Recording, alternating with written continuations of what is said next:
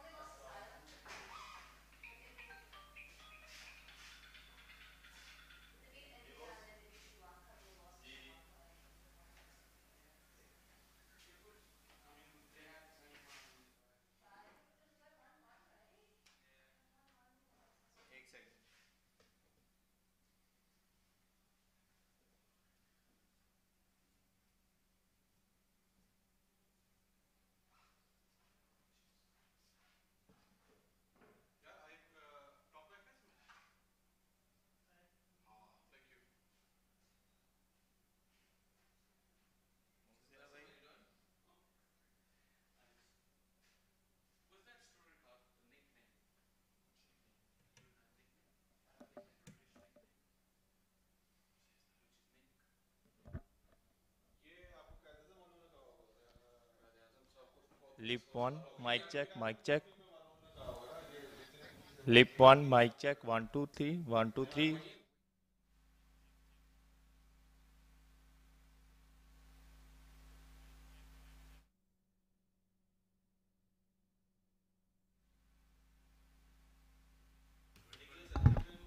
Lip 2 mic check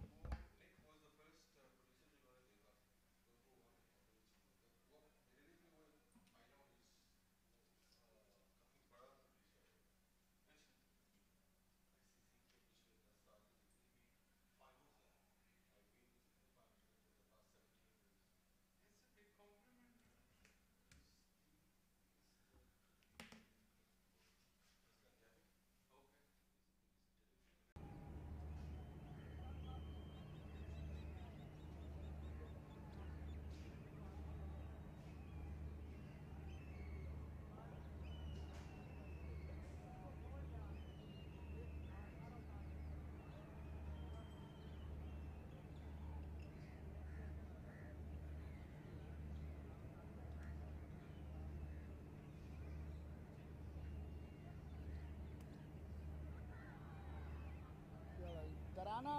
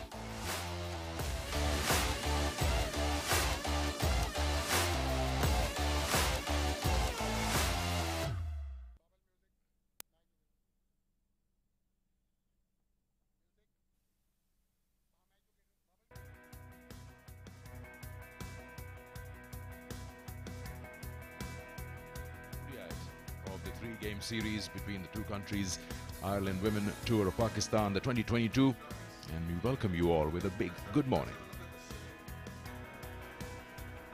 Let's have a look at the schedule. Ireland here for the first time, very first time in Pakistan, and this is how they will be. 3 ODIs starting from today, and then the 3 T20s starting from the 12th of November.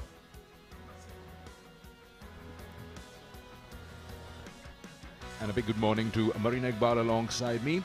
Welcome to the Combox. Thank you, Sikandar. Good morning to everyone. It's been great to be back here. It's historic Tour of Ireland to Pakistan. Looking forward to this series. It's definitely the ICC Women's Championship, second series for Pakistan. They are on third right now. They've played one series that was against Sri Lanka, and they got 2 wins for that, 4 points. This one, obviously a great opportunity to bag more points, because moving forward, they will be facing some tougher oppositions.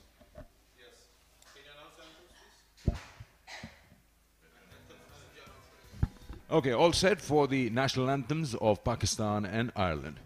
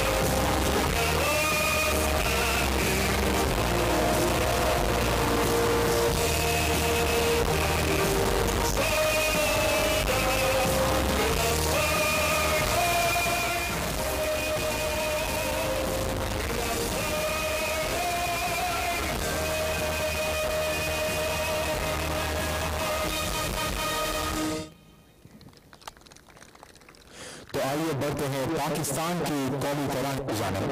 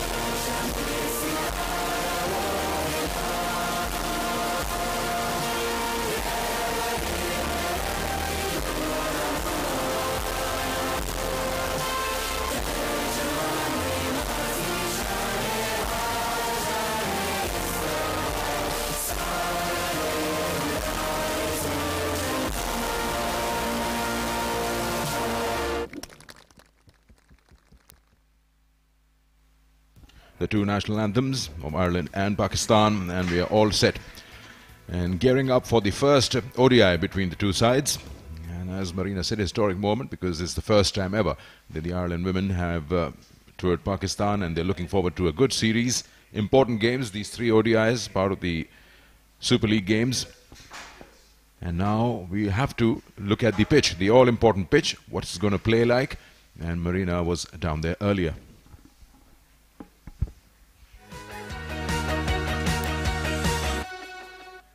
I'm here in the middle of beautiful Gaddafi Stadium. It's a misty morning here in Lahore. The temperatures, let's have a look at it. It's 22 degrees and the humidity is 78%.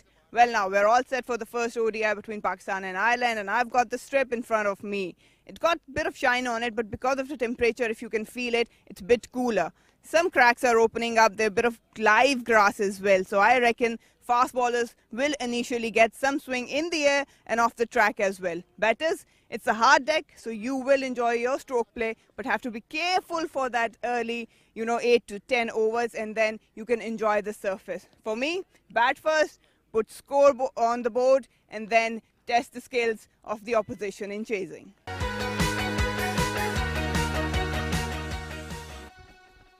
Okay, so here we are. We know what the pitch looks like from Marina, and Marina was down there earlier. She's here alongside me right now. So looking at these boundaries, 65 yards, which will be around 58, 59 meters. What kind of score you think is going to be up for grabs if the side decides to bat first? Well, given the fact that it's a good solid track, yes, there might be some early on swing for the batters. They can be tested, but I think that probably they should be looking to put anything around 250. It's fast outfield. We've got a good surface out there. Now, let's move on to the toss. We've got Ali Yunus among the captains.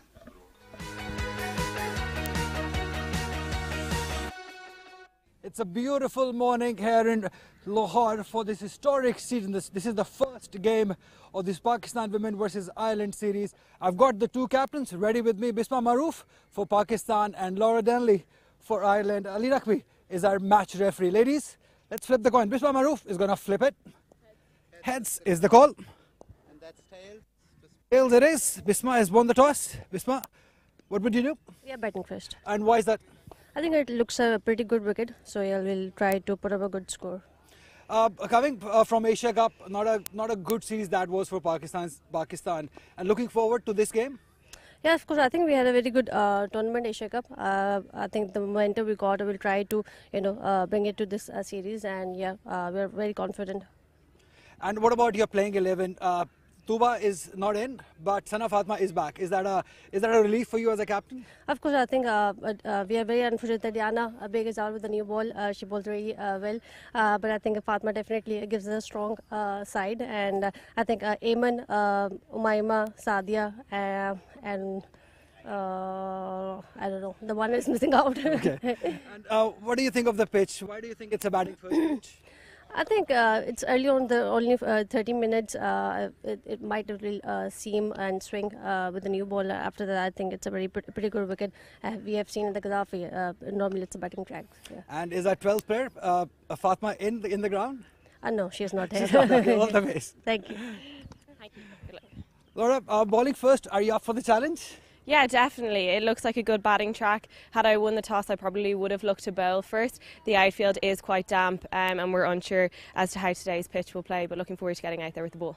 First time in Pakistan. How's the vibe? How's the feel in the camp? Yeah, there's a great buzz around the team. We're super excited to get out here. We've had 4 or 5 days here to acclimatise and to get used to the conditions, which are very different to back home in Ireland. But yeah, we can't wait to get out there. Yeah, talking about the conditions, you played cricket in UAE, but how are conditions different from there? Yeah, I suppose in terms of the pitch, we're unsure as to how it will play. I suppose in this part of the world, you expect the ball might turn a little bit more. But I suppose in terms of heat in Abu Dhabi, we were playing in late 30s, early 40s, so it's actually quite cool here at the moment. But yeah. And what combination you think is right for this pitch? Yeah, we've gone a few seamers and we've also gone for a few spinners as well, so hopefully we've got the right attack. Right, go well. Thank you very much. Thank you so much. Right, the news is that Pakistan captain Bisma Maroof has won the toss and she will be batting first.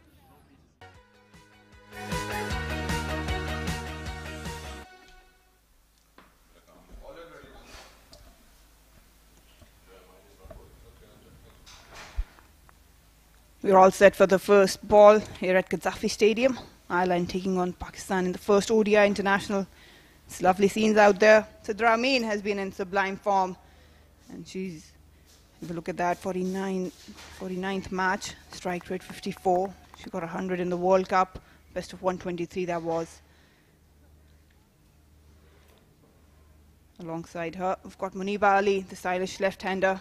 Needs to improve a little bit, but yes, she has a lot of potential These two would be looking to capitalize the surface. It's a good one. Both love to go for the stroke play. We've got Orla. What I heard that she might be the fastest among the two teams.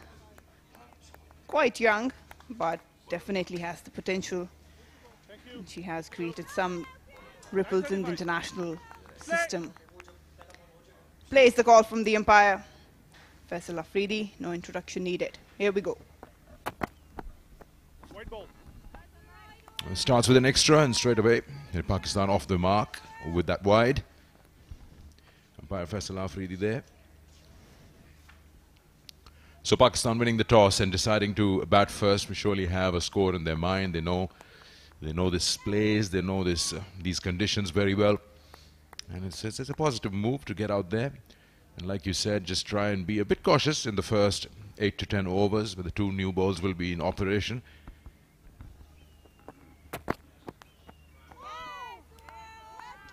Got a slip in place, a pretty tracking feel on the offside. Umpire Asif Yaqub in his 19th ODI, he's at the square leg.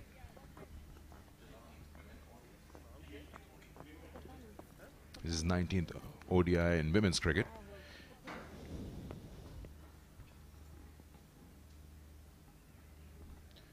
It's quite hazy because it's an early start. Just a hint of swing there. The fast bowlers will enjoy the initial movement in the air, off the track as well. And that's where the batters need to be a little bit cautious. Muniba Ali, not much fond of coming onto the front foot. She loves that square side of the wicket, always relying on her back foot. Got one slip in.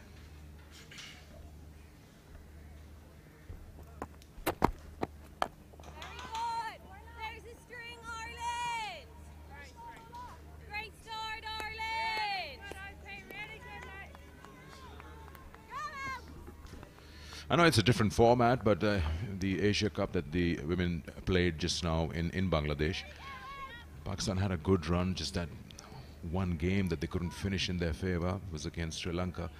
Otherwise, they had an overall good tournament. It was just a pretty heavy defeat to absorb in terms of a situation in the tournament. The match did go down to the wire. Of course, it's a different format, and you got some new people in their dugout as well. Got Tawfiq Umar joining in as the batting coach. Got Yasir coming in as the fielding coach for the side.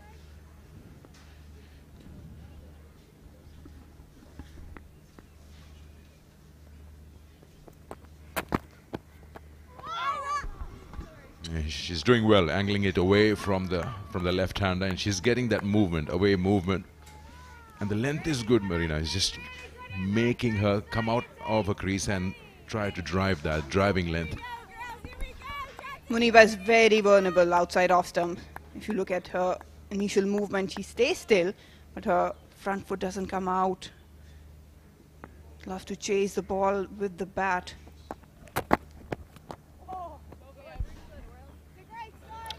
Off the mark with that single, and also comes to the end of the first over from Orla. Pakistan 2 for no loss.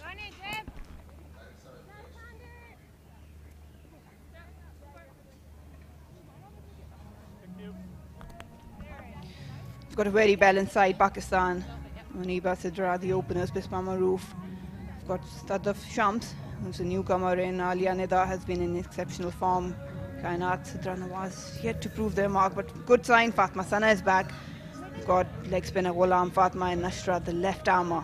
Very balanced side. Yes, as mentioned at the toss, they will miss Diana Beg, especially in the fielding. Ireland, they're also balanced side, played quite good cricket early on. Gabby Lewis, I like her attitude. Amy Hunter as well. Laura, an important member. I'd say sit on the ring. Okay, sorry, I thought you were going for the... Yeah, well then I think that's okay. I think you're good there then. Yes, John Ma.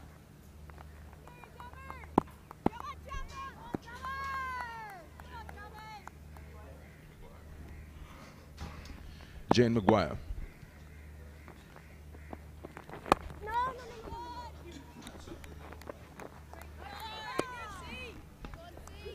Just 19 years old, Jane Maguire. Got a lot of young prospect in this Ireland side. I've seen them play. They've got the attitude, the intent to make their mark across the international cricket. They've got a lot of all-rounders, medium pacers that can obviously tease Pakistani batters.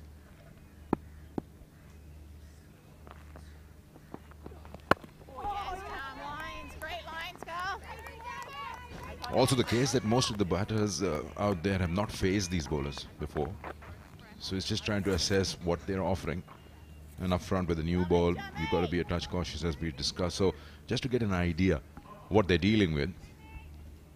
I'm sure there's a lot of footage for the Pakistani batters that the Irish team would have watched and worked on.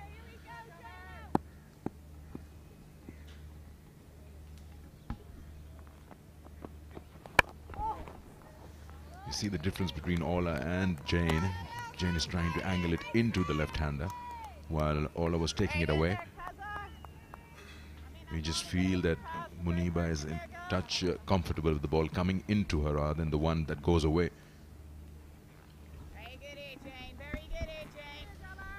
They did face each other in the Tri-Nation Series earlier this year, but most of the matches were washout, and that was the T20 format.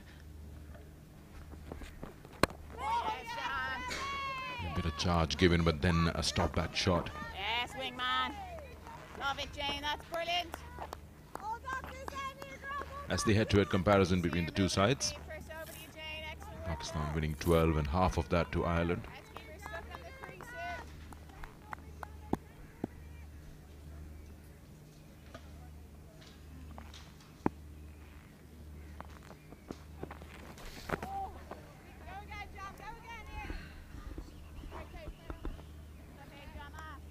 Both Muniba and Sidrameen, they like pace on the ball. They like to time it. Muniba especially, she loves to play square of the wicket.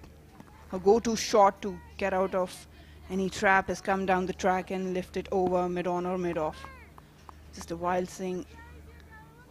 Probably thought that she might get some bat on it.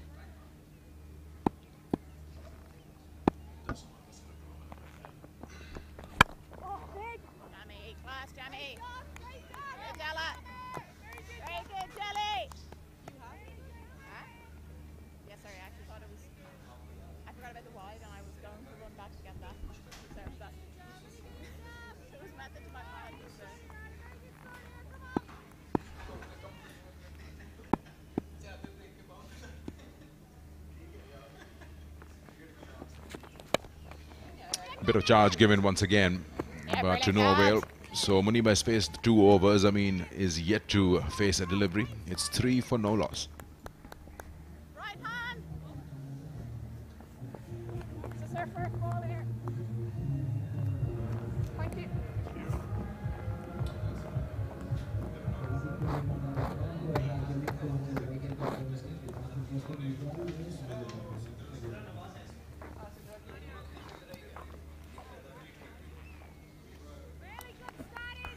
ICC Women's Championship. It's a great initiative started. Every country has to play with each other. Pakistan, obviously, I keep on mentioning this series is up for grab for them to make sure they just climb on that point table. They will be facing a lot tougher oppositions later on. So just can utilize this opportunity to sort their team out. Ireland, obviously, they are on the rise, progressing day by day.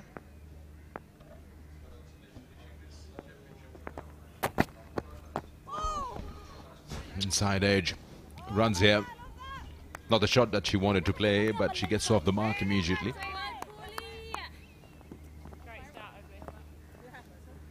It's just that teasing length and then the ball getting that shape coming into the right hander. It's not that easy. Let me look at that.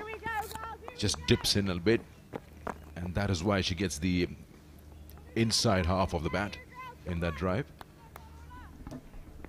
As a batter, you have to wait, touch more.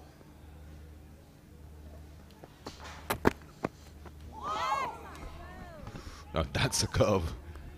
It started off from outside the leg stump and it just went right across Muniba. Again, the footwork, I don't really agree with it. Just cross shuffle and then that front foot, if you can see, it's already planted. It's not going in any direction. And the bat coming way outside off stump. It's beautiful corridor to bowl.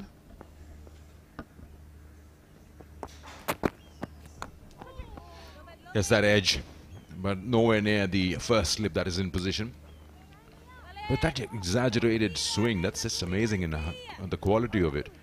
And it starts from outside leg and it just finishes in that fourth, fifth off-stump channel. And still moving away from the batter. It's not easy. Have a look at that. Once again, this is the last one. Orla has been very consistent in terms of where she's pitching the ball. So probably what Muniba can do is step outside of the crease to deal with that nagging swing and length.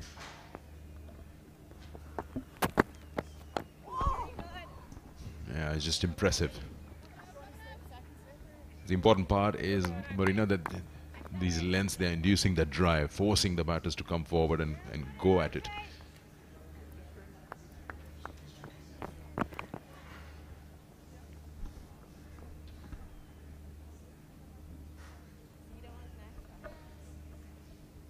The ball coming into the right-hander Sidra, I mean, at times the batter does try to follow that swing and their head falls over. And that can create a corridor for the bowler to strike. Sidra just waits for the ball to come near to her bat. But they need to have a sort of plan to counter this swing. Yes, it's initial stages, but that does set the momentum. That's through the gap. That's just past that short cover fielder. There'll be runs here and probably the first boundary of the series and the first game. Nicely driven, shot of authority, and she found the gap to perfection. That will definitely give Muniba some confidence. It wasn't a bad line, but the length pitched up and dealt with nicely. Have a look at that. Just opening ever so slightly the front foot to maneuver that gap. Timed it beautifully. Just a mere push. This time too full, passes that gully fielder, but there is a third there. As the end of 3 overs, it's 11 for no loss, Pakistan.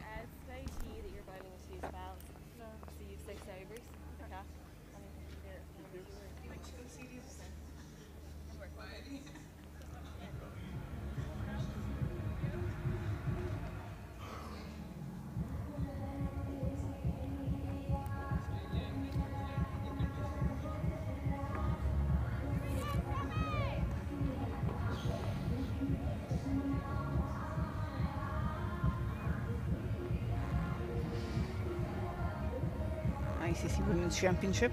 That's the second series Pakistan is playing. Early on this year they played Sri Lanka.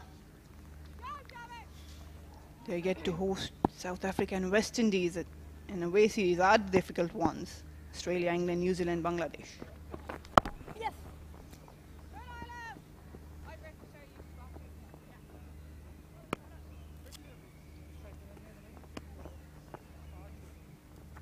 Good shot there, girls. Keep that channel ball off the ball. That's very good. They're keeping a good feel against both the batters. We saw that when Orla was bowling, they had a short cover. They still do have it. The offside is packed, and you would expect that in the first power play, that you would want your bowlers to bowl in that off-stump channel.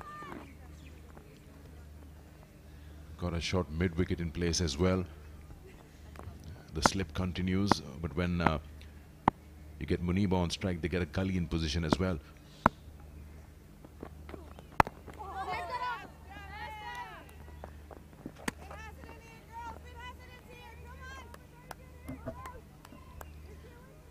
It's good captaincy as well as good bowling.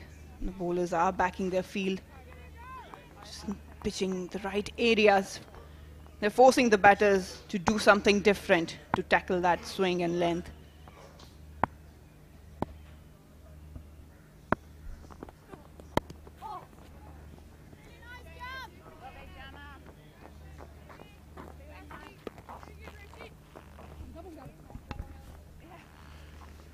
called it an historic event and historic series. It's the first time that Ireland women are here playing against Pakistan. It's just good time of the year to be here. Winters are just coming in. Conditions are pretty pleasant out there, especially with this early starts. So they won't struggle in terms of the weather. When you talk about when you come in the extreme hot summers, then yes, sides coming in from the cooler regions have trouble in just accommodating themselves in that weather. But this time around, you just taking those tiny steps into winter. It's late this time around because November is the time and it's quite chilly, especially in the mornings. But yes, haze tells you a bit of sign that the weather will change as days goes by, and this tour will go on till the 16th of November.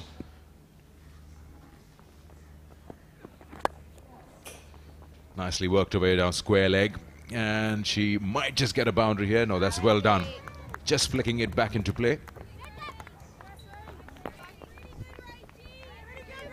It's really good fielding down at the boundary.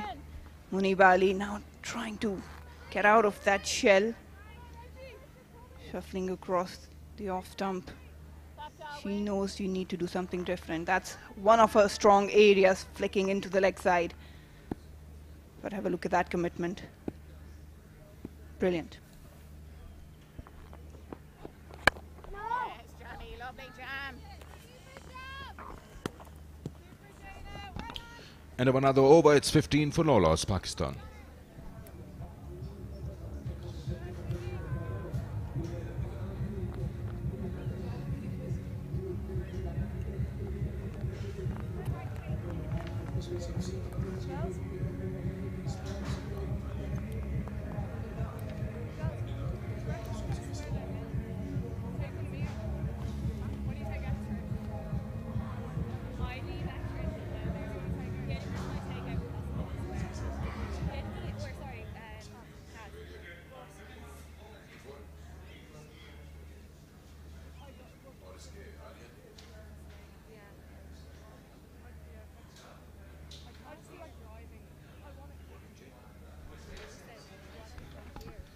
Orla will continue.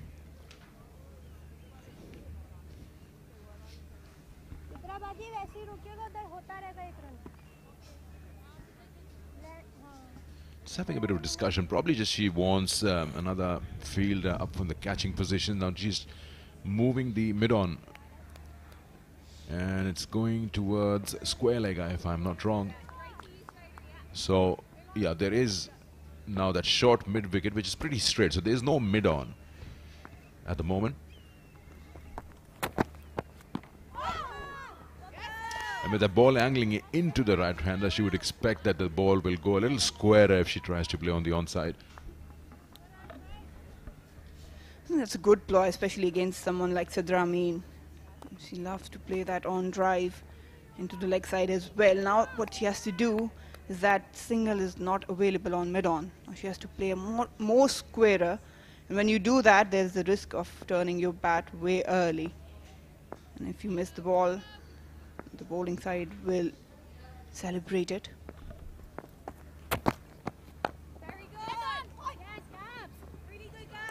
Yeah, that would be that factor, because you see that in the first ball of the over, that where Sidra Amin tries to close the face of the bat, and it's just that touch and go. If you just close it a little earlier, you get that leading edge. But that's a good ploy put up by the Irish captain, just removing that mid-on and getting that very straightish short mid-wicket. So even when she's trying to drive something onto the onside, it might just be uppish for a moment. White. That's probably slipped out of her hands because she's been very, very accurate in terms of that ball coming in.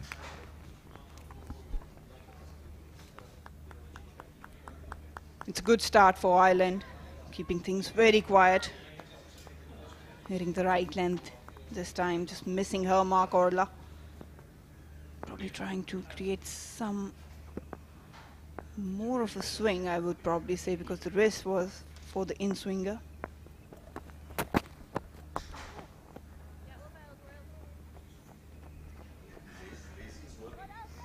With this field, she needs to end up around off in middle, nothing going down the leg, because that will allow Sidra Amin to get away the sort of field placement they have.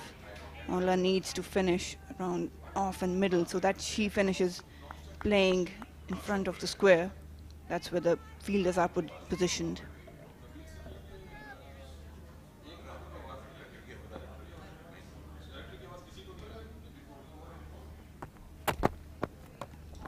She played that uppish, and she's played that in the safe zone. Nicely done.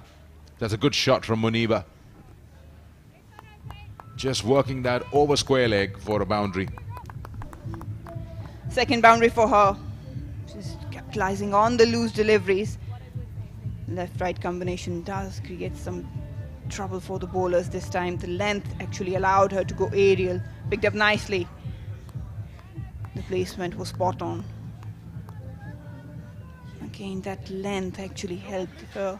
Ola has been disciplined so far. But few options where Pakistan has managed to capitalize in terms of getting boundaries.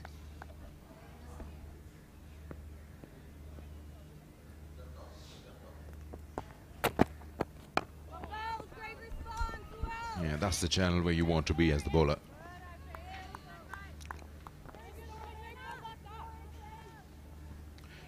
You've got to show some patience as well, because when you're getting that ball to go away from the left hand and you know that the batter is not very comfortable earlier on with the new ball, just wait for that opportunity, you will get it. It's only when you try something different, when you get hit for a boundary, just like in the over. Got a slip, got a gully, just keep bowling in that channel. Just like that. That's worked away with a lot of hard work. Runs here. She's picked that up from in front of middle and off. End of the over, 5 gone. It's 23 for no loss.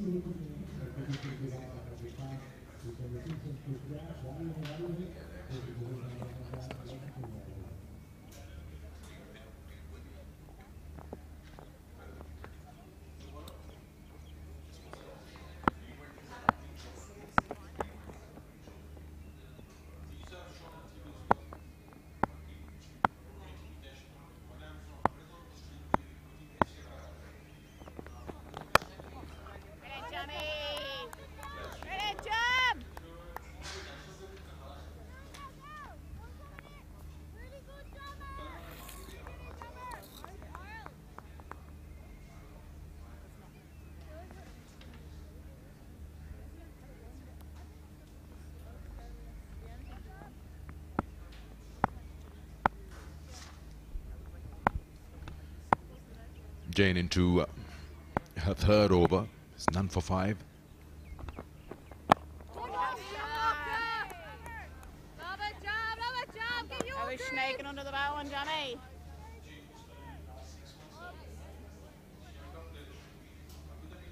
They're opting for that fuller length, Marina, and they're targeting the stumps, the two, especially Jane. And it's just that uncertainty at the moment with that new ball in the mind of the batter. Which way is it going? Otherwise, the last ball was pretty much straight. It could have gone for a drive. Now, this is that shot that you play out of your comfort zone. Playing across the line, the ball is swinging, but it has worked both for Muniba and Sidra in getting those couple of runs in the last 5-6 deliveries. Okay, just straying down the leg side allowed Sidra to sweep it. Well, definitely they have to do something different to get out of this trap. So far, Ireland has been pretty disciplined in terms of field placement, fielding, and the bowling lines. The problem is that it's not enough pace. They have to craft. Oh, I think it fell short. It's good bowling, just testing Sidra Amin. No feet movement. Wanted to tickle it down towards the third. Yeah, you see that ball just poking at it. It's bat pretty much away from the body. Just chasing that one, getting the shoulder part of the bat, and it's just also something that the keeper would learn. What carry is coming to her into her gloves over here in this through that pitch. When they play back home, there must be a little more carry and bounce. Yeah, they've got to understand and decide how far down or how far away from the stumps they want to be as a keeper. So Ramin, she's progressing. And look at that, since March 2022, her average is 42, strike rate 66, and scored 420 runs, settling in that opening slot for Pakistan team. Yeah, once again, just giving that bit of charge and then working it on that sweep. She's comfortable doing that. End of the over with that singles, 26 for no loss.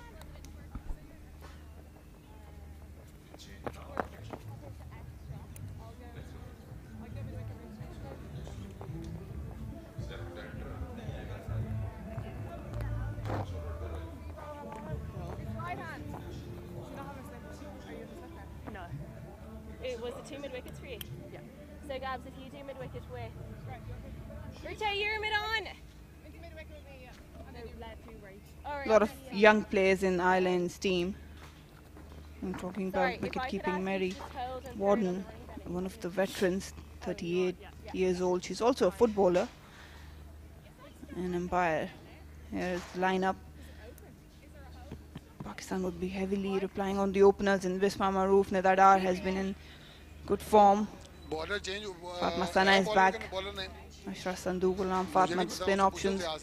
Gabby Lewis, the one to watch. Laura, the captain, obviously. Mary, she's pro. Rachel is also good. Arlene, she's one to watch as well. Got a couple of leg spinners. Lee Paul, who's made some ripples at international cricket.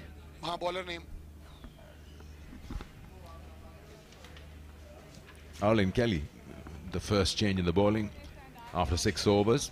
6th game, as you see. And her economy pretty good. 3 for 9, her best. Better. Chalo, you lose graphics. Better. All change. Stand by 6. Right arm over. 4-2 fielding. Yes, ye rakhiye. Medium pacer continues, but this time the keeper is up to the stumps. Left pan karo, fielder ke deep cover pe. Left pan karo. Left pan karo. Fielder deep cover. चले आ जाओ.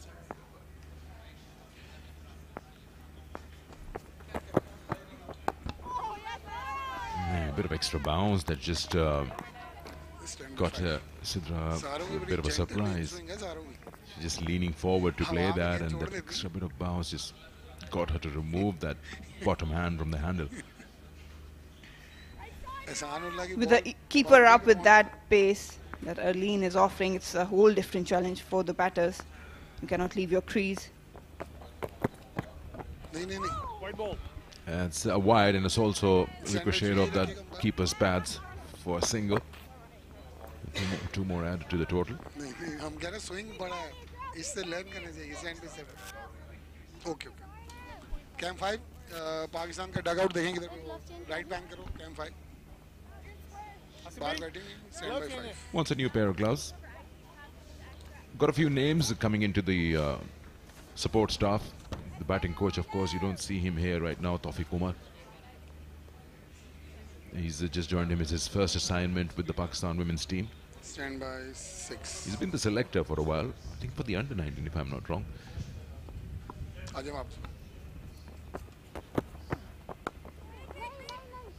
It's a bit of a new challenge for Tawfiq Umar just to understand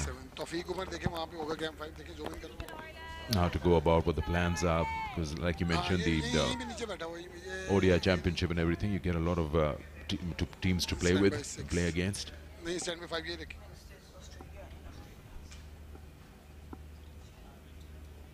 Thank you. Slightly short, and it's been pulled away. That will not go to the boundary though. Just didn't time it as she would have liked, but a couple of runs added to the total. That's her comfort zone. Anything shorter, she loves to play into the leg side. She's very strong, square of the wicket. But this time, probably just an extra bounce and lack of pace. I didn't really got the result Muniba was hoping. अच्छा one आपसे manage zoom in proper Oh, नहीं हो she's रहा, missed bowler that, की but टांगे cut it's रही backing up हैं। आप available. प्रॉपर जूम इन करें, उसको जो है ना थोड़ी स्पेस उसके पीछे छोड़ दें। जी जी क्या बोल रहे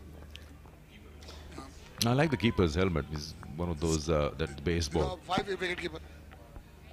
game has. Have a look at नहीं that. जूम अटक रहा है ना, This तो is फिर like इतना a ज्यादा जूम पे ना जाए। face mask. I like the visor. It's थोड़ा नहीं, a बहुत bit ज्यादा। transparent, so it's not much of a hindrance.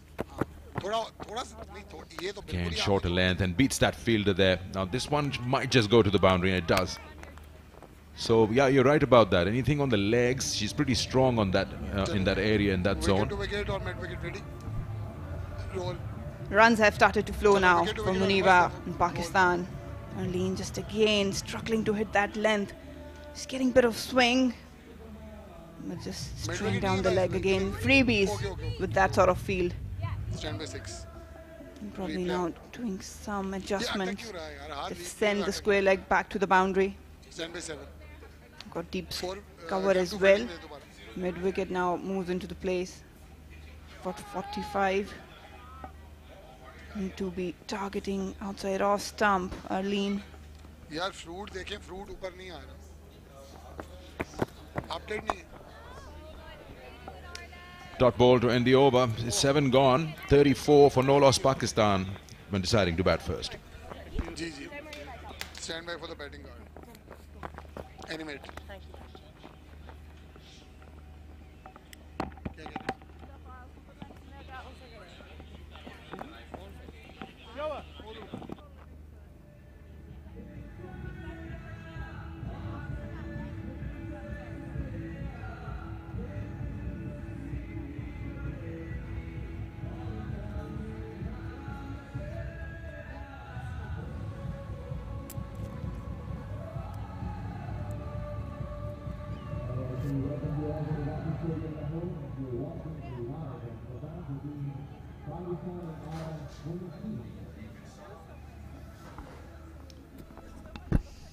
Monib Ali, 22 of 28. Sidra Amin is 7 of 14. That's a very good start by the Pakistani openers after winning the toss and batting first.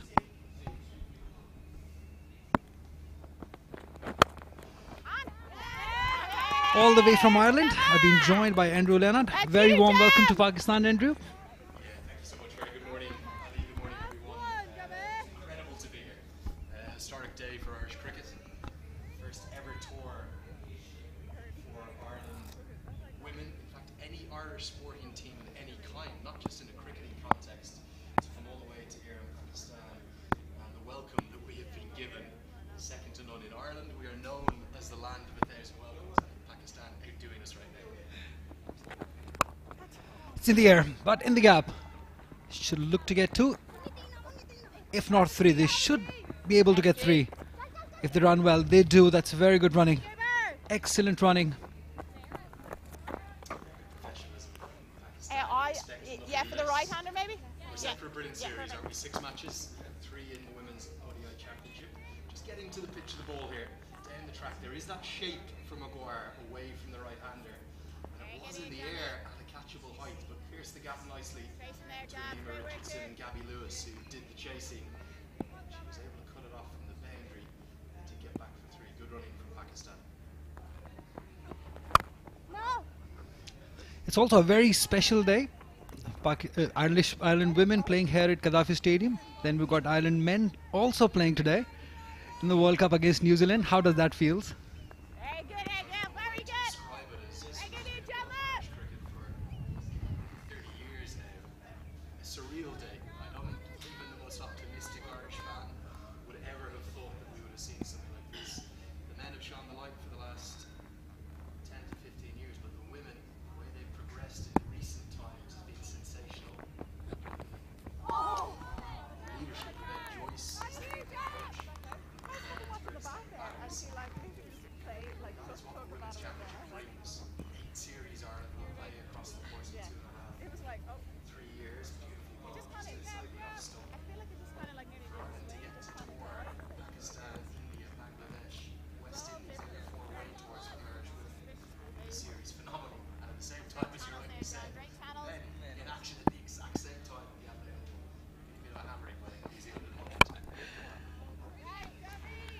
Yeah, they'll be hoping to turn around things here at Gaddafi Stadium. They're still searching for their first wicket, 37 for none. It's a very solid start by these two Pakistani batters. Sidra Amin has had a wonderful year, a couple of hundreds already this year. The latest one against Sri Lanka in Karachi. That was a wonderful inning that she played. She's in amongst runs already here. It's off to a good start. This is what they will do. They'll take their time because we know that they're technically very great, these two batters. They'll take their time and then make use of it. 8 gone, 37 for none.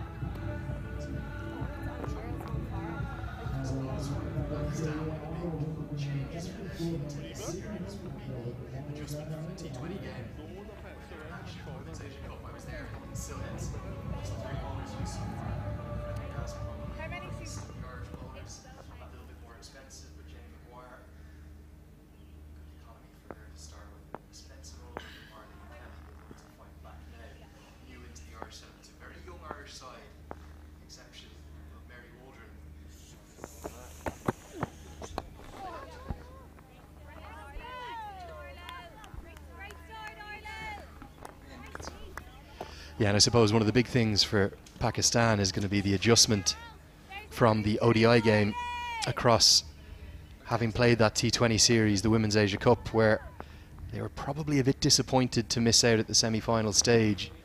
I was there in Sylhet, Ali, and I was highly impressed by the Pakistan side. They were really impressive. Direct hit from Lewis is going to cost an overthrow, no chance of a run out. Yeah, hit of swing also after pitching.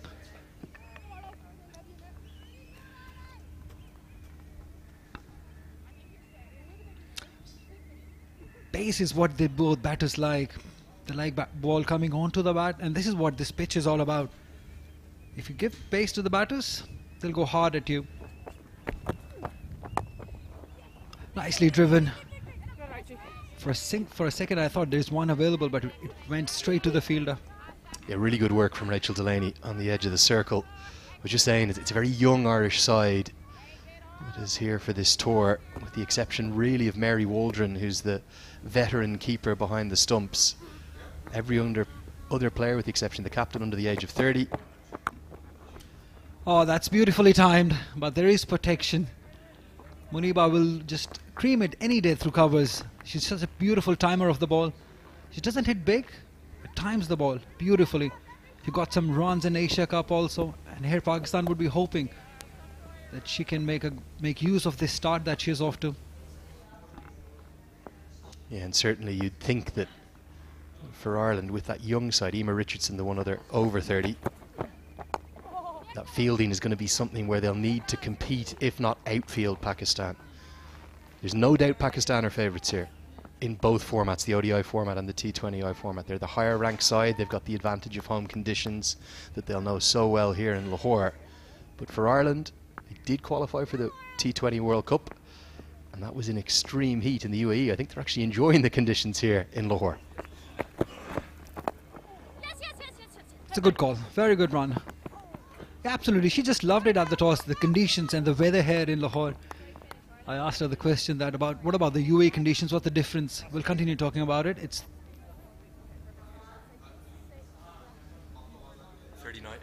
40 for none. 40 for none. That's gone.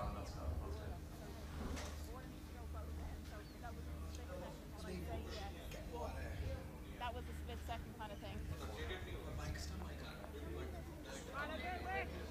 Very good out here, girls. Very good.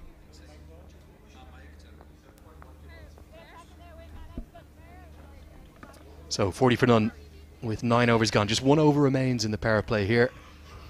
50 over one-day international cricket. You've got 3 power plays, 10 overs at the start, where 2 fielders are allowed outside the 25-yard circle as we use here in women's international cricket, and then we'll go into power play 2 and 3. And certainly Ireland trying to find an early wicket. That silly mid-off fielder comes into place. It's driven down the ground. 1, maybe 2 if Muniba does push her a little bit, but no, they're settled for one. Yeah, really good work from Emer Richardson. Plays a lot of cricket down in New Zealand. Emer, even though born and bred Irish, has played in the first-class competitions and domestic structure down there. Nicely punched, wasn't it? If anything, Maguire has just at points got a little bit too full. She's looking for that swing, isn't she? And from what I hear from the locals, the first 10 overs or so is when you'll get the movement. After that, it tends to flatten out. Yeah, it does happen. The pitch gets slower and slower as the match progresses here at Gaddafi Stadium. That will help Pakistani spinners in the second time. That's why Bisma Maroof had no hesitation in batting first after winning the toss. But I have this feeling that Ireland has got that bowling attack that will suit on these conditions. Medium paces, cutters, they'll use it. Because pace is what Pakistani batters are looking for. And that is why we just saw the first pair of the bowlers, they were expensive. Jane Maguire, she's done well, just 12 runs into her 5th over. This is the 20th time that Ireland is playing in Asian conditions. And the results have not gone their way. 15 losses, just 4 wins. So this series is of utmost importance for the learning of this young side. That's push hard, beautiful. That is top class. That is quality by Maniba. 4 runs. Yeah, shot of the morning, no doubt about that. The perfect straight bat shown, full face down the ground. Just as I was talking about Maguire occasionally getting a little bit too full and only half a shuffle, and oh, that is picture perfect, isn't it? Doesn't get any better than that for an opening batter, and that is why Pakistan have won the toss and batted first. There was a little bit of talk, wasn't there, out in the middle. I think Ireland wanted to bowl first, but certainly get through the first 8 to 10 overs. Ireland have kept it reasonably tight. Now it's time for Pakistan to cash in and get right on top.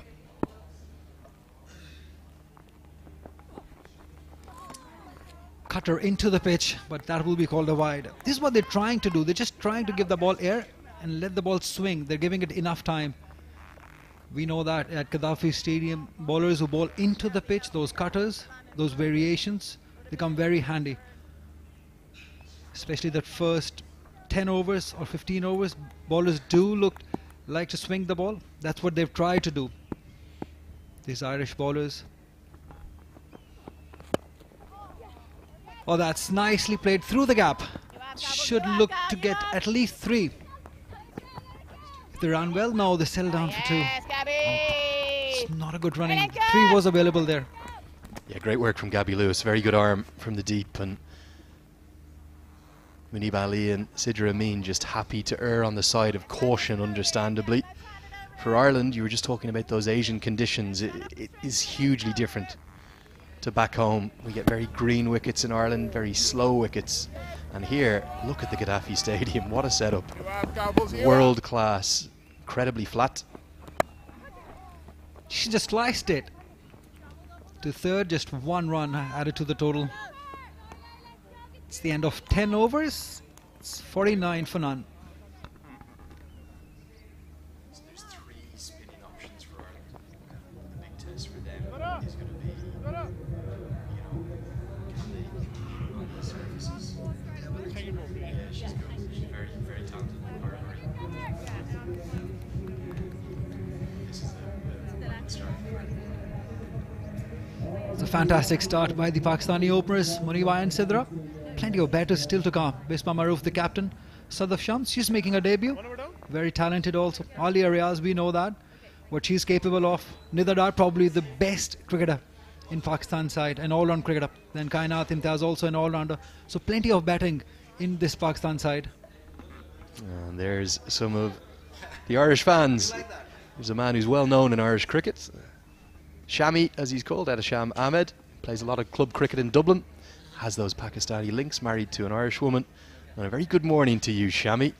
I think I had 6 or 7 missed calls last night when he heard I was coming in here to Lahore. It's a good run. That's 50 for Pakistan. This is the 4th 50 partnership, and for the first wicket versus Ireland. So openers have done really well. Must be a proud effort by these 2 batters. Well, a dream start for Pakistan, and is this a sign of things to come in the series? Pakistan tended to struggle at the top of the order at the Women's Asia Cup. They were mixing up their openers, lots of variations used, but with Sidra Amin and Munib Ali given the chance here at the top of the order, a wonderful start. Don't want any more from that than that from your openers. Going about 5 and over, and concern at the moment for Laura Delaney, the Irish women's captain. How can Ireland peg it back? They need wickets. Yeah, this is a good start. Going at 5 per over with 10 wickets in hands. This is a 50 over game. The first ODI of the ICC Championship. It's very important that Ireland does well. They're not at a happy place in that points table in ICC Championship. No, and look, it's early days, isn't it? You know, Australia and Bangladesh haven't even played yet as this one's driven. A diving effort. Oh, it's going to run away for 4. I think Laura Delaney will have felt that she should have stopped that, but Pakistan really starting to cash in here now, and it's Amin getting into the act with a boundary down the ground. Yeah, again, looking for some swing. There you could see, just a floater outside the off stump. Probably a bit of rolling her fingers over it. A better effort was required. This will give a lot of confidence to Sidra Amin. They're really little leg cutters, aren't they? The Arlene Kelly's attempting to bowl, and what that is indicating to me, Ali, my first experience of Pakistani playing conditions, are that the swing has gone out of the wicket. There is no movement through the air, so the Irish seamers are looking to vary their pace. I think the big thing that's going to play a factor through the remainder of this innings, as we see long on being sent out by Kelly, how will the Irish spinners cope in these conditions? They're going to have a critical role to play. Well, that's gone through. Beautifully placed by Sidra Amin. Second boundary of the over. I think that turn to spin has to come now, because with the movement gone from the air, it's too easy for Sidra Amin. Short and wide. I'm not sure whether this was again an attempted cutter from Kelly, but that's just meat and drink for a batter of Amin's quality, and that is beautifully played. 4 more to the total.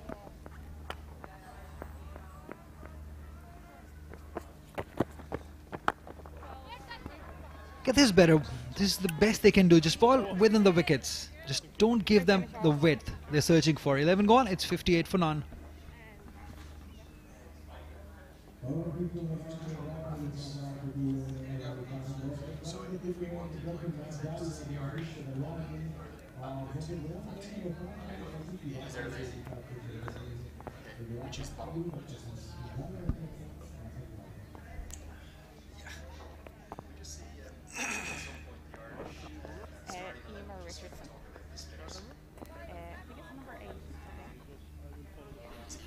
Hazy morning here in Lahore. That was a reason that probably Laura was thinking to bowl first, to get used of these conditions first early on. But it hasn't happened for Irish women, as we see spin been introduced for the first time. Yeah, so this is Emma Richardson. She's the off spinner. There's 4 spinning options in this Irish side that we'll likely see today. Cara Murray, very impressive wrist spinner from Northern Ireland. Also see Leah Paul with her left arm spin, and maybe Rachel Delaney with her off breaks too. So 4 spinning options. We could see an awful lot of spin for the remainder of this innings. Emma Richardson probably the foremost, the front of the 4 spinners. Look at that career economy rate, outstanding, under 4 and over. Down the leg side. Yeah, having Munib Ali, the left-hander on crease, this can be a good idea. Richardson, she's got a 5-er in her career already. It's going to be an important spell, because she's been brought in to get a wicket, to break this partnership. Where can this breakthrough come for Ireland? And as soon as you take the pace off the ball, it means that the batters have to change their approach. They have to put the momentum into the game. They may have to take risk to find scoring opportunities. It's quite a defensive field. 4 fielders all being used outside the circle, 2 on the leg side, 2 on the off. Shorter this time, been pulled for 1. It would be also interesting to see what pace these spinners bowl at. We've seen spinners struggle when they give air to the ball. But if you're looking to ball into the pitch, that might help as a spinner. Well, when I was looking this morning for the local conditions, there was only one person to go to. That was Nita Dar. Went over to Nita and I said, how does it work here for the spinners? Will you get much assistance? She said, not too much. You're not going to get sharp turn.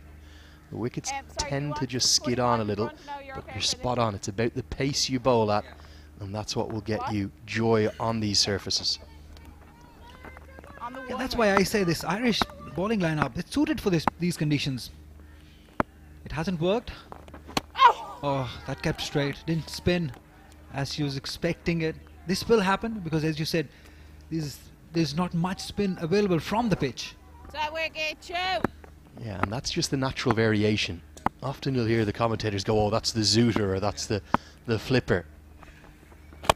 That was an attempted off break from Emma Richardson. She's got reasonable revolutions on it. It's just skidded on.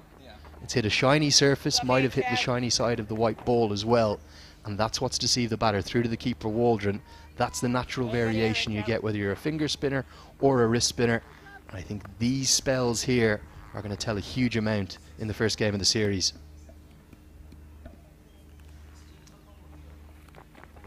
Uh-oh. Gets away with that. It was there to be hit anywhere. She decided to hit it straight to the fielder. Lucky for Richardson. Yeah, not a great delivery. Full toss, overpitched, not where she would have intended. But Richardson tends to be very consistent. The reason they've probably gone with the off spinner as well, the left-hander at the crease, who Richardson will enjoy bowling to, turning it away from. Again, just give it enough air. It's good bowling, smart bowling. 12 gone, 62 for none.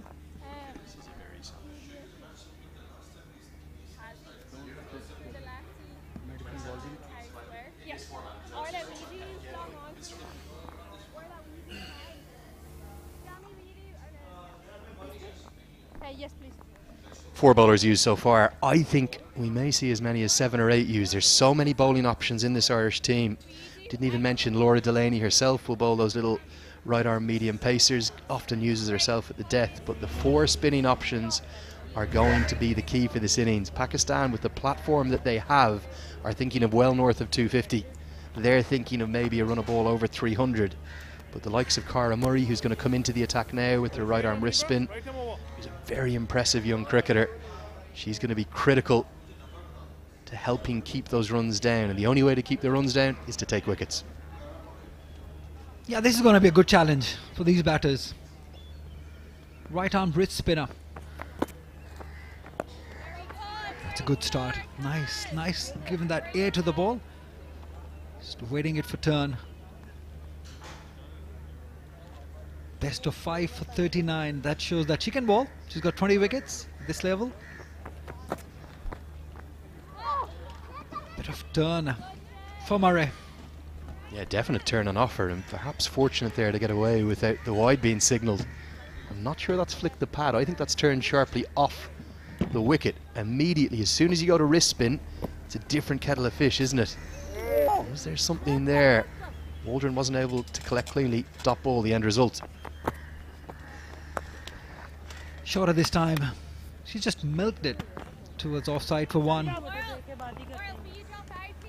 One other thing that Nita Dar was saying to me before the toss was you don't get a huge amount of bounce out of the surfaces in recent years here, particularly at the Gaddafi Stadium. That's not to say the bounce isn't consistent. It is consistent. It's just lower than you would expect, particularly lower than maybe these teams would have played on in the UAE recently, or even in Bangladesh there in Sylhet. Ireland were at the T20 World Cup qualifier in September. Pakistan were in Sylhet in Bangladesh for the Women's Asia Cup. They hit the headlines, didn't they, as well, beating India. What a moment that was. Fantastic. Only if they could have beaten Sri Lanka in the finals. But yeah, we'll take it any day. Beating India, such a huge side, Indian side. For a team like Pakistan, I think that was a huge achievement for them. It's a little bit like when Ireland beat England. If India beat Pakistan or Pakistan beat India, that is the one. You want to get one over your neighbour, your rival. I know there's something about this Ireland and England rivalry also. They always get to them. especially in that ICC events. A couple of times they've beaten them. What is it about? Suno. Do they get the best? Hello. Again. Allowed to use your bat to hit it away. Big smiles from Mary Waldron and from Sid Ramin. Yeah, I guess you always raise your game, don't you, against your nearest neighbour. The games just mean more. What was interesting in Sylhet for India-Pakistan, both sides kept saying, it's just another game, but I don't think they were telling me the truth.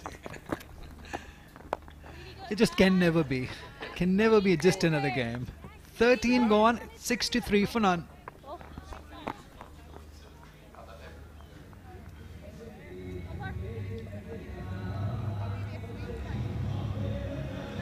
There's an incredible rich history between these two countries. They are great lovers of cricket in Pakistan, and the way in which the Pakistan Cricket Board has worked so closely with Cricket Ireland over recent years has been heartening to see. This was the last time the two sides played in this format. That was in the 50-over women's qualifier there in Colombo. Pakistan dominant with the bat as they so often are, and then proving a little bit too much. Big names in that Irish side, they're no longer here. Cecilia Joyce, Isabel Joyce, Kim Garth, no longer in the team. The two Joyce sisters retired, and if Isabel Joyce is up early back in Ireland, 5:30 in the morning there, she's just had her second child, so congratulations to Isabel. And Kim Garth, she's now down in Australia. She's playing full-time in the Women's Big Bash, hugely successful. She's a massive loss for Ireland, probably the best all-rounder we've ever produced. She may well go on to play for Australia. Don't be surprised if you see that. Yeah, also for Pakistan, Javeria, the highest run getter in that game. She's not here in ODI series, but we will see her in T20 series against Ireland. So that will strengthen that batting lineup for Pakistan. Again, giving it air. She's not scared. She's brave enough to give the ball enough air, because she probably knows that these batters are just looking to play around. They're happy with singles and twos, because this is a good start, solid start by the Pakistani openers. This is the problem. If you don't pick up wickets in that first 10 overs, that power play, when the ball is just nipping about a bit, it felt a little tacky with that sort of fog that you get in the mornings here in Lahore. If you don't get those wickets, you get yourself into trouble. Spinner spells absolutely critical for Ireland. It's nicely driven. Just couldn't find the gap. Munib Ali. She's not a big hitter of the ball. He'll just milk it, just time it here or there. She's happy with this run rate, strike rate, 49 balls, 35 runs. She'll do that any day. But she gives that solid start up the order. Yes, Richo. Brilliant, Richo. Yeah, immediately as the paces come off the ball, Ali, we are seeing the run rate just starting to slow. If the spinners can get it right, Ireland can come back into the game. It's nicely swept. There is a fielder. Just one run. It's not a high scoring game, this Gaddafi one. We'll see as we come to the end of this 14th over. It's 66 for none.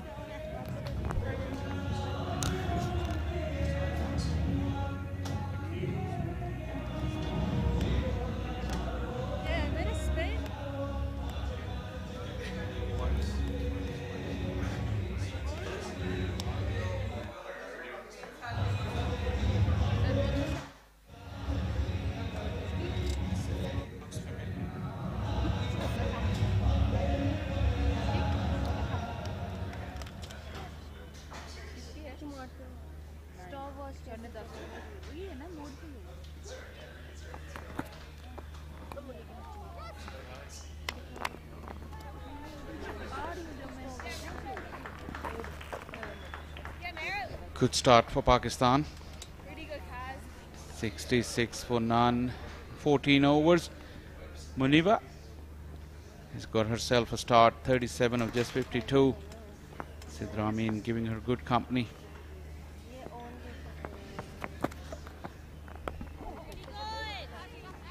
It's the important phase of the innings now. We've seen in the past how Muniba gets to a start against the relatively quicker bowlers, and when the spinners come, she was limited in her scoring options. It's in the air and over the top. Will bounce away to the boundary. Sid Ramin, good use of the feet, earns herself a boundary.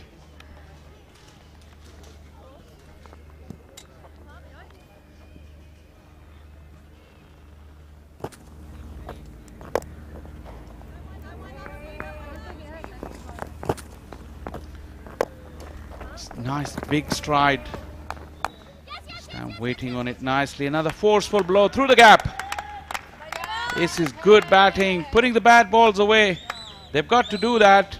And Sidra Amin has really profited in this over. It's important that you cover up on the number of deliveries that you faced, both of them, 36 and 52 respectively. So now catching up on the number of runs, because when you absorb that many deliveries, you expect it to then go for that score that's required by the team.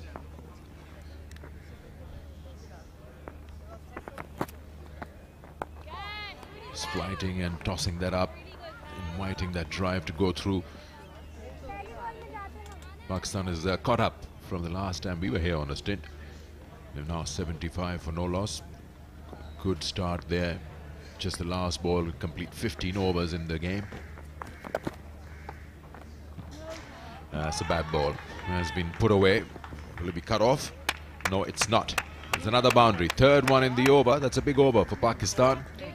Grabbing 13 off it as the end of the over, and it's also going to be drinks.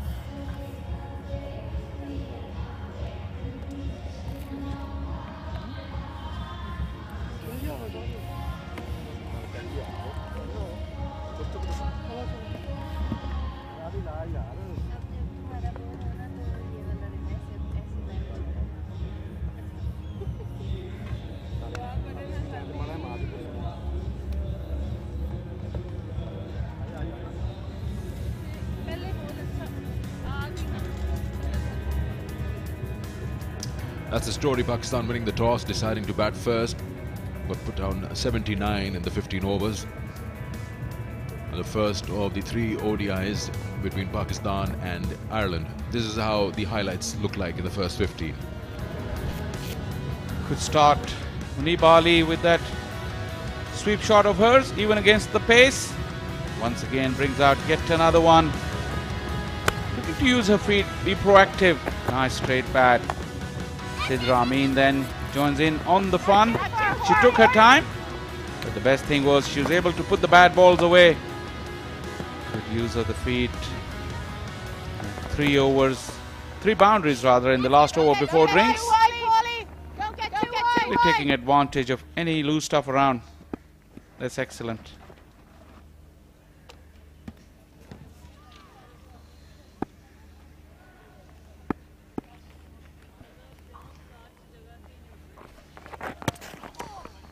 Back live, first delivery. He's sliding down. Muniba was just coming across her stumps. Did he expose that leg stump? Wide given though.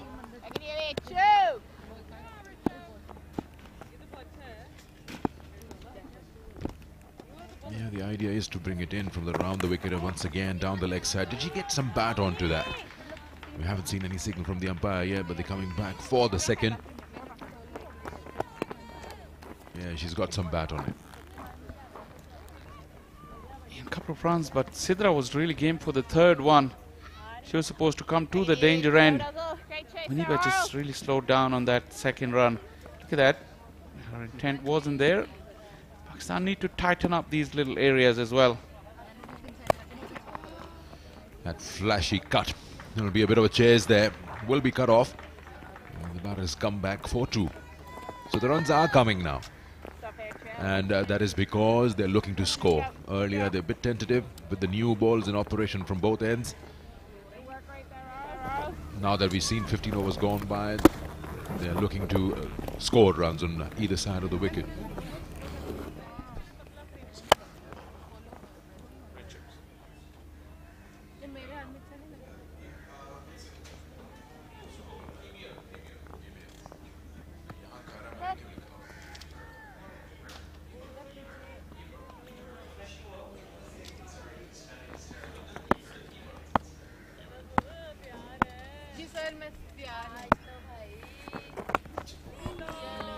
Again, that ball just didn't get up as she would have liked. Lack of pace really done for her. She was through the shot, just the cue end of the bat at the last minute. She's right in front of those stumps.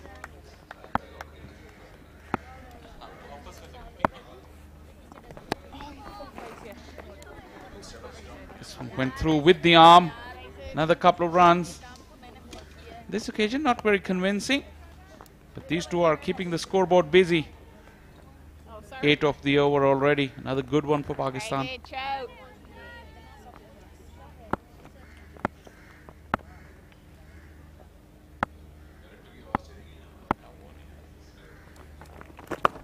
Oh, that would be a no ball. This is probably slipped out of the hands, and clearly straight away the square leg umpire Afridi signaled that, and it's going to be a free hit.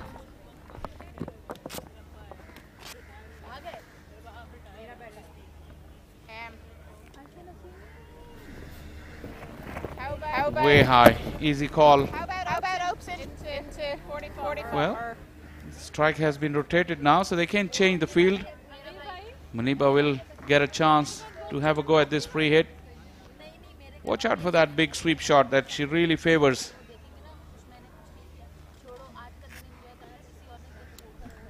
Yeah, that kind of height, when it goes above your eye line, it's very tough to put that away. Unless it comes down within reach. She did well to keep it down. Now she's got a free hit, Muniba.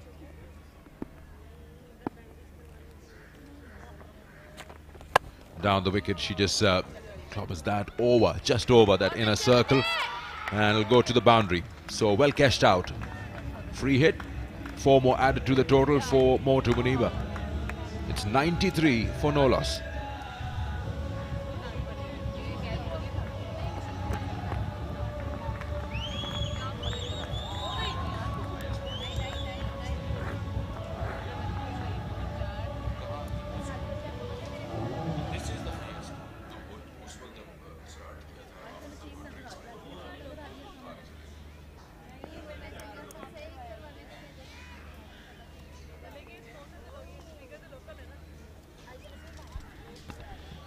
Karamare will continue.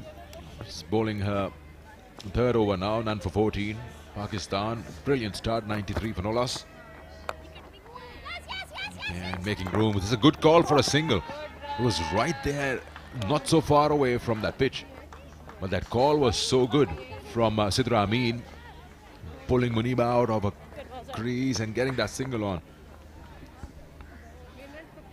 That's a good single, but that's the last ball, last over. Not very orthodox, but mighty effective. Mid-off was up in the ring, and Muniba down on one knee, capitalizing on that free hit. It's well fielded. I like what I see. The Pakistani batters now are looking to get those runs moving on. The scoreboard is ticking, especially the singles. It's not necessary that you'll get a couple or a boundary every over. Remember, we're so used to T20s. This is an ODI. You've got 50 overs to play. I like the running between the wickets. You're keeping that pressure on, especially on the fielders inside the circle. Now, we've got a short point in position. There are two fielders in the same line. Just a short cover, and then the field a little to the left. Well, I will show you in a bit.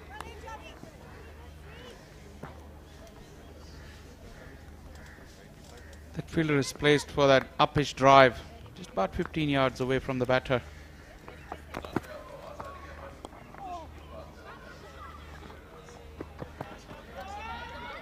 More good evidence of what Sikandar was talking about, the running and the intent. But more so, Sikandar, when we saw Pakistan play Sri Lanka earlier in the year in Karachi, they really looked like against the slower pace, they were struggling to put the ball away and rotate the strike. Plenty of dots were building. Here's the field we were talking about, that short cover catching, just about 15 yards from the batter. But Kara will have to pitch the ball consistently up to the bat to invite that drive to be hit in that direction. We'll have another holder in play. But the point that I was making about Pakistani batters and the improvement they've made since we saw them last time against Sri Lanka on a slower pitch, they've been able to force the ball off the back foot and find those gaps outside of power play to keep the scoreboard ticking along. And this part of their innings has been very good. So the concussion test, because wicketkeeper got struck on the helmet.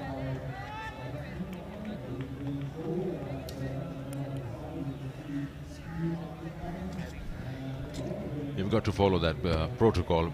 It's mandatory and it has to be done.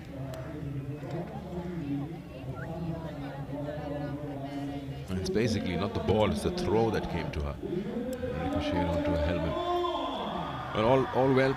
The physio's had a good look, a couple of questions, probably just asking her, what's your name? Where are you? And it's all sorted now.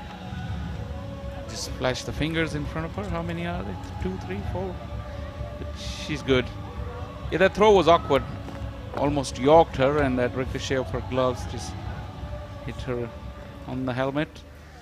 Good to see some kids in attendance. School kids. We hope to see more of them later in the days. Slightly hazy, but beautiful otherwise. The temperatures are very, very ideal for watching cricket. And Pakistan, it seems they're making the most of these conditions.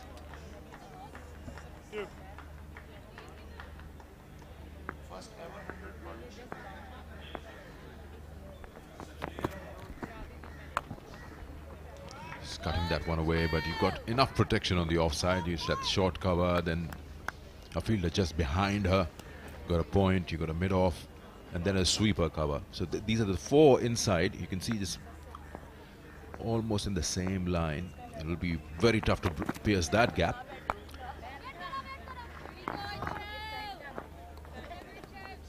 It's just like if one misses you, the other one will get you. End of the over, 17 gone, 97 for no loss. You all fine?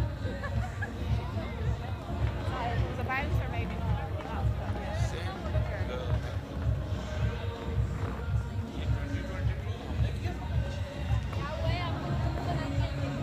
On the end of the horn.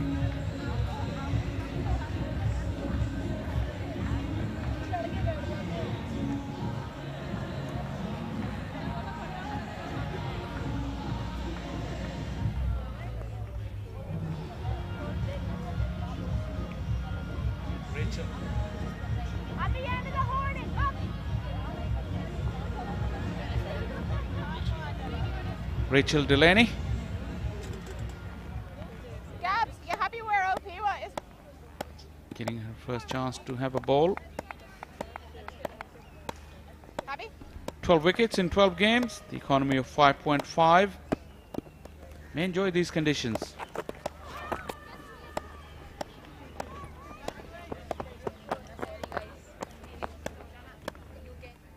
by the time you now bowling into your 18th over as the Irish captain, you would understand and realize what the strengths and weaknesses are with these two batters. And time and again we've seen that Muniba is pretty strong onto the onside. Anything short, she pulls it, puts it away. Likes to sweep as well. She was doing that against the medium paces. That's great. That flight, that extreme flight, the ball just goes, get a feeling above your eye line and just dips into you. You got to make up your mind as a batter if you want to go down the wicket and attack, or just wait for it to bounce and turn and then play it late. But square of the wicket is working for them, especially for Muniba.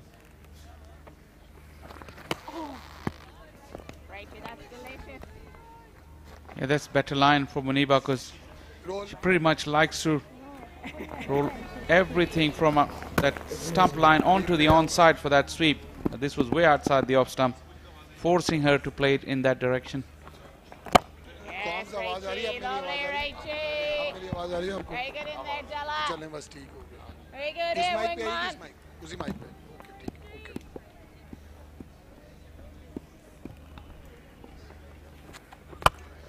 That's what I'm talking about.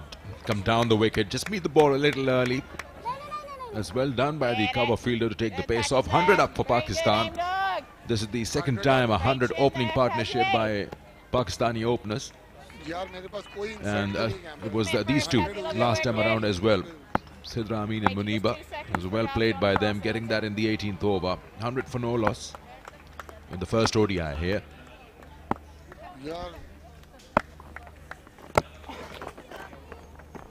Again, good running. Again, putting that pressure. 18 gone, 101 for no loss. अच्छा नहीं मैं वैसे पूछ रहा हूँ series schedule तो ले रहे मैं मुझसे वैसे पूछ रहा हूँ animate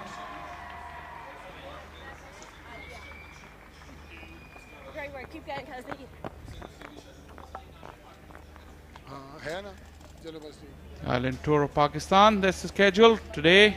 First ODI, second one on the 6th, and then on the 9th, and then a couple of days of break, and then we play the T20s.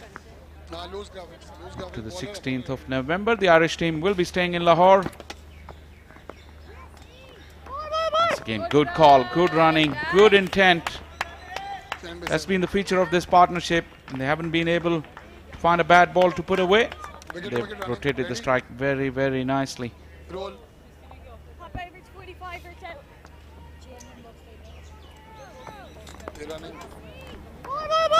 What's good about these two is that this innings and this partnership has been chanceless. They haven't really been able to create any opportunities as yet, the Irish bowlers. They bowled well with the new ball. They haven't really managed to pierce the defense. This time it's hit on the full, but probably outside leg. It's ricocheted. We'll wait for the umpire's signal here. Yeah, leg buys. She just cannot resist the temptation of that sweep shot. He's lucky, I think the line was just slightly outside the leg stump. You could see that leg stump as well, hint of leg stump. Foot was outside the line of the stumps. That's the feature that we've seen in this innings. They've been able to force the ball off the back foot and find the gaps. This lack of pace can really hamper you, hitting you down the ground. But that good footwork, just slightly back of length, you have enough time to rock back and find the gaps either side of the wicket. Yeah, again, she'll rock back and then she plays it square on the onside. That's a strong zone. Getting closer to that 50, just a run away, Muniba. So is her partner. 5 away from that 50. Very good opening partnership, and they've accelerated after the first 8 or 10 overs.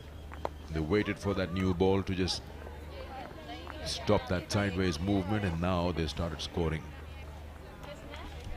It was always felt against that Sri Lanka in that series that the Pakistani batters need to expand their range of strokes.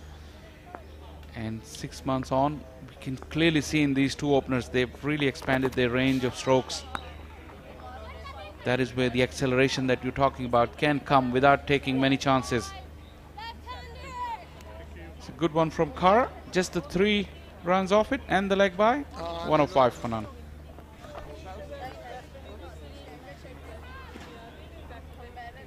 Because she swept, I couldn't see really where it hit her. I thought it was hitting really. अच्छा cam 5 Muniba की 50 होने वाली है, ठीक है। Cam 6 आप सामने उस पे जूम इन कर लीजिएगा अगर वो दे सकते हैं उसका डग आउट वगैरह। Loose graphics. Pakistan, 3rd position on that ICC championship. Good use of the crease again. 50 for Muniba. And that is 50 for Muniba Ali. This has really been a polished knock. 3rd 50 in ODI cricket. He's really accelerated when needed. And a good exhibition of batting from this young opener. Well played. Stand by 6. That's a 3rd 51st against Ireland. Yes, Rachie, excellent. She's done well. 78 her strike rate. She's got 5 boundaries in that.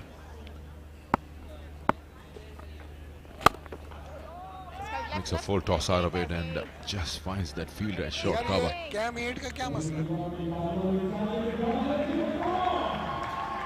Pakistan looking to now post a big total. They fancy their chances with no wickets lost.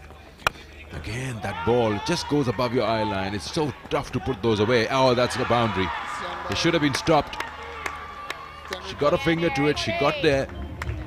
And that's been signalled a boundary. And that's well deserved. Goes to 49.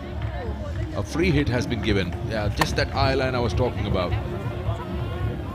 You tend to lose the ball for a moment if it comes from that height. So she's got a free hit now available to get to her 50. That's nicely driven away.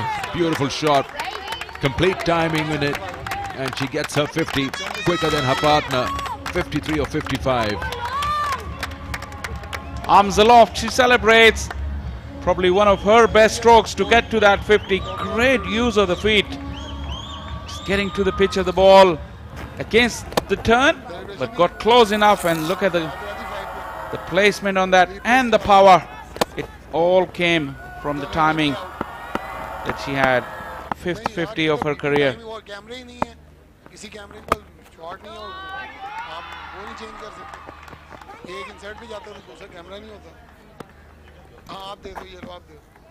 There's not much turn or spin available to the spinners. What they're trying to do probably to beat the batters in the flight. But then over pitching and those low full tosses are not really helping them at the moment. Both the batters comfortably sitting on 50s, and what we'd like to see here that they multiply those runs. It's not just landmarks. God, like 30 overs to go after this. So time is on your side, overs on your side. You get that kind of a start, you got to cash out on that. Aim for bigger landmarks this time again. So I said, trying to beat them in flight again, misfield, again a full toss, again. It's the same result. 20 overs gone, 120 for no loss. Stand by 6.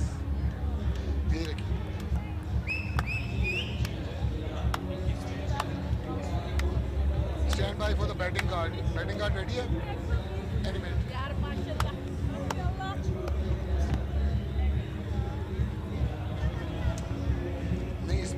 For the batters on 54. Sidra got there in 56 deliveries. Look at that run rate. They've already caught up at a run a ball now. Seems to be a long 30 overs ahead for the Irish girls. And also they seem to be surprised with the pace of the outfield. A couple of boundaries have been let slip through their hands in the deep. They're chasing hard, but it looks like they're just a yard away from the ball, which means that they're getting surprised by the pace of the outfield. First chance to have a look at the Irish skipper, Laura Delaney.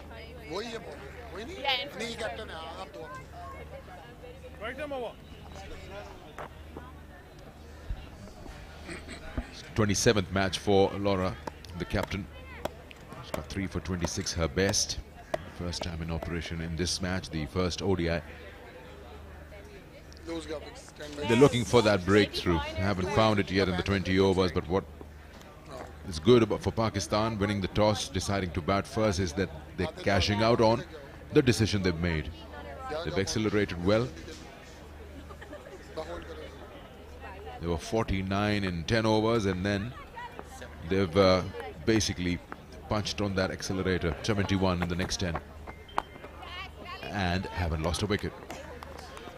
So the important part here, Shah Faisal, is that you don't lose a wicket. You eye for those bigger landmarks. You set those goals, get into the 70s as an individual, then eye for the 100, aim for it. Because usually in these situations, one gets out, the other one follows. Both of them on 54.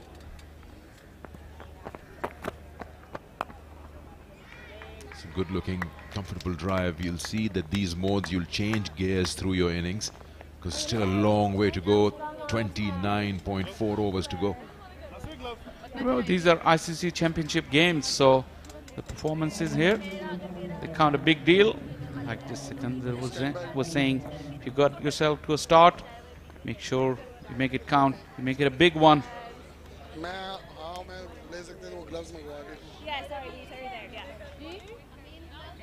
Feel well scattered out. Irish girls on the defensive now. They desperately need some inspiration. And Laura, being the skipper, will be looking to provide that.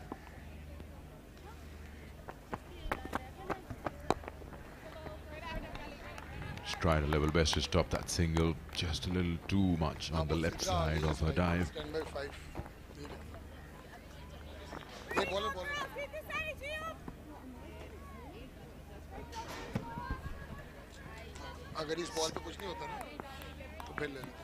Exit Pakistan's record opening partnership has been between these two girls, Sidra and Muniba.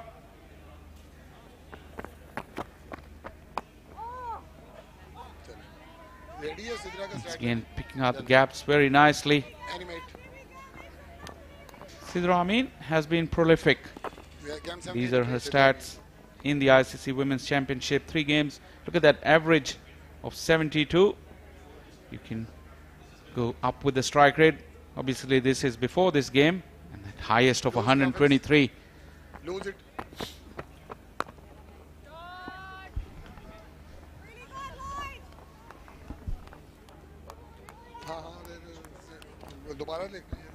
Animate.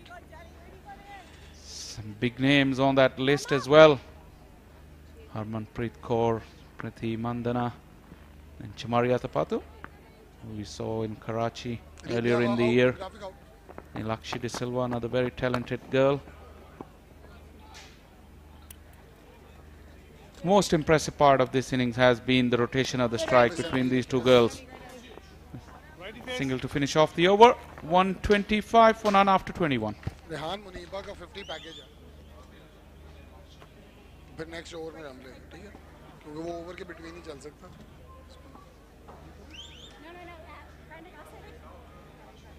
आ गई, हाथ उठाया, 1 second, मैं पहले batting card लेके animate batting card, BT animate batting card. Sturdy opening partnership between these two. Both have reached their half mark. 56 for Muniba, Sidra Amin on 57. That's exactly the start Pakistan was looking. Ireland still struggling to find some success. Muniba Ali started off very cautiously, but then few loose deliveries were put away, and that gave away the momentum to her. Anything shorter, slightly shorter, she will punish you. That was glorious down the ground with straight bat. Walking into the leg side. She likes that square. This time it's going aerial, beating the fielder. Got to her 50. Still a long way to go. She has the potential to score a century here. We've got Andrew alongside me. Andrew, what does Ireland need to do? Yeah, very good morning to you, Marina. And good morning, everyone. Really great to be back with you. I haven't seen you since the ICC Women's Qualifier that was cut short down in Zimbabwe. It seems like chaos has followed us around a touch. But yeah, for Ireland to get back into the game, they need wickets. It's that simple. And that's the reason Orla Prendergast has come back into the attack. She didn't quite get it right, did she, with her first 3 overs? But she has that extra yard of pace, generates good movement. I think she'll be one of the quickest bowlers we'll see on show from either side. And a fast bowler, who's a good batter as well, needs to get the breakthrough for Ireland. They need it now. There'll be a wide. Extras have been offered every now and then from Ireland. Orla, yeah, she did struggle. Initially, she was disciplined in terms of where she was pitching the ball, getting some swing early on, but really couldn't capitalize on grabbing that wickets. Ireland need to do something out of their comfort zone to get some success.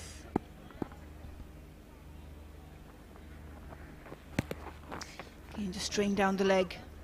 We'll have to wait for the umpire's signal. Stand by 1, umpire. I think did not find any bat on it. She did.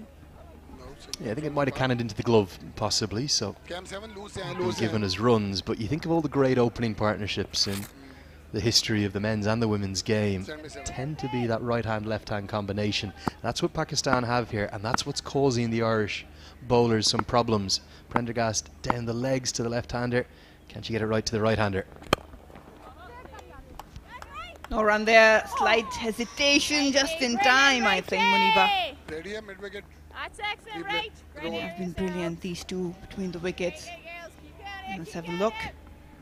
I just wonder, was this close? Because there was a stutter step, wasn't there, from the non-striker Rachel Delaney at mid-on. Oh! Stand by 6. That could well have been gone. And sometimes, when you have 2 batters looking so comfortable at the crease, that's what you need. The moment of inspiration. Direct hit would have been very interesting. That's true, but just for the single. They need something. Ireland, a spectacular catch, a good effort, a good run out. Might upset Pakistan. The opening partnership is going strong and stable. They need some magic in the field. Yeah, and for Laura Delaney, the Irish captain, thought it was interesting that she took Emer Richardson, who's on your screen there now, out of the attack. I know she did leak a few runs, but usually she tends to play that holding role in the middle overs for Ireland with her off spin. The problem is both of those spinners, Richardson and Murray, hit out of the attack. And Rachel Delaney also expensive, so spin hasn't worked. I said in my first stint that was going to be key for Ireland. They've had to go back to their pacers. They need to find a wicket because Muniba Ali, Sidra Amin, sensational to get this series going. Definitely, I think there's not much to offer in terms of spin. These two love to sweep, go down the ground. Dot to end the over. 22 gone, Pakistan 129 without loss. Stand by 6.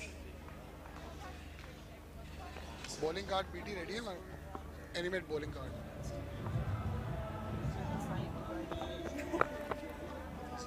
ready है तुम्हारी machine अभी भी stuck हो रही.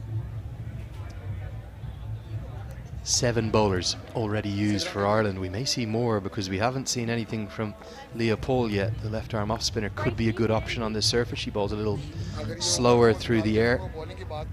It's really just Amy Hunter and Gabby Lewis who don't bowl in this Irish side at all. So we may see 8 bowlers used. I suspect we'll see Leah Paul at some stage. For the moment, Laura Delaney is going to continue with herself to try and gain some control back. It's so difficult, isn't it? When you lose a toss, the home side choose to bat in the conditions that they know best. They're the higher ranked team, no wickets on the board. This is the stuff of nightmares for the Irish skipper. Can she find a way to get her side into the game?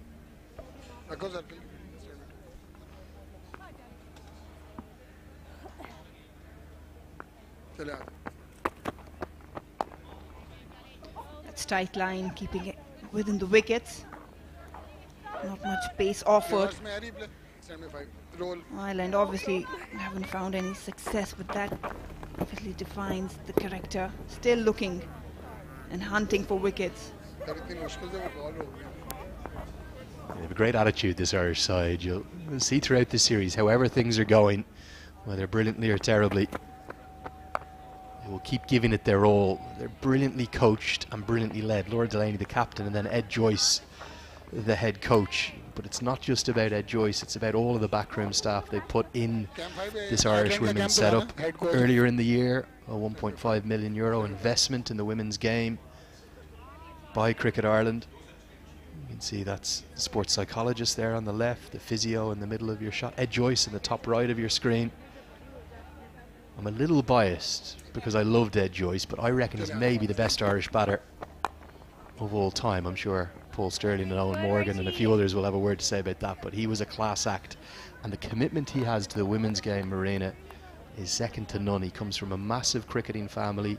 His two sisters obviously played for Ireland. He loves the women's game, the job he's doing. Brilliant for Irish cricket. Don't worry about it, I adore Ed Joyce. They're slammed hard, but they've got protection. We were having a chat off air about how things have been progressing for Ireland, women especially, the contracts coming in, and they're new, a lot of new faces, but Joyce sisters have done their part. Joyce, as you mentioned, putting a lot of input on his side, and you can see the attitude whenever Ireland is on the field. You can see that desperation, the commitment. Just take us through how things have changed over the past few years for them. Yeah, I think the biggest game changer for the Irish women's game is this entrance into the Women's Championship. And if we draw parallels between the men's side and the women's side, I think that the women's side are probably 6 to 8 years behind where the men's side are at, being honest. But the reason for that is the exposure that the men's side have got. With the 2007 World Cup and coming to the attention of the world and more regular fixtures throughout the 2010s era and now into the Super League. This one plugs into the back pad. Well, the pitched outside leg won't be given out. End of the 23rd over. The score 132 for none. Very good idea, gals. Really, the developments of the women's game and this wealth of fixtures they're going to get over the next 2.5 years, I would expect them to make progress the way the men's side have. Ireland beating big teams in the men's game isn't really seen as an upset anymore. Beat the West Indies in a series in January away from home. We beat England there at the World Cup recently in the shortest format. These were massive shocks back in the day. Now the men's team want to make that a thing of more regularity, more common. The women's team will get there. They're not going to get there overnight. They may not win a game on this tour. I know Ed Joyce is targeting at least a couple of wins between the two formats, but that isn't really the end game here. The end game is progress. It's a very young side. See Leah Paul come into the attack with her left arm spin, and I think we're going to see that progress, not overnight, but over the course of the next 12 to 18 months. Tossed up. Stealing the single, that's what they have been doing impressively, Muniba Ali and Sidrameen. And I do agree with you. I mean, I've been following Ireland women team for a while, and I love how they're committed. They are progressing for sure. But yes, it's just bits and pieces coming all together. That's the bigger picture for them. They are obviously on the right track. I think certainly, and the learnings they're going to take from this tour in both formats, in the ODI format, the 50 over format we're watching here, and then also critically the T20s next week as we build up to that T20 World Cup in South Africa in February. That exposure, you just can't buy it. This one's hit away into the leg side. That's going to be a boundary. Very slow through the air, like we talk about, Marina. Gets the aerial route over the head of the mid-wicket fielder. Good placement, gets 4 for Muniba Ali. Oh, you can't bowl her there. That's her strength. Look at that, just a forward press and goes back into the crease, capitalizing that gap and the length that actually helped her play that shot. Just need to pitch it up. The first delivery was slower through the air, pitched up, invited Sidra to play the drive. That's the length you're looking.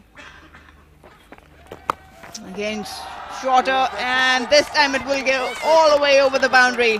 First 6 of the innings coming off the bat of Muniba Ali. Oh, what a strike. Wasn't a good delivery, dragged down certainly.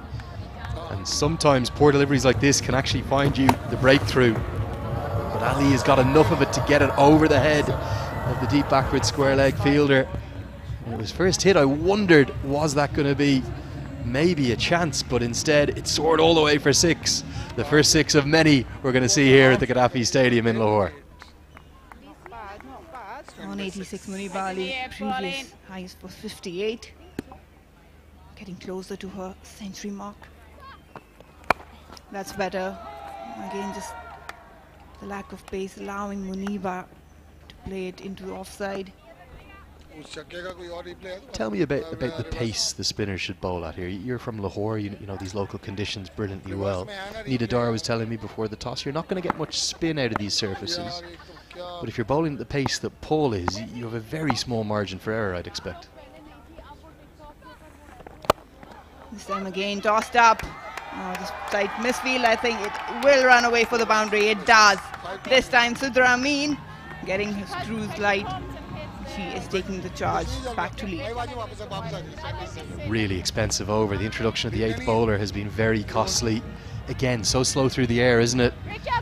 This time, we've seen 2 short balls in the over. This time, 2 full.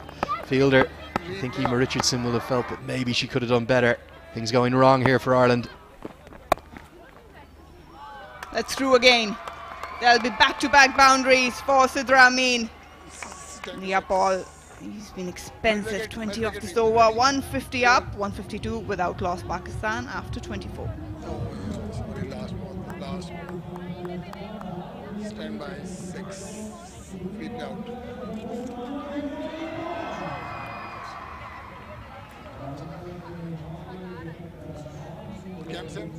Cam 7 अपना रिलीवन जोड़ देंगे Cam 7.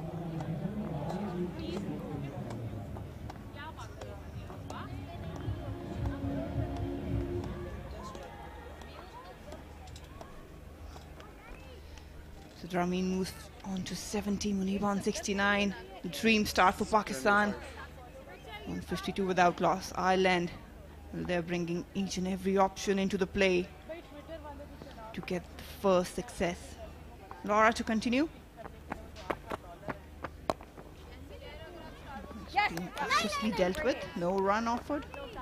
Yeah, good work by Gabby Lewis, cuts off the single at mid-wicket. Real concerns though for Ireland. Pakistan,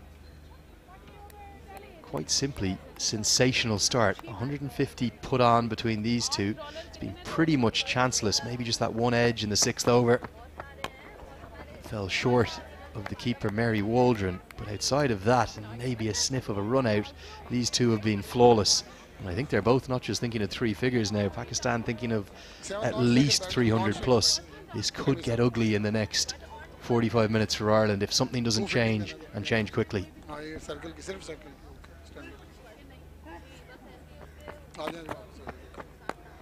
Way outside off stump. The fielder need to put some leg work in. Well, these two have accelerated really well. The first 50 coming in 46 deliveries. Got 37 for the next one. That was 150. Both on 70. Definitely would be eyeing that 100 mark. We've got a lot of batting left. Bisma Maroof to follow, Nida Dar, Alia, and the list goes on. But now I think, yes, these two should realize that they might take up the run rate a bit more. Right now it's 5.74. Something special is needed from Ireland. Yeah, and certainly they were always going to be the underdogs here. There's a lot of talk around Irish cricketing circles about how they might be able to pick up a win or two out here in Lahore. From the position they're in right now, this game is looking like a massive uphill battle, but it's also the mental scars of this being the very first game of the series, the first morning of the series.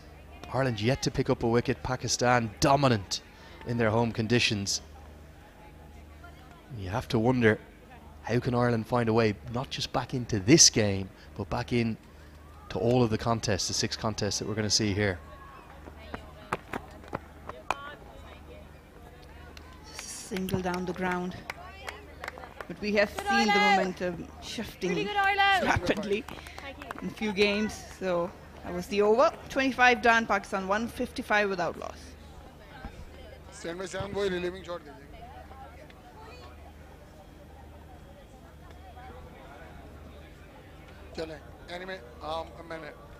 Marina, let me ask you about the Women's Asia Cup that's just concluded. A magnificent event, obviously in the different format, the T20 format, as we look at the partnership. 155 unbroken, coming at a great time as well, faster than a run of ball.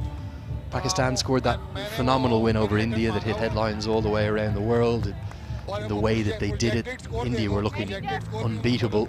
But then there was disappointment in the semi-finals to miss out to Sri Lanka. Well, definitely, that was a disappointing end. I mean, especially beating India, that gave a huge boost to the team. And they have potential, we've been talking about it, but that's just the skills. And this time goes aerial, they've got the fielder, but he'll watch go the ball over her. Another maximum. Leah is struggling to ball against Muniba. This is a very brave decision. I'm going to be generous and call it a brave decision to keep Leah Paul on, because she didn't get her lengths right. That's another drag down. It's really a long hop. And the issue is, if that's to a right-hander who's hitting against the spin, against the angle, it may create a chance in the deep. The problem is to the left-hander, with her coming over the wicket. She's changing now to round the wicket. It's really a free hit. 6 more to the total.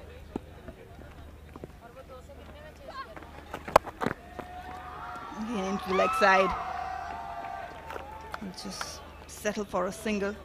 Probably Leah should change her plans, because Muniba is very strong off the back foot. She might like to toss it up like she was doing against Sidra Amin.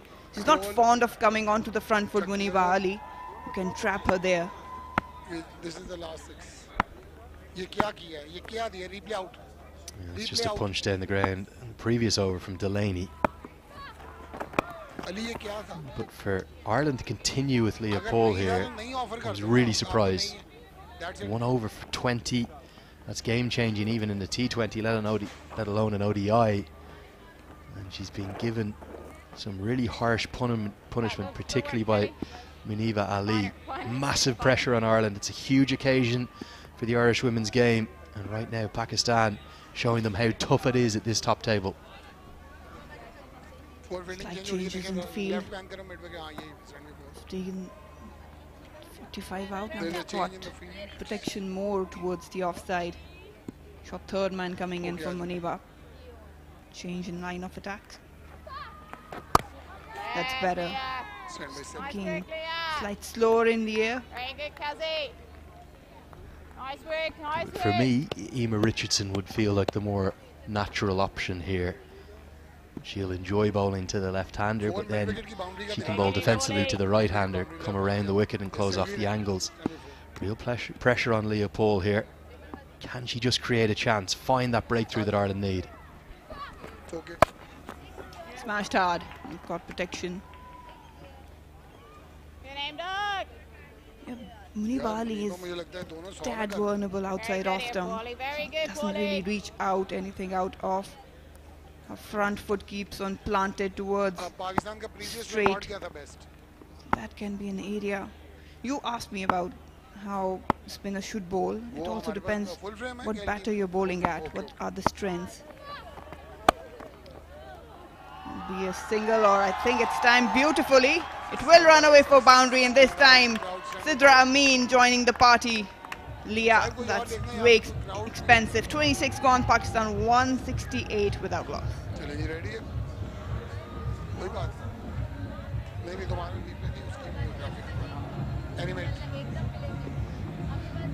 They're on the roll. Highest opening partnership for Pakistan, right up there. Muniba Ali, Sidra Amin. 168, going strong against Ireland. Second even was Muniba and Sidra against Sri Lanka. That was 158. So these two love to bat together. And are we seeing an opening partnership for Pakistan that's going to dominate the game for the coming years? Top 2 on the list. They're hunting down a record partnership for any wicket. That's 181 for Pakistan. Bisma Maharouf and Rita Dar against Ireland all the way back in 2013. And certainly you would think that for Ireland, they knew it was going to be a difficult task coming here to conditions that are completely alien to those back in Europe and back in Ireland in particular. We get a lot of rain in Ireland. Pitches are very, very different. But the previous delivery of the final over, we got a great example of the outfield. Well, you get such good reward for your strokes. You felt at first it might have just been 1 or 2, but it was so well timed and well played. The outfield is lightning fast. It's really like a snooker table out there, isn't it? Amazing facilities here at the Gaddafi Stadium. And this partnership is putting lots of smiles on the faces of the home crowd. It's really good. People coming in, backing the girls. A lot of international cricket to be witnessed. Not just women, but men's side as well. We've got a huge lineup. No run there. Just one little story for you from my plane journey coming over. I was sitting there and just I was aware of noise in the background. And I knew Pakistan were playing because I was watching the game before I took off coming across from the Middle East to land here in Lahore. A gentleman on the plane in the sky, I don't know how he was doing it, streaming the Pakistan men's game. This one's helped around the corner, will just be a single. And he was living and breathing every ball. And he had a seat spare next to him, so I said, you don't mind if I come and watch the game with you? And he was delighted. So there we were, somewhere over the Gulf, or wherever we were, I don't know where we were, watching Pakistan, South Africa live on the television. And they've stayed alive, haven't they? They're going to need a favour, but who knows, they could get to the semi-finals. It's in the blood, isn't it? The passion. Just need slightest of opportunity to witness any game of cricket, and we'll pounce on it. Same as with you.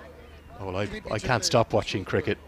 I think my parents are worried about me. I do nothing else. I don't think I've missed a ball of the Men's World Cup yet, apart from today. I'm kind of watching 2 things at once. You're tense on both ends, aren't you? Pretty good oil out. Single to end the over. It's 27 gone. Pakistan 170 without loss. Marina, can I ask you about that journey for the women's game here? It's absolutely apparent how popular cricket is here, but an awful lot of the billboards you would see, they're men's players. Did something like India losing to Pakistan getting that amazing dramatic win in Sylhet, did that start creating some headlines here? Is there a surge of momentum behind the women's game now? There has been quite some momentum for a while now, and I think our team has come a long way. PCB, you have to give credit to them. The facilities being provided. Yes, we did struggle initially. There wasn't much to be offered to the women's side, but right now the contracts, they're up there. They've got facilities, good coaches coming in. And again, we've talked about how ICC Championship has turned things around, because in initial days when even I was playing, we didn't have a lot of international cricket. So the problem was we weren't playing against the tougher side. We couldn't really learn a lot.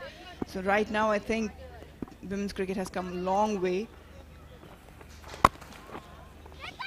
Oh, just some fumble there, no single. So you could see the difference, you can feel the difference whenever you look around in Pakistan. Players are being recognized a lot, facilities are given. The players do realize that they have a huge responsibility. So it's still a long way to go on, but I think it's steady steps that actually help to achieve the big picture. Arlene Kelly back into the attack. Ireland thinking seems the way to go. Speaking of the Pakistan Cricket Board, what about this announcement that actually came out during the Women's Asia Cup? The Women's League, 1 city, 4 teams, 13 matches. How much would you have loved to have been a part of that? Oh, I've been waiting for it for a long time. I wish I was playing right now, because it was about time. I mean, we have seen that how leagues actually aid not just the teams, but individuals as well. They go, they get the exposure, they share the dressing room with international stars. They learn a lot about the game and the attitude as well. They come back and they obviously, cooperate all that experience to others. And this was well due, and I'm really excited for this one. I suppose the brilliant thing about it, it's going to run at a very similar time to the HBL PSL that's into its 8th season now in 2023. But the fact that there's foreign players coming in, that's something that, as you said, the kind of lack of women's international cricket historically, not currently, but historically maybe for Pakistan. With a hashtag there, back our girls. Get behind both teams in green, not just the Pakistan, so get behind Ireland as well. Slower ball. But with those foreign players coming in, that's going to really aid all of the domestic talent here in Pakistan. Definitely. I mean, I can't imagine if I were a younger player sharing dressing room with, I mean, any international player coming from England, Ireland, even Australia, and I wouldn't just let them go away for a while and keep asking questions and learn about their attitude, their work ethic, skills. There's a lot to discuss about. Just imagine a youngster getting that opportunity to communicate with bigger stars. What impact that would bring. Brilliant, Arles. Great skills, Paolo. Great skills. Yeah, I think in addition to that, the international stars are going to come in, are going to love it here.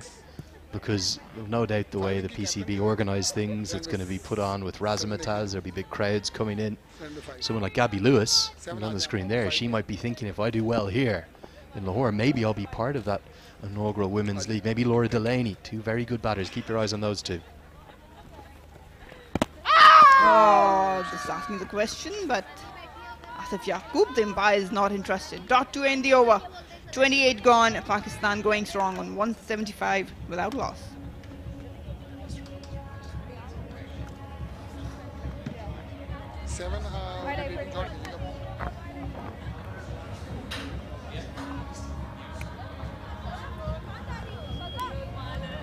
यार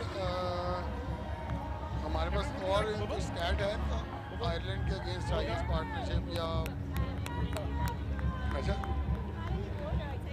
चलो ठीक है ठीक okay okay okay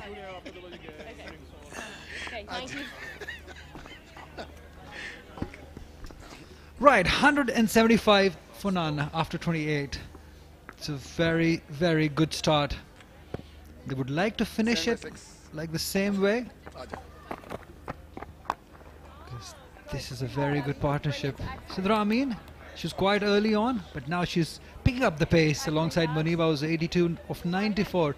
As a welcome Shah Faisal alongside me. Where can Ireland find the breakthrough? They do need one, that's for sure. That record-breaking opening partnership.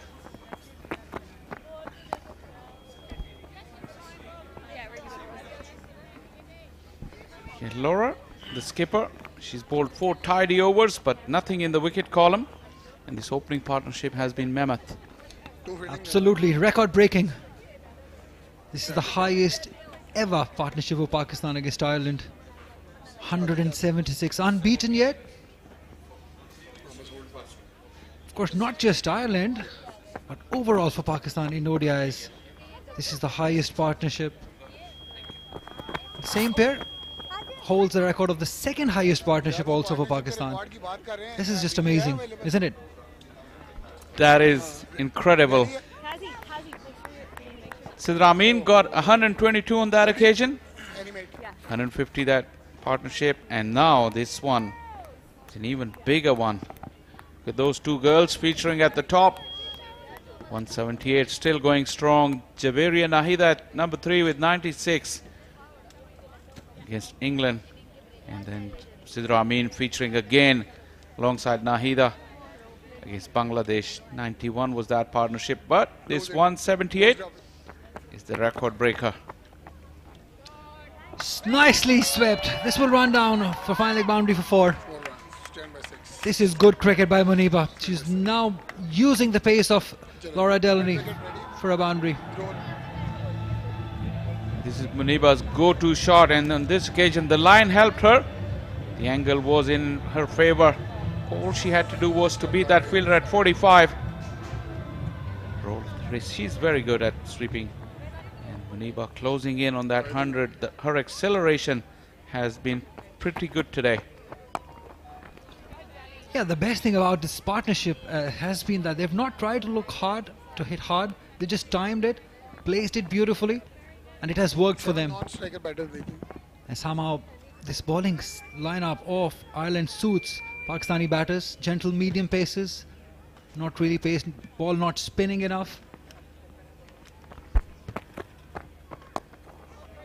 Yeah, she'll just ease it for 1. Yeah, that's good batting again. Once again, trying to improvise, looking to put the bowler under pressure. And if the ball is not in the area she wants, she's happy enough to take the single. 29 gone, 183 for none. What are the bowling options for Ireland? Bowling card दे देना इस पे वहाँ से start कर लेना.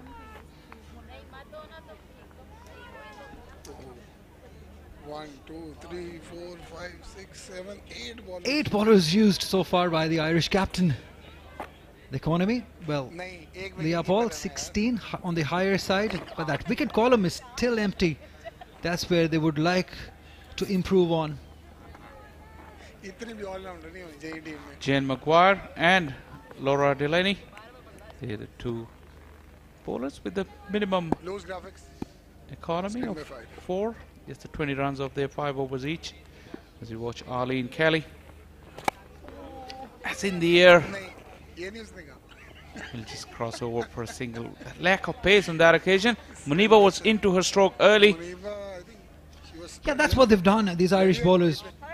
They've just given the ball air. They just wanted the ball to swing. This one a cutter. Just rolling her fingers over it.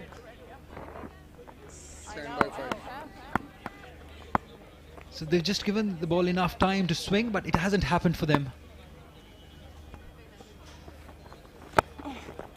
Again, looking for the... Oh, there's a mix-up. Close single. That's a close one. Easily done in the end. There was slight hesitation. Ramin was looking for that big wind-up. But then again, it was a slow delivery and she had to adjust. Muniba has been very proactive with her running at the non-striker, and she was the one who instigated that call. The last moment just held her stroke. Yeah, they're very comfortable again with each other, Muniba and Sidra.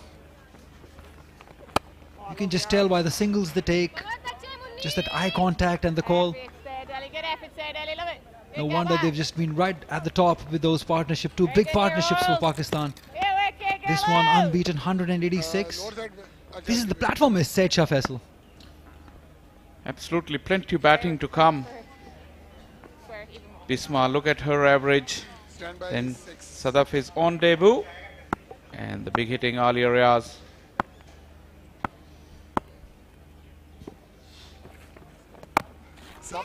And what this partnership also does is that it gives Bisma Maruf the comfort zone, the cushion that she can be flexible with the batting order. What do you think? Promoting Nida Dar up the order? If this partnership doesn't fall for another 5 or 7 overs? Not a bad idea. I'm not sure if it will happen.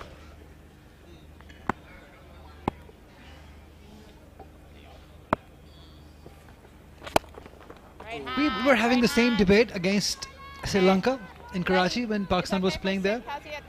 They could always push for that 280, 300 mark by just changing the batting order. Because if they can send Nida Dar up the order, that will definitely increase that pace also. They're scoring at a better than a run a ball. So 310 should be a possibility anyway. If they go at the current rate, better than run a ball, they should easily go up above 300. We'll continue talking about it. 30 gone, 186 for none. Water stand by 1. I think it's time for drinks. It's time for some drinks here at Gaddafi Stadium, Lahore. Drinks का बात नहीं ले सकते बेटी. हाँ तो दे दो मैं रोटी पे जा रहा हूँ. बस यार मैं नहीं देख पा रहा ना आप इतने खूबसूरत ना वो निखर के आए हैं मैं आपको देख भाई मोटिवेशनल फोर्स बड़ी थी आपके सामने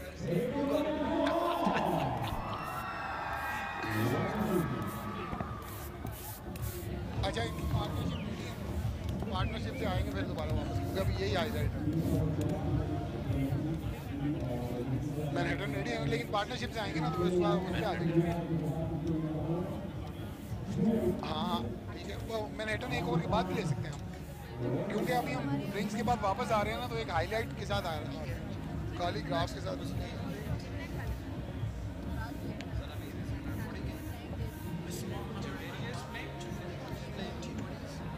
हाँ तो मैं इसलिए तो कह रहा हूँ ठीक है ना पूरा डब्बा ही साफ कर देना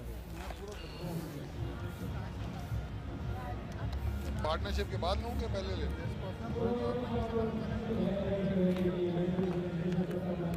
पार्टनरशिप से पहले ले लेते हैं, बाद में फिर बैटिंग कार्ड लेते हैं।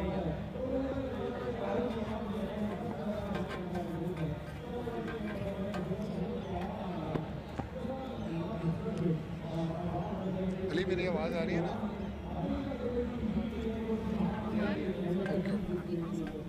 अच्छा अली मैनहट्टन आएगा पहले, फिर उसके बाद पार्टनरशिप के हाईलाइट्स आएंगे। पार्टनरशिप हाँ ठीक है, कोई बात नहीं। अली ने भी अपना छुपा हुआ मसाला जो है ना वो बाहर निकाल लिया।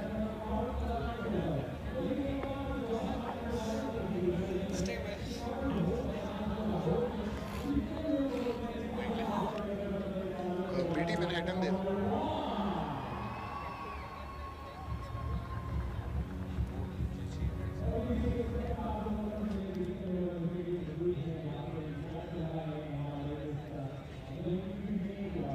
Middle over.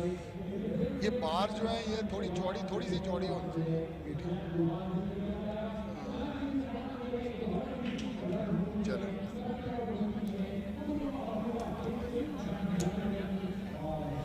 क्यू कॉम्स इसका जिक्र कर रहे हैं, फिर उसके बाद partnership. Q comes Just increasing the pace. This Manhattan looks good now. Every other over, they've got this big over. Courtesy to this wonderful partnership going on, this opening partnership between Sidra and Muniba. They've done a splendid job for themselves. It's been beautiful.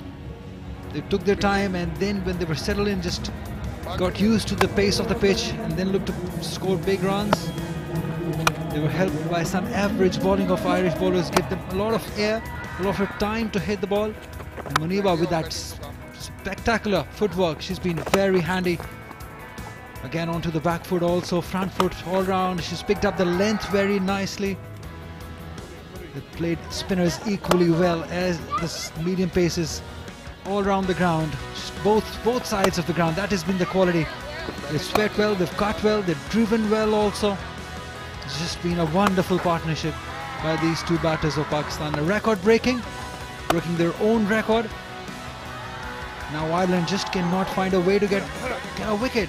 That hurdle, what was that about? What the message is? Well, the break sometimes is not a bad idea for the fielding side. Look at that batting lineup to come. Bisma Maroof, Alia Riaz, Nida Dar. I'm sure she's not going to bat at that order. She will come up if needed. Kainat Imtiaz, the other all-rounder. Sidra Nawaz, the wicket-keeper. 20 overs to go. Irish girls have been chasing the leather, and it's not going to get easy.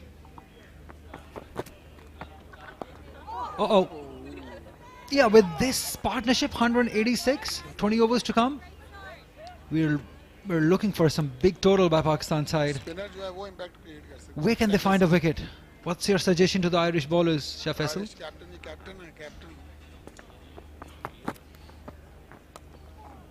Pulled nicely. There is protection. Uh-oh, she's just let it go. That's not what you want when you're looking to stop some runs and get wickets. This is exactly you shouldn't be doing. And that's pretty average from the Irish girls. Not a good delivery at all, but look at that. And this is not the first time this has happened. I think the pace of the outfield has really surprised these girls. And once this ball hit the turf, she was late to react. And they're always one step behind on the boundary line.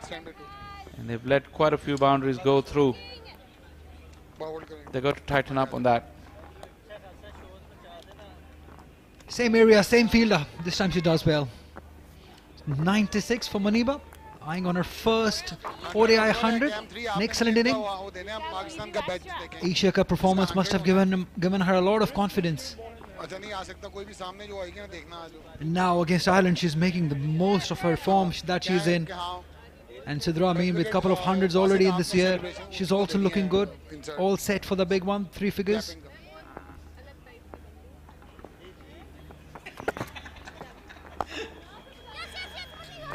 It's a good run, very good run. She knew it the moment she hit it. That one is available. You asked me a while ago about what Irish need to do. They need to build some pressure, and these fielders inside the ring, they should be able to stop those singles. On the heels, too deep on the edge of the circle. And if you allow the batters to rotate strike, the pressure will never build. Right, all eyes from now on will be on Muniba. As he moves to 97 now, this will be the first time that he'll go past that 3 figures if she can get to that. Fantastic inning. The strike rate is amazing. That pack that we just saw, the good thing is they were able to put the bad balls away, and the running between the wicket, which we didn't see in that packet, has been excellent. Once again, look at Muniba at the non-striker, and she's on the outlook of that quick single. Sidra playing with the soft hands. The fielders are backing at the edge of the circle. That's a good tactic. Another good one for Pakistan. 7 of the over, 193 for none.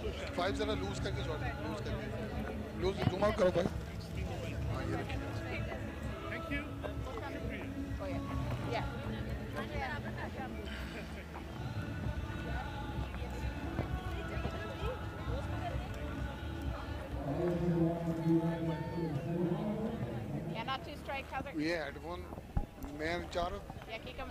97 for Muniwali as she faces yet another over. It's just been wonderful for these young girls coming here, watching those big stars in front of them.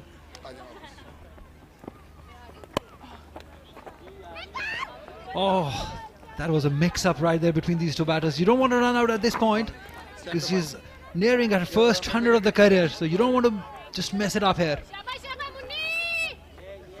There's plenty of encouragement from the dugout. There you go. Slight hesitation. That fumble didn't help. Will she go for the glory shot, or she'll just accumulate singles? We'll have to wait and see. She cuts it beautifully. There is protection. For once, we all got excited that she's got her first 100, but not to be still. Yeah, there's plenty of time. No need to hurry. First 100 is always very, very special. Look at the excitement in the camp. They're all waiting for that moment. Salim Jafar, Tawfiq Umar. Yeah, that's his first assignment as a batting consultant. Oh, that was close. Inside edge will earn her a boundary. It will. It does. Sidra Amin just cashing on some luck. Yeah, for once Sidra didn't time that one. She's been very, very good through that offside. Clearing her front leg. Just lost her shape a little bit. Lifted her head too soon, and then that occasion was lucky it didn't go into the stumps. Instead, she picks up a boundary.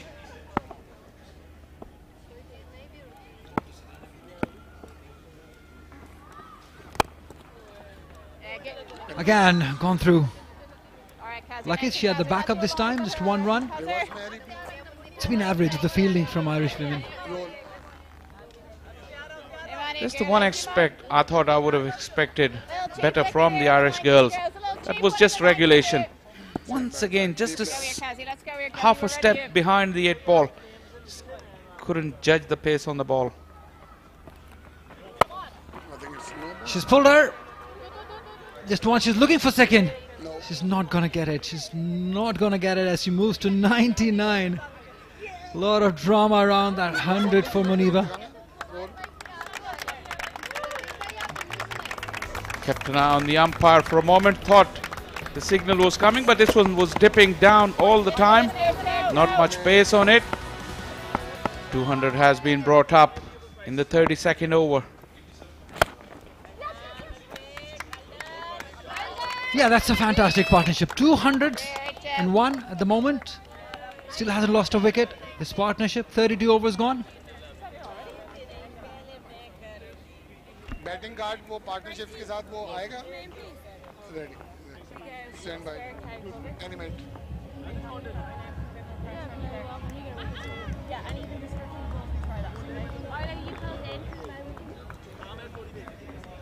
201 for no loss. जब ये हो जाए ना इनकी This is magnificent from these two. Not often you see this kind of opening partnership. And this is a truly remarkable one from Sidra and Muniba. Muniba closing in on that 100, but for now it's Sidra on strike. Good work for once. Laura, the skipper, setting the example, and they need more of that. She'll have to lead from the front. She's an all-round cricketer, fielding included. Nicely swept. The fielder there will have to do a bit of work. She can't reach to it. That's another boundary for Sidra Amin. Beautifully swept.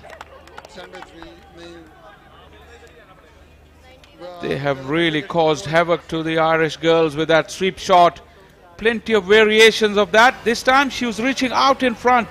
Roll of the wrist, and it was away from that fielder. It's a fine sweep on that occasion. They pulled out the big slog sweeps on occasions, and that fielder had plenty of chasing. 91 now. The race is on. Who's going to get there first? That's the question. 91 for Sidra Amin. She's facing 99 for Muniba. Superb batting. Such a proud moment for Pakistan women. Two of the openers getting closer to the 100. Tawfiq Umar must be a very proud man. His first game as a batting consultant, and look what their openers have done. There he is on your left, 91 and 99. He must be a very, very proud man.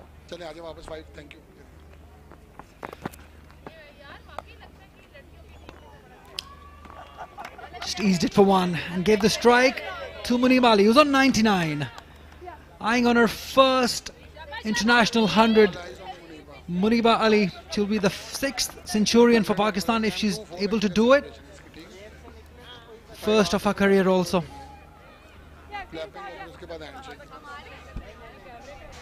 Two for Sidra, two for Javeria, one for Nahida. 99. Down the track she comes. There it is. The first 100 for Muniba Ali in her career.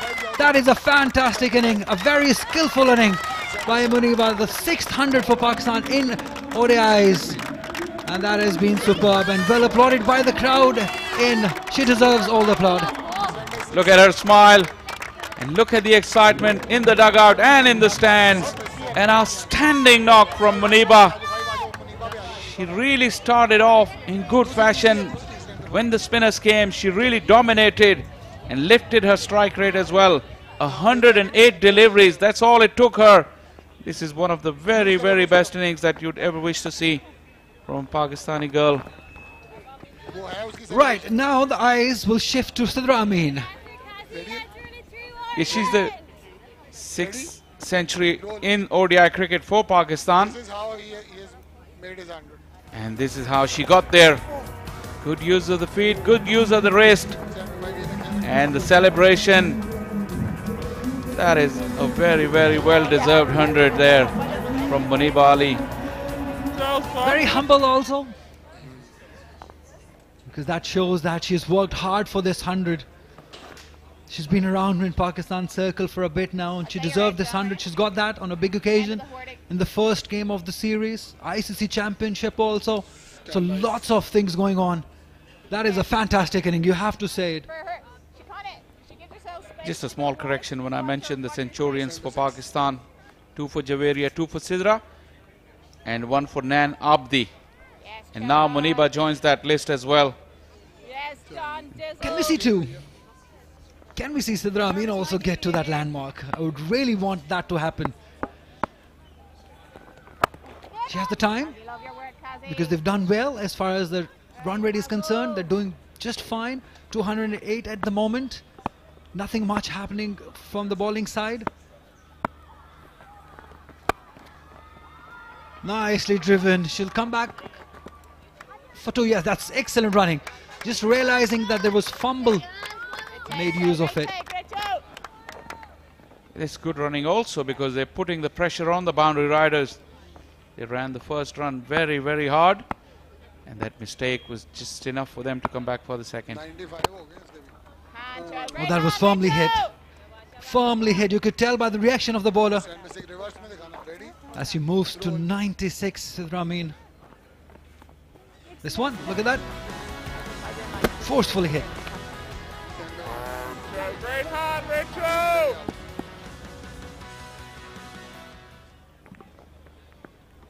Right, does the role change for Muniba, Shah Faisal? It shouldn't. They're going at a good pace anyway. तो क्या हो गया? 315 नहीं हो सकता PT तुम्हारे ख्याल में? Nicely pulled. But there is protection. She does well also. It was there to be hit. The length was there. Yeah, the length was there, but the footwork is really impressive. She used the depth of the crease and the power is there. It's a big improvement. These girls started to play a lot of cricket and it's showing now. The way their skills are improving. Once again, good run, putting the fielders under pressure. Good run, running किस पे है? Running हम नहीं ना ले सकते हम किसी पे. 280 is Pakistan's highest ODI score. Can we think of getting a 300 mark here for the first time? Can we dare to think that, Shah Faisal? Projected score is at 315. I would like a few more than 300 at the position they're in at the moment. Down the track. It's a big one. Over the fielder. One bounce and over the ropes. The role has changed. Muniba Ali now using the long handle. Fantastic. Good use of the feet. This is very good to see. She's really increased her range of strokes. 34 gone. 217 for none.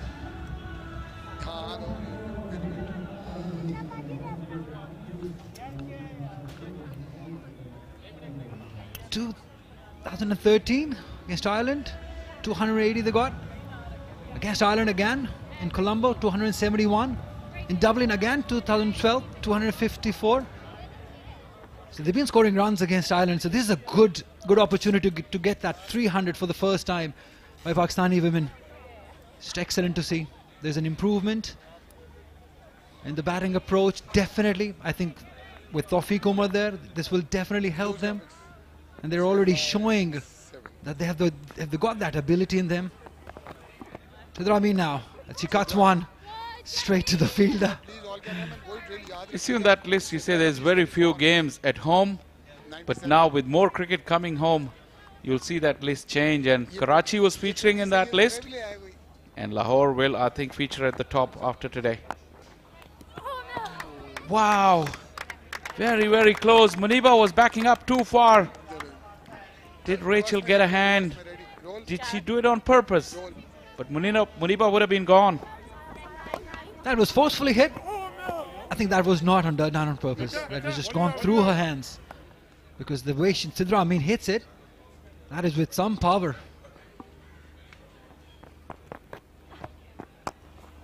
I think she's made her mind, Muniba, that she's going to go after. She's going to push to get to the 300 mark. So they should. As the momentum shifts, the eyes shift to Sidra Amin now. 98 of 98. Fantastic. Yeah, I would still like to keep her shape and go through with the line of the ball rather than cluffing it across the line. She's in no hurry. She's just milk it to onside for one. That strike rate 100. It's beautiful.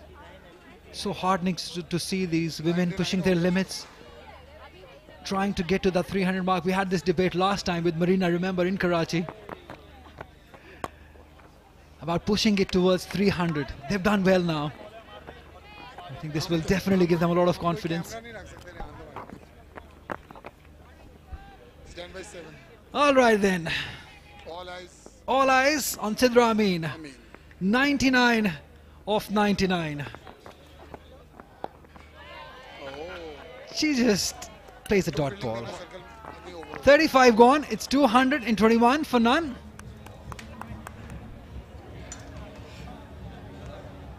अच्छा BD batting card ready है ना? Animate batting picture को ले दे.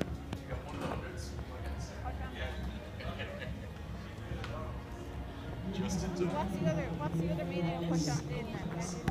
I thought you were asking, can you attend help from me? Yeah.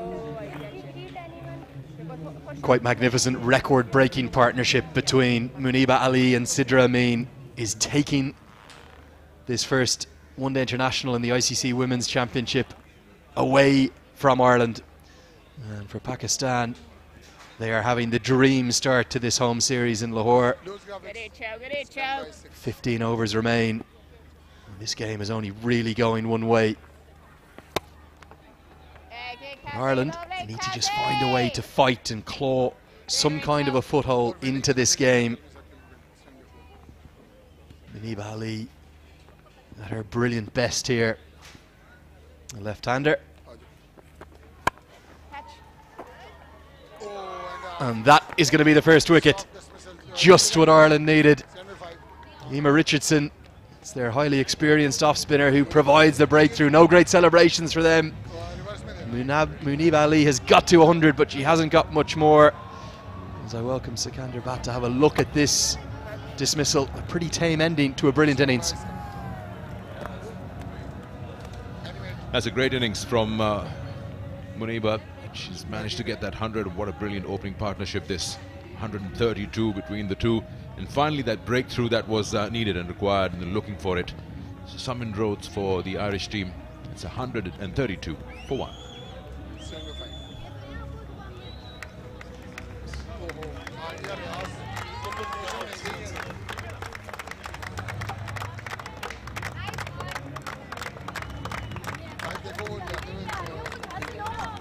Some respite for Ireland, but interesting, I think what is likely a change in the order, Sikander, with Aliyah Riaz being sent up the order. There's the celebrations. Special moment for Muniba Ali, a moment she won't ever forget.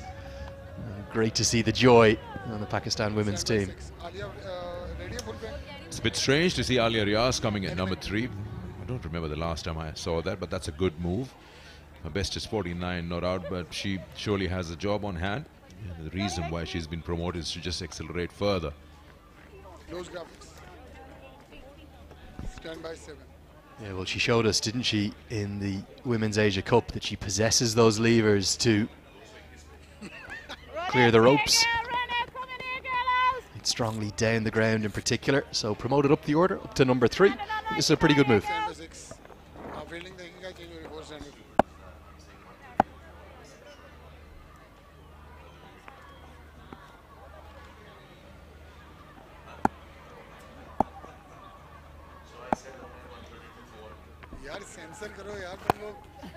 Really dragged down and worked into the offside. It'll just be a single.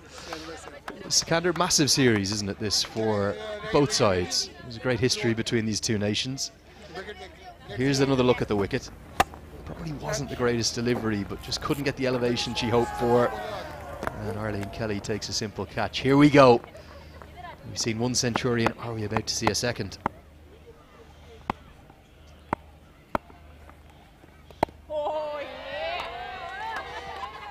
These championship points, they count, and it also provides a lot of cricket to all the nations to be competitive and play at the highest level.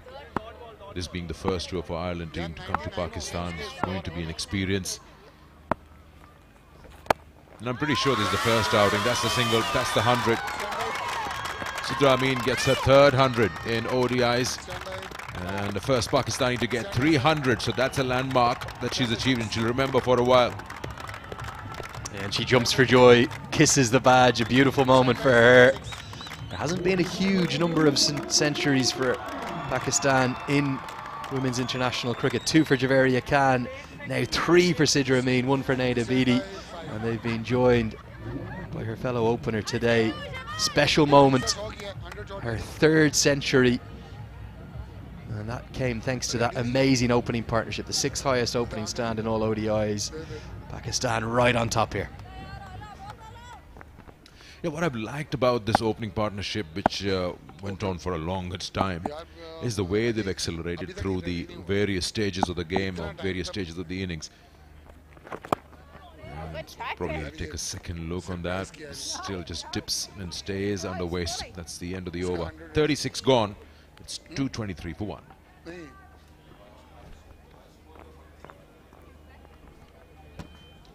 Just coming back to the point that I was saying, they scored 49 in the first 10 overs.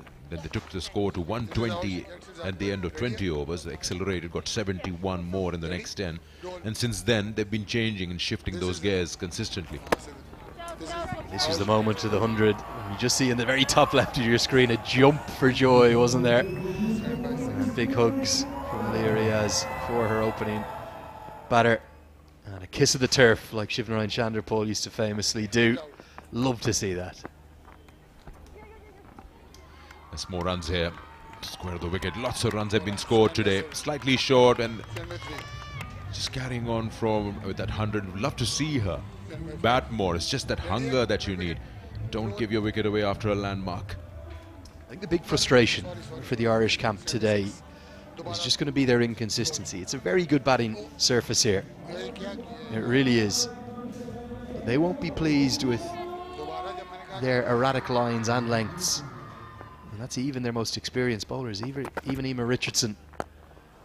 But they bowled too short at times, too full at times. That inconsistency hasn't helped them in Pakistan. They've really exploited that and capitalised upon it. And as a consequence, I think anything shy of 300 here, they're going to be very disappointed with. Well, they should get there. 9 wickets in hand. And just coming back to your point about the Ireland team, this is their first outing, so they'll gauge a lot of things when they get back and put their heads together after the end of the first game, irrespective of the result. They'll have a better outing in the next game in terms of the lengths that work here. Even we saw with the newish ball, the keeper was standing a little away from the stumps and then only realized the ball won't carry.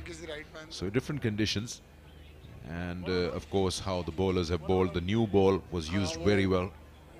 There was swing in both directions and wasn't really easy, especially for Sidra.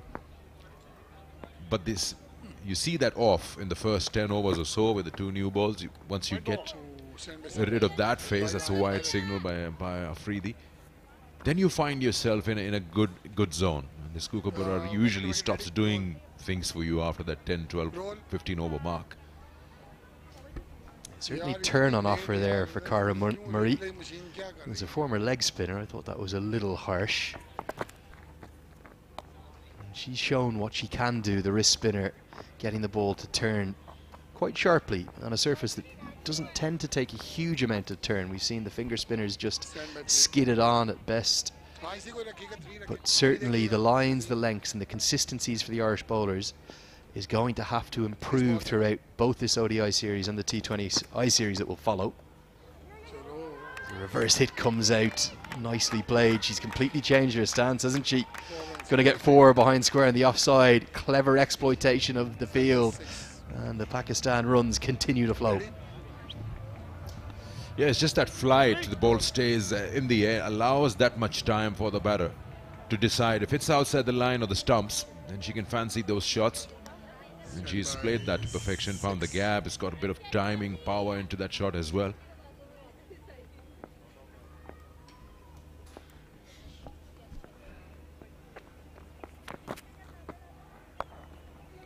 It was almost more of a switch hit, wasn't it, rather than a reverse sweep. The stance changed fully.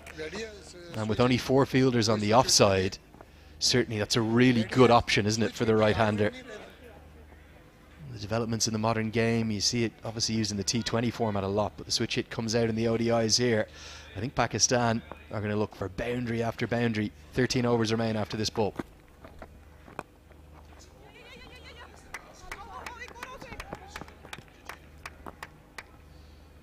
As the end of the over with a couple of runs added to the total, it's 237 for 1.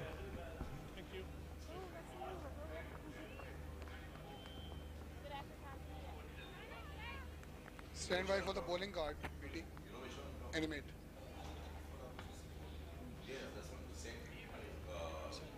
यार ये machine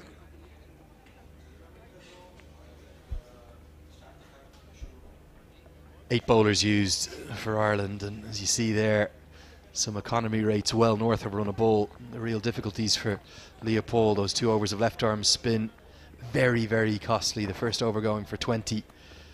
I think it'll be Emma Richardson to continue. She's taken the only wicket so far. And the only way Ireland will really stem the run rate, Sikander, is to continue to take wickets. They've only picked up 1 in 37 overs thus far. Can they start to make some inroads into this Pakistan middle order? Well, they should. They're bound to, because you see that Alia Riaz has been pushed up in the order, so clearly if there's anyone in the Pakistan batters who can clear the field, it's her. And that will also create opportunities. But what form she is in, Sidra Amin, in recent times, great 2022. She's the only one to get 300s in ODIs, and she's got those 300s in the last 11 outings. And her average has also strengthened. She's got 42 in the year 2022. That's double of what her career average is. So she's sort of graduated, and she's earned that opening slot in the Pakistan side. Good, Caesar. That's lovely, Richo. That's delicious, Richo. 100s certainly always help your average, don't they? Stuff of dreams for all opening batters. She's made that opening slot her own, like you said. But with the wicket, even though we see the misfield here, which is going to allow a single, that was a simple misfield. That should have been stopped by Cara Murray. As soon as you pick up wickets, the new batter usually takes a little while to get going. That'll give Ireland some hope. But their fielding and their bowling for me today, it's been off the standards that they would expect.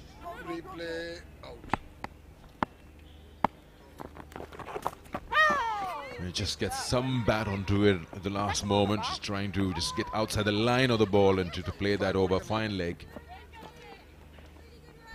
There's real fortune here for Sidra Amin, because I think if she doesn't get bat on this, she's going to be trapped right in front.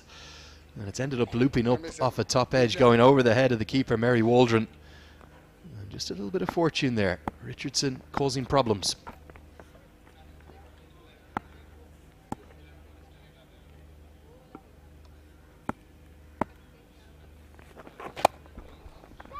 As a catch, it was a call, but just clearing that 30-yard circle for a boundary. 4 more added to the total, 4 more to Sidra Amin. Keep on in your lengths. Oh, what a day out Sidra Amin is having here. Looks absolutely immaculate. To the pitch of the ball, takes on the mid-off fielder and gets enough of it to get it over the head of Arlene Kelly, who's up in the circle, and that's again great exploitation of the field. Finding the gap, she's going to change her angle, going to come around the wicket now, and that's directly because of that previous stroke. That's 4 more. Oh no, it's been cut off. That's well done. Good ground covered in the deep. Just a single to end the over. It's 246 for 1.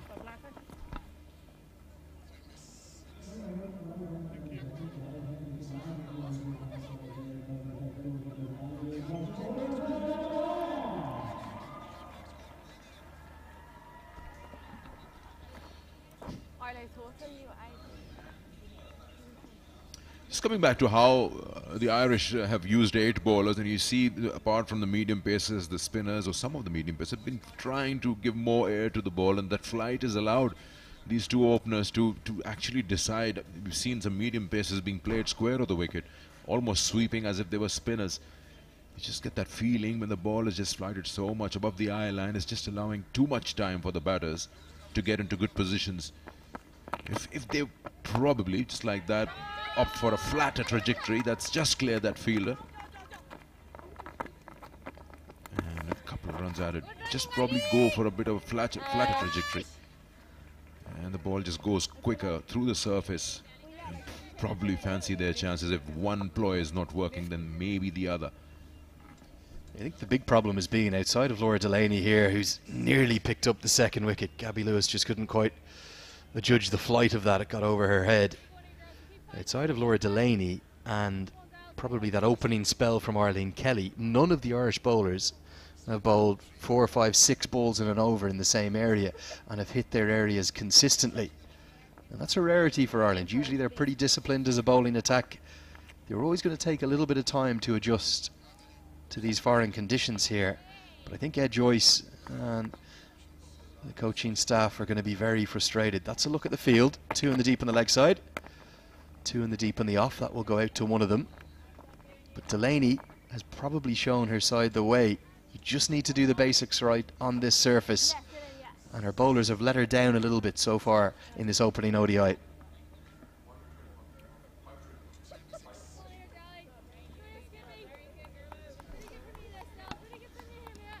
That's a way to kill time.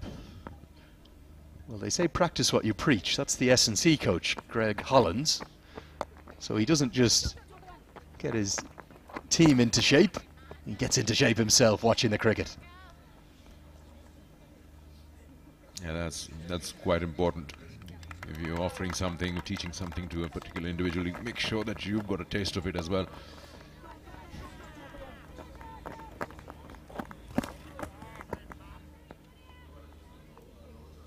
I also think Ireland's fielding has just been a little bit off. There hasn't been anything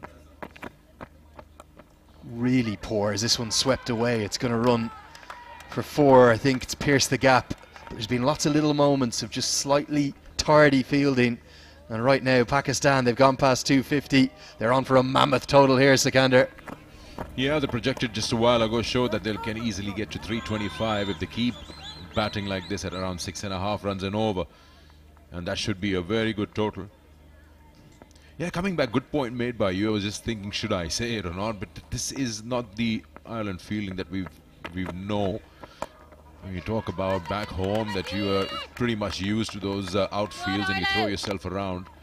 Here, they've just not been able to give that 100%. It's been a culture of the game in Ireland, hasn't it? Always compete with your fielding. We get to the end of the 39th. It's 255 for 1. In fact, there's one to come. I think the umpires just had a good look at each other. They said over and they said no. We'll tease the guys up in the box. But yeah, the culture of the game in Ireland is that we may not have the express fast bowlers or the massive big hitters that come so naturally to the bigger test nations. As we see a dead ball signalled. Don't think the batter was quite ready. But we should be able to compete with our fielding. And that is something we've done historically in the men's game, the women's game, but just today, just a little bit off their usual standards, their usual levels.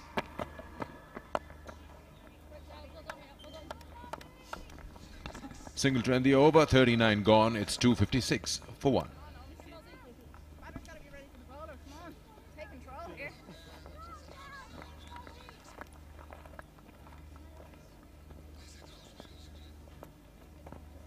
And for Ireland, there are going to be progressions and learnings throughout this tour. I don't think this is what they expected to start things.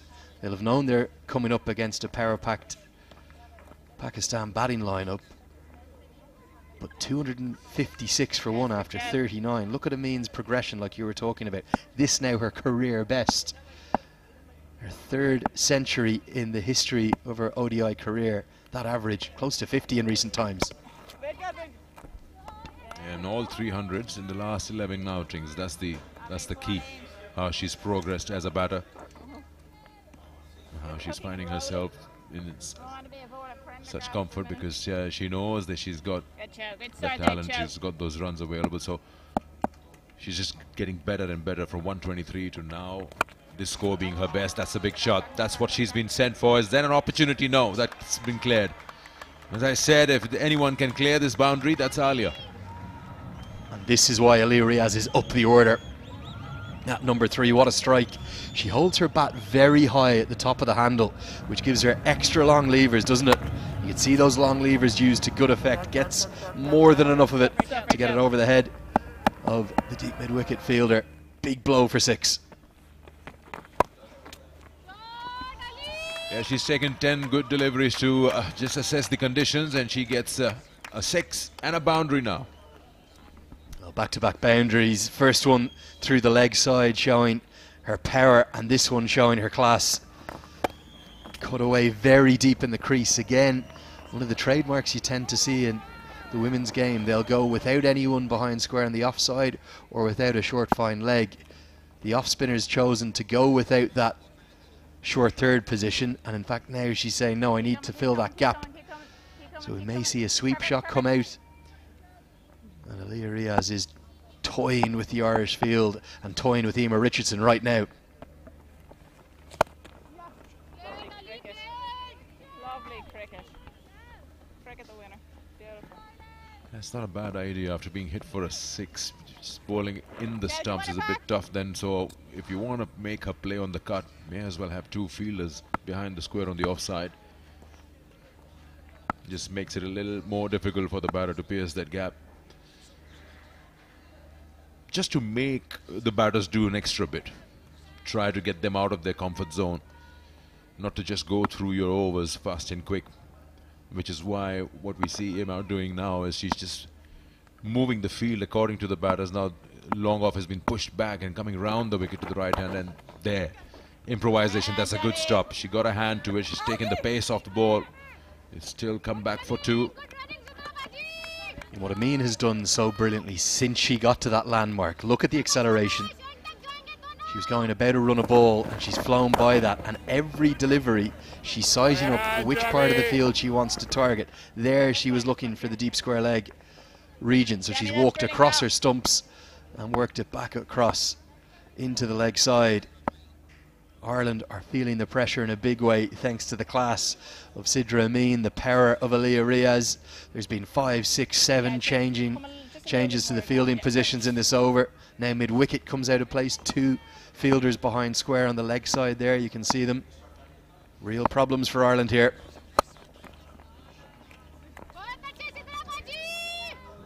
End of another over, 40 gone, it's 270 for 1.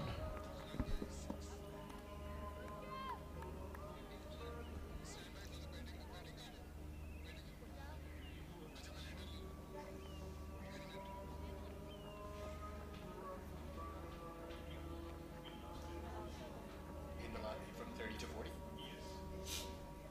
82 runs in the last 10 overs. You can see all those building blocks building up. The only reason they don't look higher was because of that massive over where 20 runs were hit from Leopold earlier in the innings. And with 10 to go, Sikandar, or Pakistan thinking of 350 maybe? They should. I'm just looking at their progress. Now they got 26 boundaries and 2 sixes in this innings, but what's more impressive is the 92 singles. The strike rotation has been brilliant. And their progress has only increased. Only the over of 21 to 30 was the one which had 66. Otherwise, they've been doing well. Over number 11 to 20, they got 71. And now, as you mentioned, in over number 30 and 40, they've got 82 added to the total. And I was talking earlier with Marina Iqbal about the progression that Ireland are going to show throughout this series. The problem is Pakistan themselves are getting better and better the more frequently they're playing. They've a great exposure in recent times, with more internationals than ever before since we've returned after that break with the COVID pandemic, and with a T20 World Cup to look forward to in February.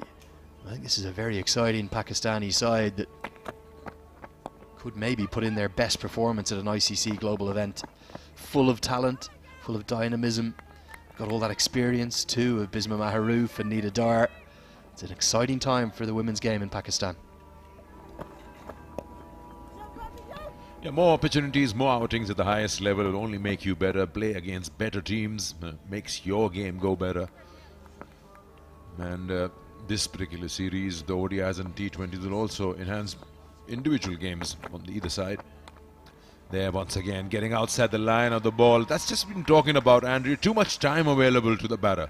The ball is so slow through the air. You see how easily she just gets outside the line of the ball and plays it behind the square on the onside. Phenomenal acceleration from Sidra Amin. She is toying with all of the different fielding positions. Again, look at that 2, 3, 4 steps outside the off stump. And she says there's no one behind square on the leg side. And again, it's another fielding change. Ireland are being posed such questions here. Deep backward square leg goes out. And that means 3 fielders now in the deep on the leg side. And where will Sidra Amin go next? Don't rule out another switch hit here, Sikandar.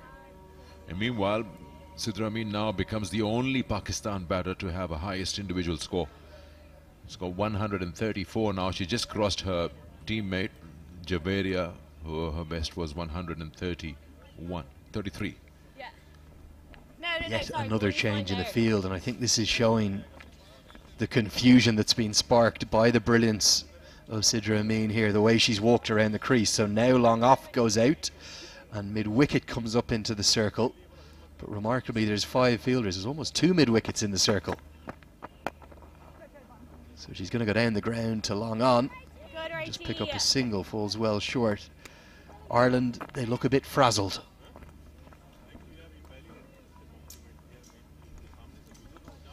They can still find their way back in the last 10 overs or so, 9 overs after this, to get wickets going, especially try to find inroads from Alia's end, because she'll try and hit you, and that will create the opportunities available. That's another over. We got 41 overs bowled, and the score now is 279 for 1. Yeah, good. So, does Gurmia mean ha? Yeah, some very concerned faces in the Irish dugout. There's Ed Joyce, Irish women's head coach. Team manager Beth Healy standing there in the sunglasses, and certainly this hasn't gone the way Ireland would have wanted it to. And that's thanks to the brilliance of Muniba Ali and Sidra Amin, Centurions, twin Centurions at the top of the order. And now a nice little cameo from Aliyah Riaz. We were talking about 350. Ireland may do well to restrict Pakistan to 350 from here. And in the history of women's one-day international cricket, Ireland have only scored over 300 just 3 times. But the good news for Irish fans, 2 of those times have come in the last year, once against Zimbabwe, once against the Netherlands. Here comes the returning Jane Maguire. The bowl, she starts with a dot. She's been good today, one of the more economical Irish bowlers. Good reactions there, Richo. Good reactions. Pakistan approaching another landmark here as their highest score in ODIs. Previous highest is 280 against Ireland.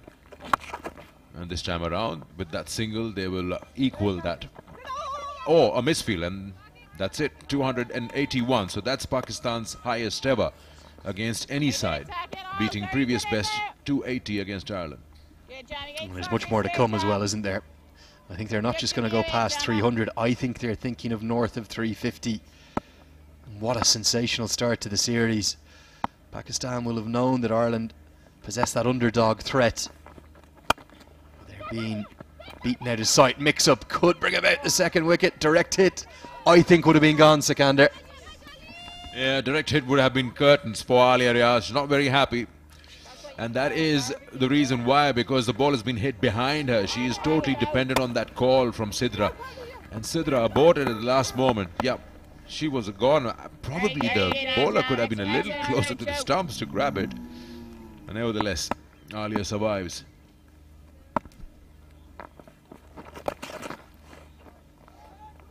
Swept away, going to be swept away for 4. There's no one at fine leg. We often see this in the women's game. They leave one of those 2 areas open, whether it's behind square on the off leg side. No one at fine leg. Again, look at the exploitation of the field over the last 23 deliveries from Sidra Amin. She's rocketed to 141. This is batting of the highest quality.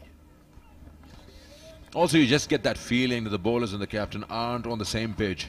Bowling something down the leg side, you got no fine leg, you're looking for trouble. So you've got to understand, you tell your captain what you're planning to bowl in an over, and you get those fielders in place. Brilliant, Jamie, brilliant, Jamie. Yeah, not just the highest team score, but also now, as you said, the highest individual score. Sidra Amin hunting down 150 plus. Who knows where she could go in the last 8 overs if she stays in. Her acceleration late in this innings has been the most impressive part about it for me. And even though this will just be a single into the offside, it could be a very high scoring final 8 coming up. With a change in commentary now, 42 gone. It's 286 for 1.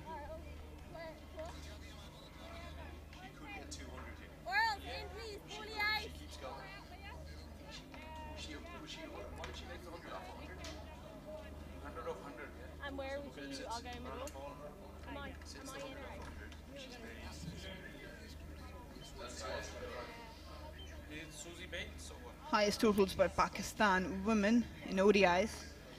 Ireland has certainly been the favourite opposition.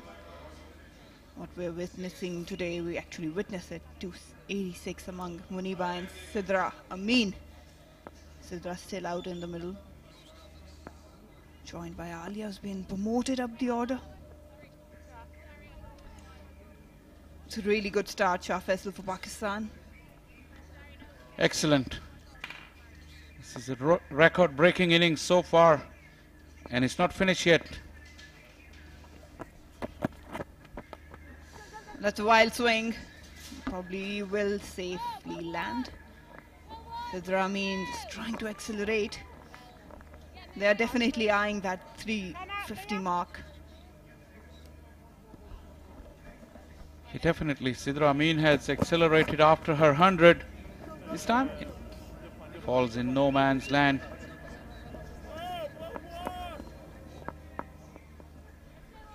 Yeah, but she got to 100 of 101 deliveries, and look at that strike rate after that. Oh, that's true. More runs coming off Alia's pad. And that's 4 runs. Runs flow has never been stopped. Ireland struggled a lot. Another boundary to Alia's name. Though you may say Alia hasn't hit her top gear just yet. Once again got lucky on that occasion. She's searching for that form. He's a very, very clean striker of the ball normally. But this outing will do her a world of good.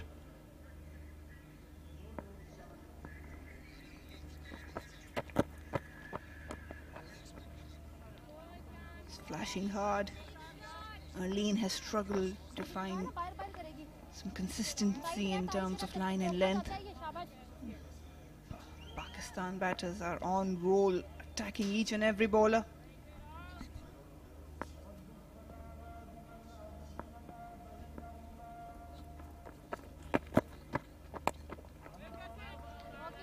Two dot balls.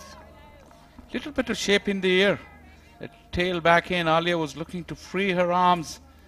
That ball just tailed in at the last minute. Point of interest, Sidra Amin, she's already broken the record of highest individual for Pakistani. Could she get up to 200? Could she do it? Quick run. The fielder was almost at the end of the 30-yard circle. Full toss. I think was dealt nicely by Alia. Should have gone a bit harder. They need runs. They need to put up a good ending partnership. Alia seems to be just a little bit late on the ball. That can happen when you're not in your best batting rhythm. She's missed out on quite a few full tosses that she normally would have dispatched. That's aerial but safe. Got protection down the cover. And probably trying too hard to go after the ball, especially the loose ones. 43 overs gone, Pakistan 293 for 1. What is it, gum hot? Assalamu alaikum. No. Hot, how do you say hot? Hot, garmi. Garmi. Winter, cold, stardi. No, too much. Too much. I'll never remember that. I'll give you 2-3 words today. Next time, more. Qazafi Stadium was witnessing a historic tour of Ireland to Pakistan. Ireland visiting any sporting team from Ireland is visiting first time. It's been a great series, good start to the series rather. Pakistan dominating so far this innings. Jane Maguire.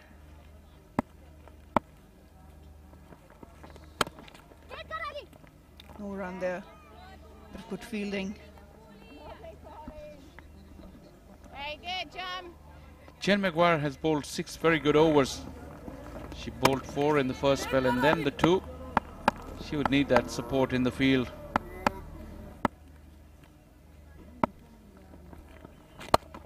Lovely, Johnny. That's great. Down to ground for single. Moves on to 145. Superb inning so far by Sidra Amin. She took her time, but built up the momentum. Just 5 short now of 150 mark. Keep going, Dels. The flow of her innings has been incredible. The way she accelerated after the first 50 and the way she accelerated after the 100, incredible. Just couldn't find that timing earlier. She's been promoted up the order to accelerate and as well as to find some good form moving forward in this series. Yeah, at her very best, Alia's got a very, very good bat flow, the back lift and the timing that she gets from that. It seems out of sync. So once again, she was coming hard. She was looking for that wind up. The length wasn't there. Look at her face. She's intense. She knows that she's struggling. There's plenty of time there. Pakistan is in a good position. And Alia should not panic. Just take it deep and see if she can find that rhythm during this innings. Jamie, that's brilliant, Jamie. It's good bowling from Jane, keeping the line tight within the stumps, giving nothing away to Alia. Usually what she does when the pace is not offered, she comes down the track and goes straight. That has been her strength. But I haven't seen her doing that, obviously because she's lacking on form. But again, the intention has to be there. It's an opportunity for her to find her form back. This time she goes straight down the ground. Has she find, oh, just falling short. I think it could have been a better effort from the fielder. But she survives. But also, Marina, the point you were making about Alia being not sure about herself. Once again, that ball was there for the taking. She just cluffed it, opened the face of the bat. And that could have been better. Such has been the day for the Irish girls in the field. They haven't been at their best form. 44 gone, 295 for 1.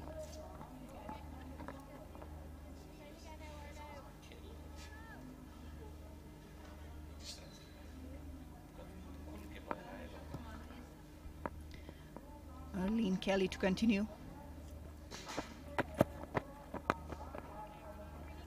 It's pitched up, but again, just a single for Alia. No big shots so far. See, the bat swing is better when that ball is that full. But the problem with that length is that she can't get the elevation.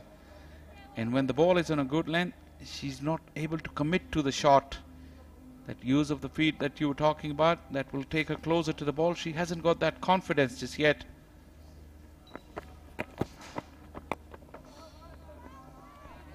Double-minded probably. Sidra Amin on 145 from 129 has been one hell of a innings from her. She has improved her game plan and her stroke play over a period of few months, settling in as an opener for Pakistan team, being very consistent. It's way outside off. We'll have to bowl that again.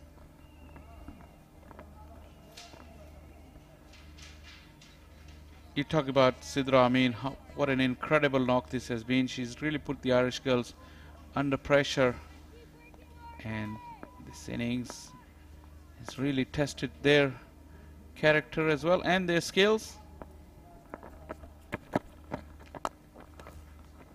That's through Arlene and will reach the boundary. It's timed perfectly down the ground by Sidra Amin. 300 up for Pakistan.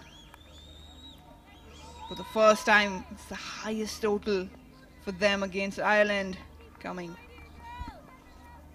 She split the gap beautifully. Once again, that fuller length. Arlene has been trying for that. Just clear the front leg and just flat batted it. There it is. 150 for Sidra Amin. Exceptional batting. And she's been in a sublime form and she's getting better and better every day moving forward. You can see the smile, you can see the clapping, and you can feel how jubilant Sidra Amin is. It means a lot to her. It's been one significant innings from her. She leapt in the air for joy. This is an outstanding knock from Sidra Amin. Richly deserves the applause.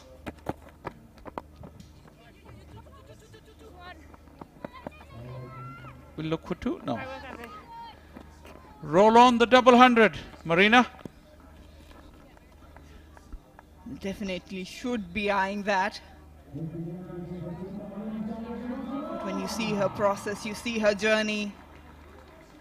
As I've done that, Sidra Amin, very hard-working player, no doubt. All she needed was to sort her attitude and amplitude, and she's done that. Shuffling across will only be a single. Just eyeing that vacant mid-wicket area. Single to end the over. 45 gone. Pakistan 304 for 1. That's the moment. She got to the landmark. Just a solid punch down the ground. And a big smile on her face. She's really loving it. She's batted magnificently. Generous round of applause there from the crowd and from her teammates. Like I said, roll on 200. There's still 5 overs to go. Can she get the magical double 100?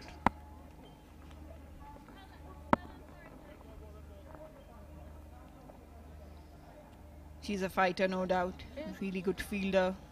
Has worked on her batting, her attitude, her temperament. Has been proving again and again at international avenue.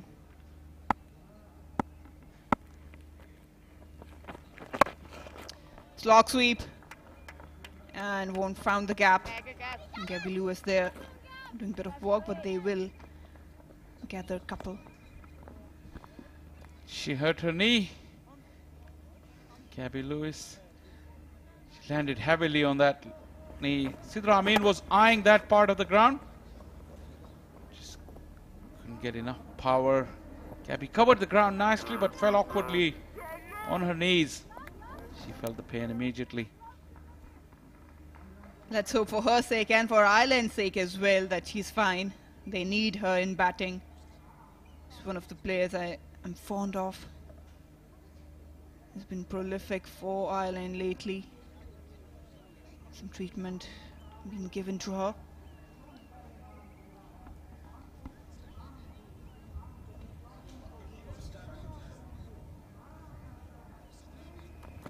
This is Sidra Amin. She's very good against Spain. Look at that, the conventional sweep, then the reverse sweep and the switch hit. She's cleared the offside, clearing that front leg. She's really been prolific against the spin. Not really allowing the bowlers to settle, moving around her crease. Once again, look at that, how deep she went inside her crease. Good use of the wrist on that occasion. All variations of the sweep shot. And that's the moment.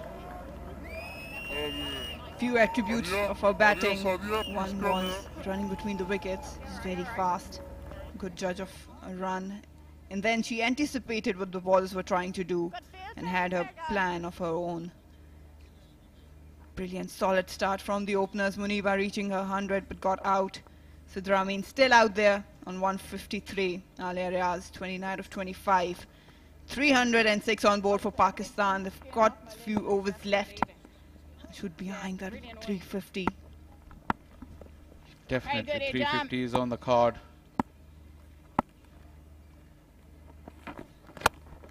Straight down the ground. There's enough vacant space there. We'll settle down for a couple. You also give credit to Sidra Amin for her fitness. I'm sure she may be tiring now. She's been there since the start. That power and timing seems to slightly elude her in the last 15 minutes or so. Pretty warm now and she's looks like getting tired. No run there. She likes to do that, shuffling across, eyeing that vacant area into the leg side behind square. Talking about her fitness, when we saw her score that 100 against Sri Lanka, it was extremely hot there. Conditions are not as hot here. She's really a very, very fit cricketer though. This time just chipped it, but safe. For Sidra Amin's sake. Running hard for the second one. That reflects how fit she is. One of the fittest in Pakistan's side, no doubt about it. See more evidence of her fitness. How hard she ran for that first run. She's breathing a bit heavy now, but she was really pushing. Jam. Great skills from you here, Jam. And look, in this over alone, she's run 3 twos. She's prepared to do the hard yards despite being on 157. Once again, Clough.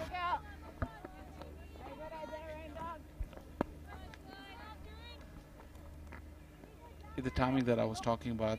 That has eluded her for sure.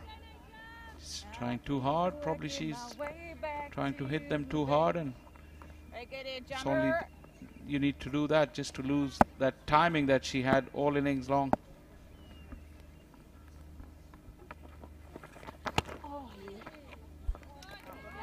That's the over. Dot to ended by Jane Maguire. 46 overs gone, Pakistan 311 for 1.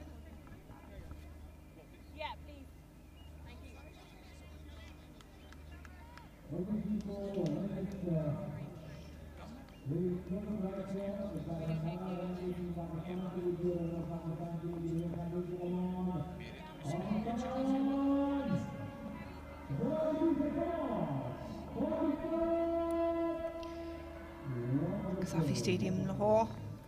It's a beautiful ground, and we're witnessing a historic series, highest total by Pakistan women. It's happening right now, right here, 311, still 4 overs to go. Pakistan do have a liking for the Irish bowling attack over the years. This is in the air and away from the fielder, and I think it's gone all the way. Very sportingly, the fielder at long off, she did signal a 6, and Sidra Amin continues to blossom. Has been impressive, Sidra Amin. This time straight down the ground, more safe. Found a good connection. She was struggling in the previous over to find the boundary, but this time effortlessly managed to bag maximum here. Moves on to 164.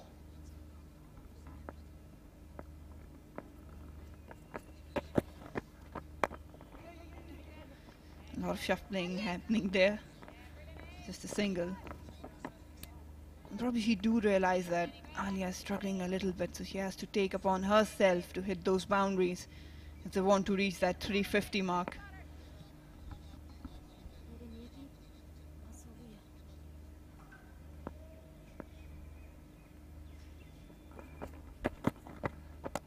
Full toss. Has he got enough? No, she hasn't. That's a brilliant catch in the deep. It took a while for I think it's Orla, to judge that catch, but in the end, some smile for Arlene. And Alia Riaz, that's the end of her. Gone on 29, couldn't really capitalize that full toss. Once again, all innings long, she's been searching for that timing. Once again, not finding the middle of the bat. And Ola Prendergast really covered the ground nicely, and very, very good catch from her, dismissing Alia Riaz. She walks back for 29, and Pakistan is now 318 for 2.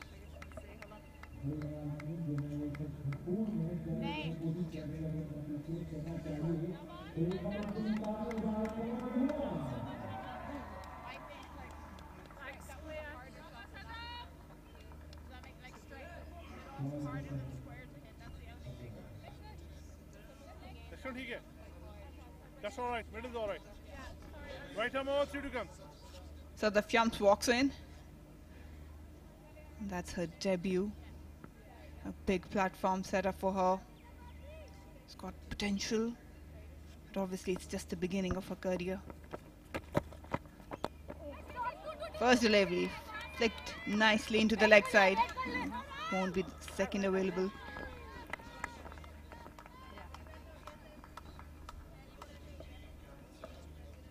It's the last wicket, Alia Riaz. All innings long, she was searching for that timing, and it never came, and it was brought to an end with a spectacular catch. Ola Prendergast really leading the way in the field for the Irish. It's good bowling. Right into the block hole. Arlene Kelly got her first victory, giving away 58. Bowling the 9th over. What a big day for Sadaf. She will remember this for a very long, long time. On debut, got off the mark on the first delivery. No run there. It's a full toss outside off stump.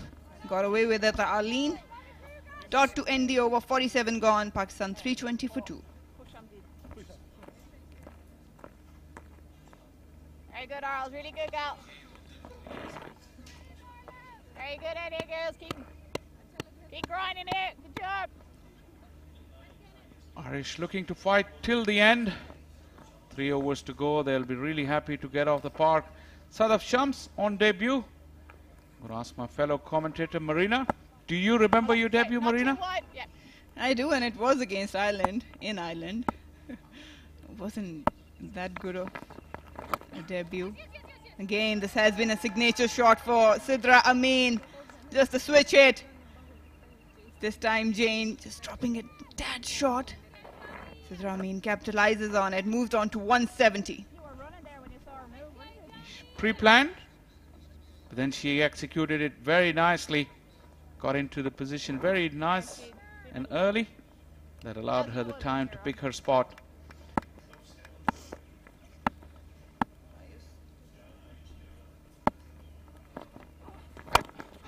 Brilliant, Jane. That's all right, Jane. Single is available for Sidra Great Amin. result, Jane. Sadaf Shams, I've seen her in domestic, I've played with her. Belongs to Grenade College, has been working her way up. She's a hard worker, good technical batter. It'll be a good exposure for her in these opportunities in the one days against Ireland at home soil. Obviously a proud moment.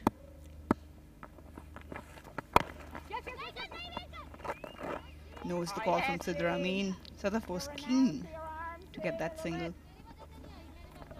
It's very little time for Sadaf to make an impression. She shouldn't think it that way. Pakistan is in a very strong position. Her job at the moment should be just to get the strike back to Sidra.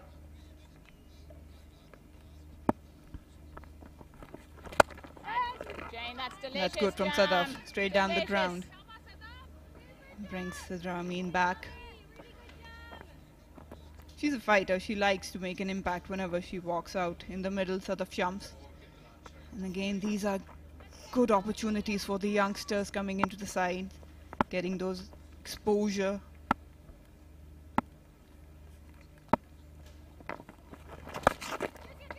Low full toss has been dealt, but just for a single. They've got protection in the boundary behind square.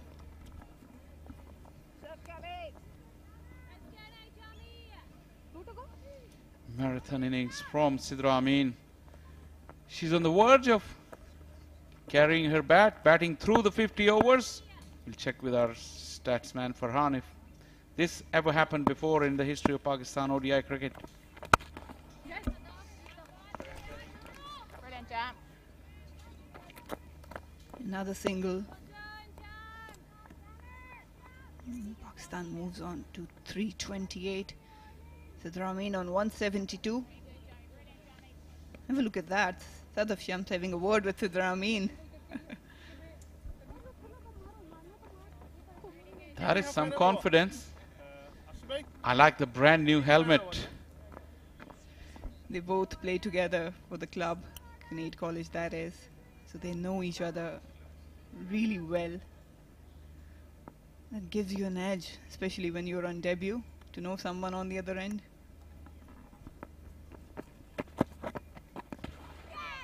Oh, she's been castled. Not a sort of debut she wanted, Sadaf Shams, but Arlene, she's got her second success now through the defenses of Sadaf Shams, and that brings an end to her debut. Arlene ended up on the ground. Look at that Yorker. That was just about the perfect delivery. A little bit of tail in at the last minute.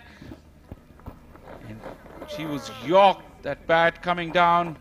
Couldn't come down in time.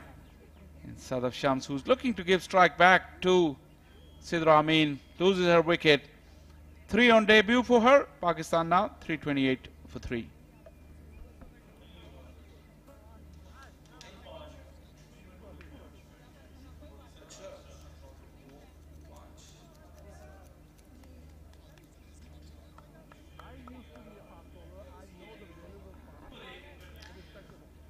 Fatma Sana, the all-rounder, comes back into the squad and now out in the middle to join Sidra Amin. She has huge potential with the bat and ball as well, has already made a lot of impact at international cricket. Missed out Asia Cup because of an injury, but for Pakistan it's a great sign. She's back and on the strike.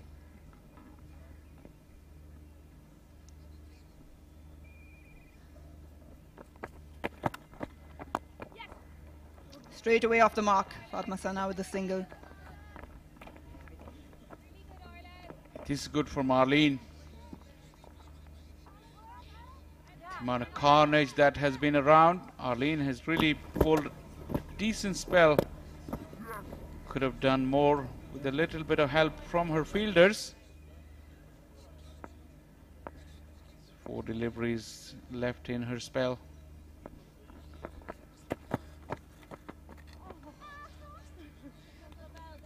Going away to create that room to work into the offside. Sidra Amin missed that.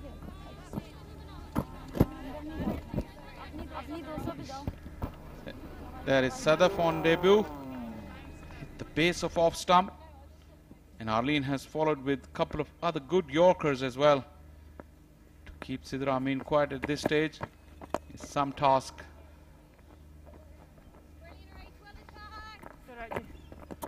They will surely have to work really hard when coming out chasing this total. A lot will depend on the captain Laura. Amy Hunter is one to watch. Gabby Lewis for sure. We've got Shauna as well in the middle orders. These are the ones they might bag on. A lot of shuffling happening. It's just a single. They are searching for the boundaries. Fatma and Sidra Amin.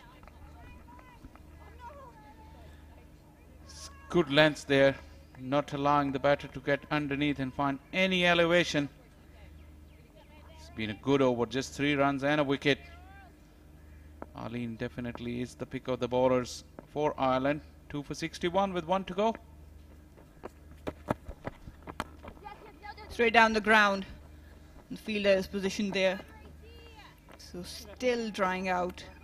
Boundaries, Ireland have been really good. Single to end the over, 49 gone. Pakistan 3-3-2 for 3. It's my promise because I'm not going to pass 4 times. Yeah. When you go back, you should be learning 10 or 15 minutes. Okay, yeah. No problem. Easy.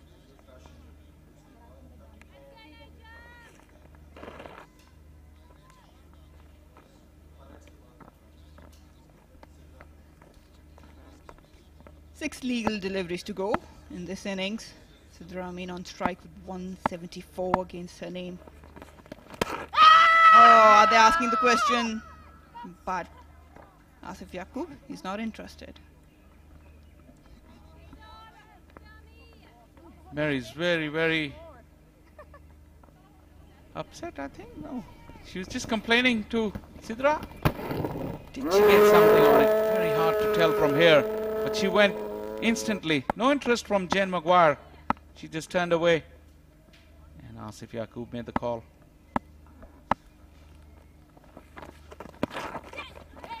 Again, that switch hit. 2 dot balls. Probably she would like to target in front of square. That's a more safer area and her strength as well. It's good bowling.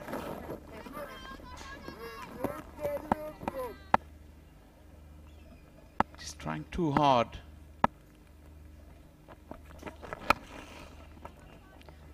Just a single there. They have been decent, Ireland, in later overs. Good length hitting, Yorkers, slower ones. Field positioning has been better from Laura.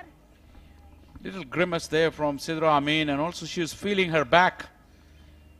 It has been a marathon knock, so it must have took its toll on her. 175. That's great skills, Jam. Great skills, Jammy. No boundaries. Very It's good, good Laura. bowling from Jane Maguire. Fatma Sana again searching and hunting to get something over the line. There's 2 more deliveries to go. If Arlene Kelly was good, look at Jen Maguire. None for 46. She hasn't got wickets, but economy under 5 under these circumstances, exceptional. Again, the length not allowing Sidra Amin to get underneath it. Just 3 singles so far of this over, final over of this innings. Final delivery to follow. She finally looks like she's ran out of steam now. You won't blame her. Final ball. That's a dot ball. Just backing away, Fatma Sana trying to go into the offside, but never found the connection. That's good finish from Ireland. Jane Maguire just giving 3 in the final over. Pakistan ending on 335, just 3 down. But what a spectacular innings from Sidra Amin. 176 carrying the bat. She took her time, but again she proved her mettle out in the middle. What an incredible knock, astonishing knock from Sidra Amin. She's taking the plaudits from Irish girls. Very, very sporting of them. But she'll remember this day for a very long time. Sidra Amin carrying her bat. 176 of just 151 deliveries. We'll double check with Farhan, but I think she's the first Pakistani girl to bat through the 50 overs and carry her bat, besides being the highest individual score as well.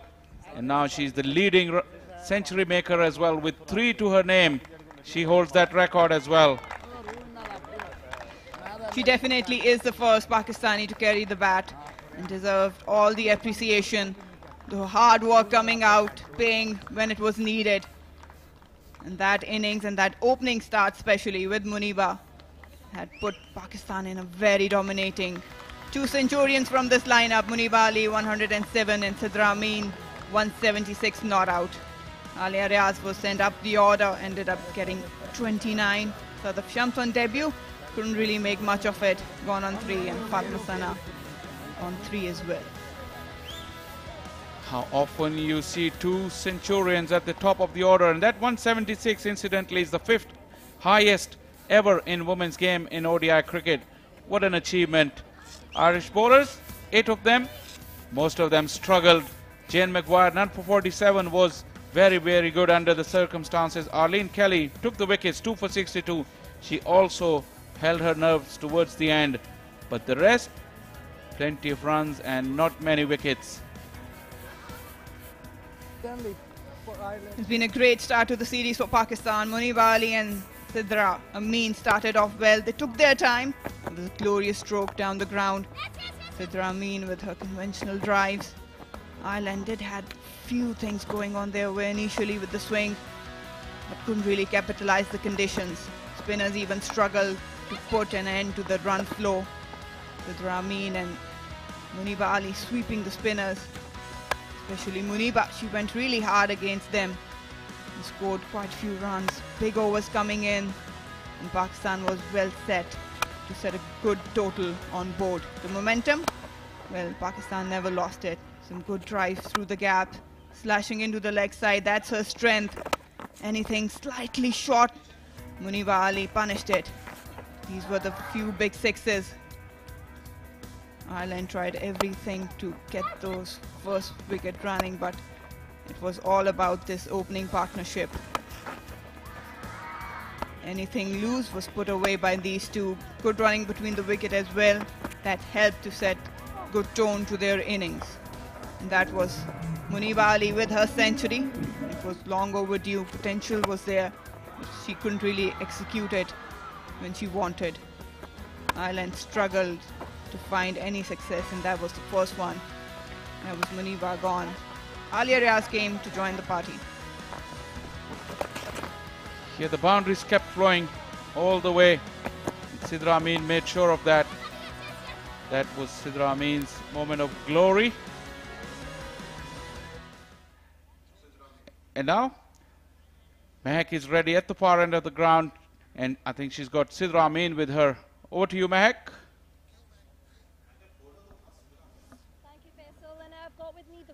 Moment. What a brilliant performance, great partnership, and just a fantastic knock, scoring 176 runs, which is the highest score made by any Pakistani ever. It's none other than Sidra Amin. Congratulations, extremely well played.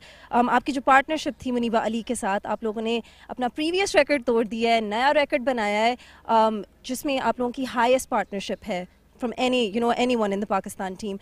तो लगता है कि जैसे आपको सिद्रा के साथ खेलना, opening करना और क्रीज पे उनके साथ रहना आपको बहुत अच्छा लगता है. पहले तो अल्लाह का शुक्र है और थैंक यू जिन्होंने मुझे चांस दिया और मैंने ग्रैब किया और नो डाउट मुनीबा और मैं काफ़ी देर से पार्टनरशिप कर रहे हैं so she knows my game and I know my game as well so अल्हम्दुलिल्लाह कि अच्छा रहा और टीम को भी फ़ायदा हुआ एट दी एंड। अच्छा अब हम बात करते हैं फॉर्म की। आपके लिए बहुत ही ब्रिलियंट ईयर रह चुका है सो फार। आपकी ये तीसरी सेंचुरी है इस साल में। You know you're one of the top players to have the most centuries in a calendar year और आपने जो रन्स भी स्कोर किए हैं just absolutely phenomenal। तो आप अपने परफॉर्मेंस को कैसे रेट करेंगी सिर्फ इस मैच में नहीं बल्कि जो आपका फॉर्म रह चुका है थ्रू आउट दिस ईयर? हाँ, पहले तो मैं कहती हूँ कि किसी भी इनिंग के लिए उसका हार्ड वर्क बहुत ज़्यादा पीछे होता है और प्रोसेस में रहना बहुत ज़्यादा ज़रूरी होती है। मैच में जब प्रेशर आता है सो एज ए प्लेयर हम जल्दी गिव अप कर देते हैं। सो आई नो माई एबिलिटी के जब मैं बॉल्स थोड़ी ले भी लूँगी तो इंशाल्लाह ताला मैं उसको एट दी एंड कवर कर लूँगी। सो मुझे अपनी स्ट्रेंथ का पता है सो मैं उसी पे रह के खेलती हूँ तो that's the main thing. Mentally strong रहती हैं और पेशेंट रहती हैं। यस कह सकते हैं। अच्छा और अब मैं आपको थोड़ा सा कंडीशंस के बारे में पूछना चाहूँगी।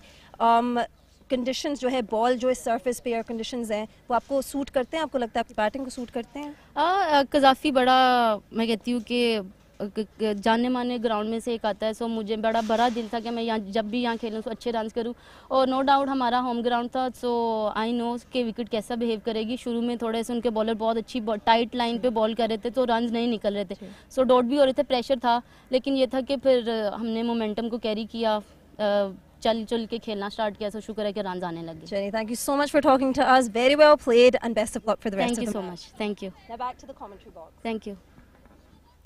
Sidra Amin, the Centurion, has been superb today. This is the target. Ireland will have to do some bit of batting to chase it down in their lot at 50 overs. We'll join you for the chase after a while. Stay tuned. Don't go away.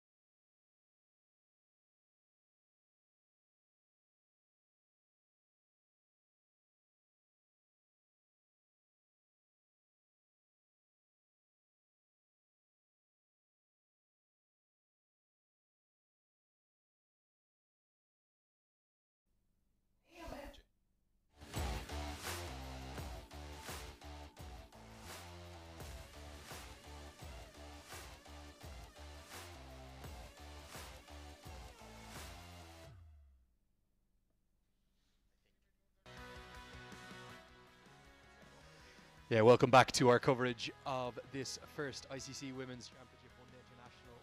It is Pakistan versus Ireland, and Pakistan have got this tournament, this series, off to a flyer. 335, record best score for Pakistan women in One Day International cricket. Has started the series in sensational fashion, and Ireland are chasing down a daunting total. And it's going to be Leah Paul alongside Gabby Lewis, two of the stars of the show with the bat for Ireland, both of whom are in pretty good form as well. We've seen Gabby Lewis and her quality at the top of the order. And there is Leah Paul, the left-hander from the Merrion Cricket Club in Dublin, in South Dublin, opening the batting alongside Gabby Lewis, who remarkably is still just 21 years of age. She's been around for that long. You think it would be a lot longer than that. Still yet to make a century in her career, but this could be the tour to break that record. Daughter of the former Irish captain, Alan Lewis, who I'm sure will be watching on proudly from Dublin in Ireland. And to open the bowling, Fatima Sana will get things going with some right arm medium fast. Andrew Leonard here. I'm delighted to have Sikander Butt alongside me. And Sikander, we saw fireworks in the first innings. Are we going to see the same from the Irish batters here as they chase down a daunting total with more than a run a ball required? Here comes the first ball. It's a very good afternoon to you. Good afternoon to you, Andrew. I guess they will have to if they want to keep themselves in the game. But I'll tell you what, I'm just again looking at the scoring pattern of Pakistan. So they were 49 runs in the first 10 overs. So they could have a similar start. The Ireland side could actually take their time, see the new ball off, and once that ball just gets a bit older, then things get a little better for the batters to handle it and play it along the ground and at will, so to speak. And the running between the wickets will be of great importance. So they'll have to keep that scoreboard moving and allow themselves to have those opportunities to get those odd boundaries. Well, it was the acceleration that was most impressive, wasn't it, from Sidra Amin. She brought up that 100 and 100 balls, and the last 51 went around the ground. 76 runs coming from her last 51. An innings she will never forget. The best in her career, the best in Pakistan women's career. It's led to that record total of 335. And for Ireland, their bowlers, with the exception really of maybe Jane Maguire, Arlene Kelly, and the captain, Laura Delaney, were all off their mark. And it's going to put a lot of pressure on the Irish batters, particularly the very talented Gabby Lewis, who's so important for Ireland at the top of the order. But there is power throughout the batting lineup. Amy Hunter, the youngster, hit the headlines around the world, the youngest ever centurion in women's ODI cricket. That was against Zimbabwe. And keep your eyes too on Orla Prendergast. Sikander, she can really clear the ropes. You need one or two of those players to actually accelerate or use the long handle when required. At this stage, I'd still very firmly believe that there's runs available on this pitch, and you've got to just apply yourselves, give yourselves that time. And that's something Gabby Lewis in particular has been working very, very hard on. Early in her career, when she was much younger and a little less wise perhaps, she used to be known as a dasher. She'd get you 25 off 15 deliveries, but then she'd find a way to get out. Great to see the fans in. And it's really noticeable, a lot of young fans too coming here to the Gaddafi Stadium.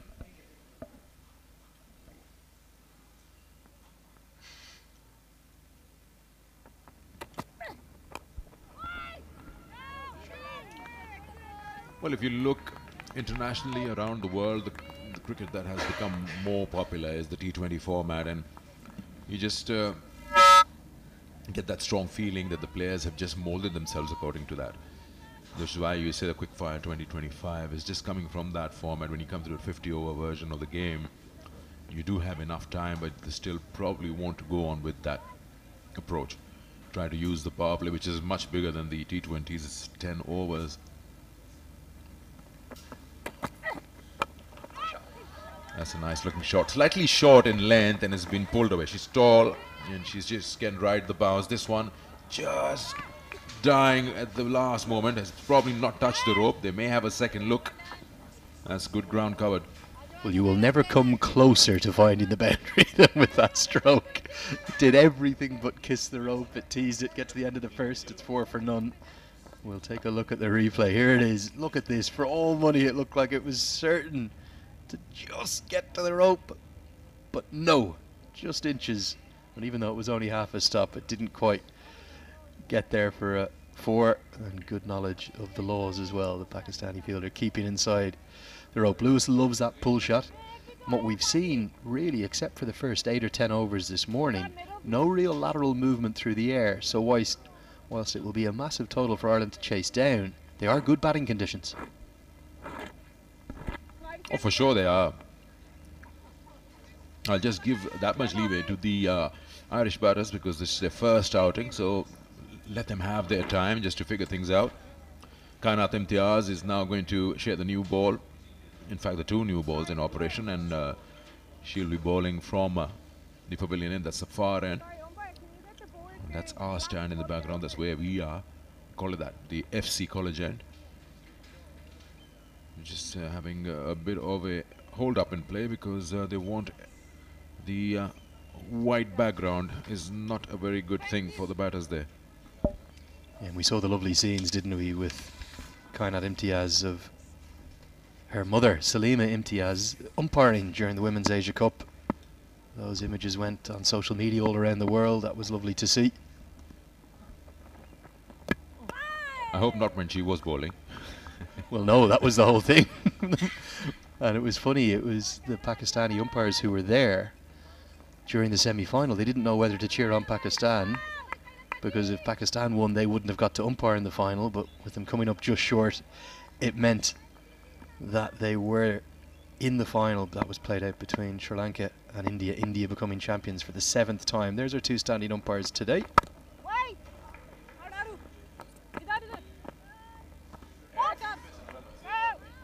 That is Asif Yaqub and Faisal Afridi, the standing umpires, joined by the 3rd umpire today, Imran Javed, and Ali Naqvi, the match referee, rounds out our officials. I think Kainat Imtiaz was probably a little disappointed not to play more during the Women's Asia Cup. I think she only played the 1 game. Back into action though with the ODI format in the absence of Diana Baig. That's gone through. That's really not good. That's sloppy. She got right behind the ball and then just let it go through her. Well, this is classic Gabby Lewis. A conventional, beautiful stroke. Yes, there is a misfield. It should have been stopped, but the power that Lewis possesses is something that isn't that common in the developing nations. Look at that, a beautiful drive. Look at the pace it's hit with. Deceives the fielder, runs away across this quick outfield for 4. That will get Ireland's chase up and running, the first boundary.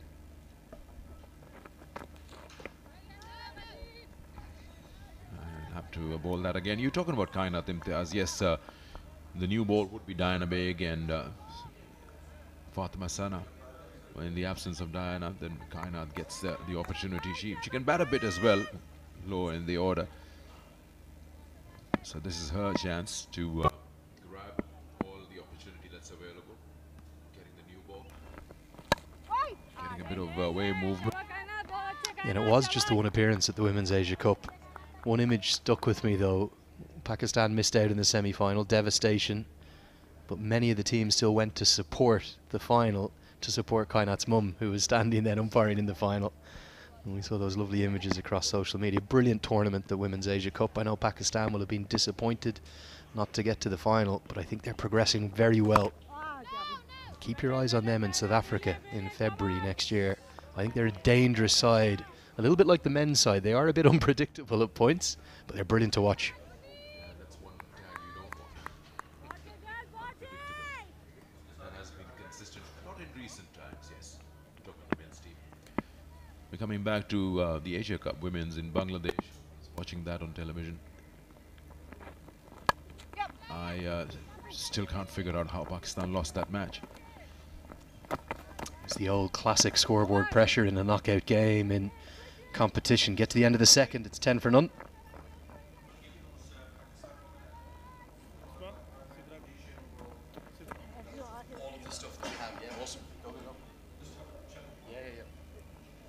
And there is the record of the home side in home one-day internationals. You might be surprised with that win percentage. I think that will go up in years to come. I think they're getting better and better as a team. And as you know from your career, Sikander, those home conditions, if you know them, you master them, you can use them to your advantage. Yeah, that's the thing. That's the important part. You would automatically expect an home team to have things in control because you know exactly what the pitch play is like, what the conditions are, what you can exploit, what you can't. Even the weather plays a role. And that's the percentage, 39.29. I would expect that to be a little better than that. But now that you say that these championships and these points, and with more cricket happening, more opportunities for all nations to compete at the highest level, that is something important. Should be continued. Just have to find the windows. You only get better when you play more. And the thing I love about this structure, the ICC Women's Championship from this year 2022 all the way through to 2025, just take a look at Lewis playing and missing outside the off stump. Width was there, but she couldn't make contact. Yes, it will give you the certainty of potentially qualifying for the Women's World Cup. That'll be a real target for Pakistan. The top 5 teams will go automatically through to the 2025 Women's Cricket World Cup. But for a country like Ireland, top 5 might be out of reach. But the exposure, the benefit, the opportunity that they're going to get from playing the best teams in the world, not just on a one-off game, an occasional match that maybe Ireland would have got in years gone by. But now they're getting full tours, full series. And it's the stuff of dreams for all of these young women's cricketers to come to the Gaddafi Stadium to take on some of the best in the world. Stand by 7. 5 wide long stands, camp 5 long stands.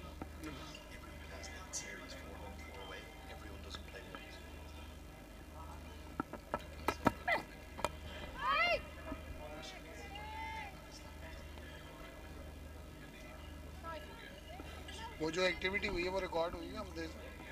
Again, if I was to open for Ireland, I'm just thinking this is my first outing out here. How do I approach this huge total? Just probably take a leaf out of what Pakistan did. Forget about the boundaries and a couple of sixes that were hit. It's about their strike rotation. The number of singles that was good. I think more than 100 have been dealt with in only singles. So even if you're trying to push the ball around, make sure that the scoreboard is moving. Nicely done, not by the fielder, but just a single. That's just -1 from what you want. And I think in addition to that, I know this is much easier said than done, you almost need to just ignore the scoreboard. If you're Gabby Lewis, if you're Leopold here, you need to forget about the fact you're chasing down a record total well in advance of 330. You just need to bat right now. Get used to the conditions. There will be runs on offer. We've seen how quick the outfield is. We've seen if you can beat that infield, you're going to get good reward. Forget about the scoreboard. Bat, bat, bat. And if you can do that, you're going to get some good reward in due course. 3 gone. It's 11 for none.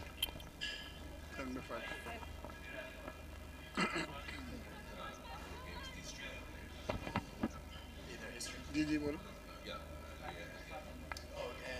कौन सा packet हो गया ready है अच्छा रेहान वो package ना हमारे पास ready है इस ओवर के बाद ना हम ले लेंगे कि there is an activity of children young girls playing cricket at Kazafi Stadium. So Gabby Lewis, Leopold, Gabby's Alan's daughter needs to come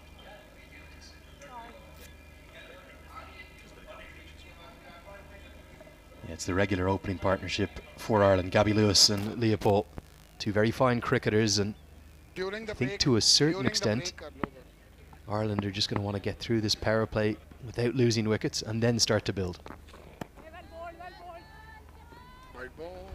Another wide. Kainat not really happy with that, but yes, it's always a wide because it's just moving further away. We haven't seen that much of a movement that what we saw from the 2 Irish openers with the ball. यार पाकिस्तान की captaincy कौन कर रहा है ज़िया से पूछे वो तो मेरे ख्याल है वो है ही नहीं फील्ड में. And certainly you'd have to think that this is an opportunity that Gabby Lewis is going to relish. We've seen her around the world playing in the women's 100, playing in the women's Fairbreak International Tournament as well.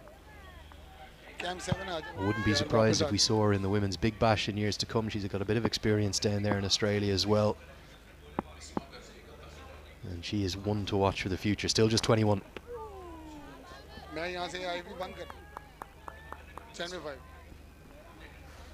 If she can start off somewhere from that off-stump line, then she'll be in business. Right now, she's a little wide outside the off-stump, and then that ball is moving further away. Just get closer to the stumps and probably just get that line perfect.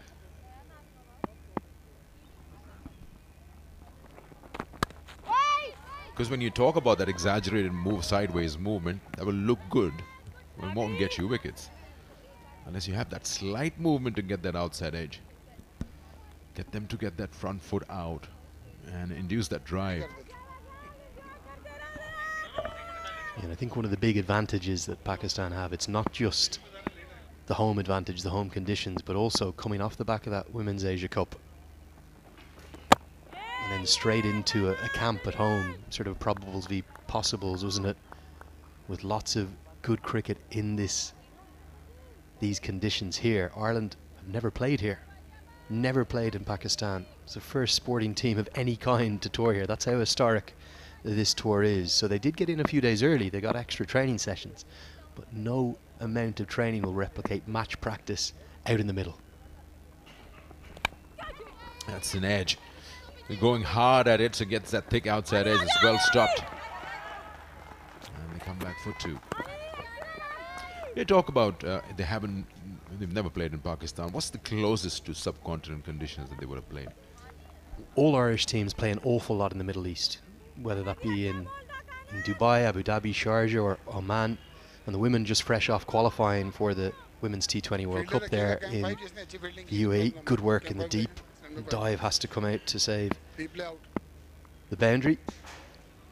But I think every country's unique, isn't it? This will be signalled as a wide outside the off stump, and not a great piece of keeping will allow 2 runs freebies to the total. But from my experience, this is my first time to Pakistan. Even within India or within Bangladesh or Sri Lanka, all of the conditions are subtly different. So we've seen here, we're probably only going to get movement for 6 or 8 overs. There's no extreme bounce on offer, so not very sharp turn either.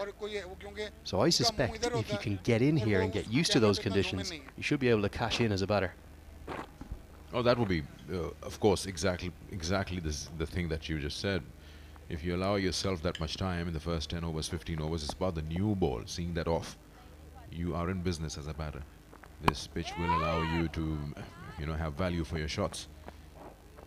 And of course, with the quick outfield, so runs are available. 4 gone, it's 16 for none. Yeah, and I think to build on that, that's why I was saying, Sikander, just forget about the scoreboard in this chase. Obviously, you always want to win every game you play. But chasing down this mammoth total, I think the best thing the Irish batters would be served by right now is not thinking about how they're going to score the 336 runs to pull off a phenomenal upset.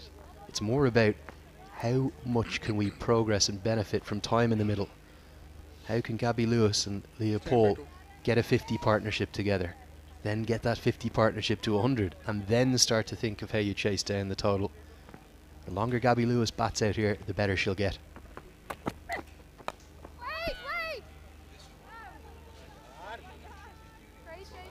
कितनी देर है उसकी duration कितनी है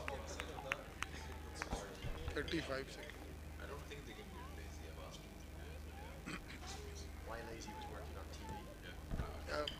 यार ज़िया से पूछना रेहान आप बिस्मा मारूफ तो फील्ड में नहीं है कैप्टनसी कौन कर Fatma Sana, she's got a wonderful story. Now, we'll talk about that after this delivery. White ball. There's a white ball again. I thought that was touch and go. Fatma Sana, I mean, it's a wonderful story. She, of course, as you would be aware, ICC Emerging Player of the Year. She came in as a net bowler out of nowhere when the West Indies had visited. Pakistan. And the next time West Indies visited, she was playing for Pakistan and caused a lot of worry to the West Indies, I remember. And then there's been no looking back from there. It's just that sometimes you find such a talent. She's quick, and she's worked on herself, even physically. I mean, she was very, very young when she came, but now as a fast bowler, she's developed those muscles. You can see. Yeah, and she ended up there at the women's CPL as well, didn't she? That's that connection with the Caribbean game. I think she's got a strong action. I think you're spot on. She's also just generating a little bit of late movement, which is the kind of movement you want as a seam bowler, and also dibbling a bit both ways.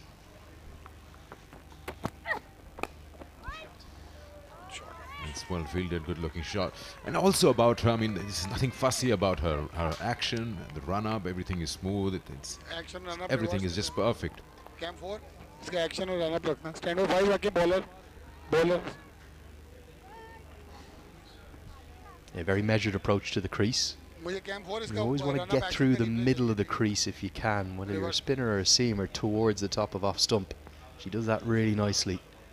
Looks like a repeatable action to me, something that isn't going to break down too often. And like you said, she's got stronger within her bowling as well. Oh, lovely delivery. It's just borderline there. But the idea is right. Trying to bring that slip into play. Just get a little closer. Because right now you're making the batters outstretch. And if she touches from there on, that will never go to the first leg. Brilliant moments just after the play and miss there from Leopold going down. Here's another look at the action. Conventional grip down the seam. But look at how late the movement comes here. So Lewis will have felt this was angling into her, and then it goes away. And she didn't really learn her lesson because the slip was in, but it skews away past what would have been, what, a third slip, something like that. She's going to get 4, but it's very fortuitous for Gabby Lewis. Yeah, that's what I exactly just said, that if you're going to bowl that far outside the off stump, outstretched batter, your first slip will never come into play. That would go somewhere flying through second or third even. There you go. That would have been probably down the throat of the third slip. And with that late movement, you might think that one slip in a gully is actually the way to go, particularly with 330 odd on the board. You can afford a few boundaries through the covers. Encourage Lewis to play her favourite stroke. Solid defense, 5 gone. It's 21 for no loss. वो activity ready है? There's an activity, Rehan. Ready. Roll. So lovely scenes during the interval between the two innings. Young girls from all across Lahore coming in and playing some fun cricket. This is scenes that you love to see. It's not just about the stars on the field, it's about inspiring the next generation. And it seems like everything the PCB are doing in recent times is working. It's growing the game massively. And we've seen the announcement of a women's franchise league. It'll start next year. And lovely to see them in and enjoying their time on the outfield at the Gaddafi Stadium. This fun and learning activity started off not so long ago. We had the Pakistan Junior League over here, and during the innings break you'd have the mentors, Shahid Afridi or Viv Richards or Imran Tahir or Colin Munro playing with these kids. So like a mini game, and of course a huge learning activity with Sana Mir, who's part of the commentary team. So it's you probably see the future cricketers out there who are actually standing at the boundary lines. Great moment for them to learn in that short span of time from great cricketers who've seen the highest level. Yeah, beauty there from Kainat Imtiaz beats Leopold outside the off stump. I think you're spot on, and we've seen great examples of that in previous years. Here's the movement again. Definitely after a errant first couple of overs from the two Pakistani seamers, they're now starting to hit their straps, starting to hit the areas they're targeting. Stand by 5. All about the future, and big smiles from the future stars backing their girls. Focus. She's having better opportunity, Kainat Imtiaz, coming round the wicket, as you said, that angle into the left-hander. It just works for her because she's getting that movement into the left-hander. With that right-hander on strike, she just needs to get a little closer probably, and you'll see that that away movement would help.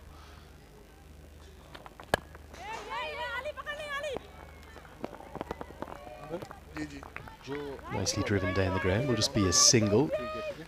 Ireland's preparation for this series definitely depended upon that diet primarily of the T20 internationals in the UAE during the qualifier, but also 3 ODIs at the end of August against the Netherlands. And in that series, Paul made her career best, 137. That was in Amstelveen. Ireland beating the Netherlands 3-0 in that ODI series. As this one's heaved into the deep, and oh, it's carried. And Gabby Lewis has got out to a delivery she cannot believe she's picked out. Deep fine leg. It was the ball that could have been hit anywhere into the leg side. It's come off a top edge, and Lewis has found a way to get out for 15. Yeah, you could tell by Kainat's sheepish smile, she knew that was a horrible delivery to be bowled, and that could have been put away anywhere. But it's gone straight into the hands of Ghulam Fatma. And yeah, the nod of the head, you can just see Gabby Lewis is pretty disappointed with that 15 of 27. Ireland 22 for 1.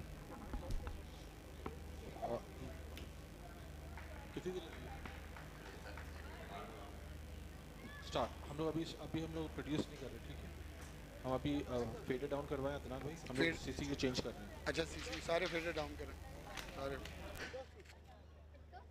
पूछ रहा हूँ आपसे, आप देखिए. मैंने तो देखी नहीं. क्या मारा था? उसे गैबी से पूछो क्या मारा था? मैंने बस कैच देखा था, मुझे लगता है उसने ये मारा था. अभी फुल टॉस से या वो थी ये नहीं पता.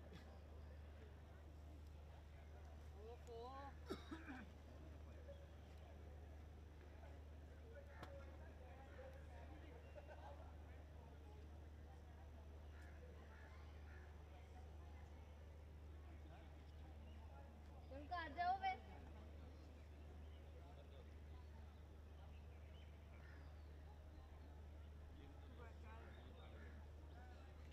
सर दर्द हो रहा है.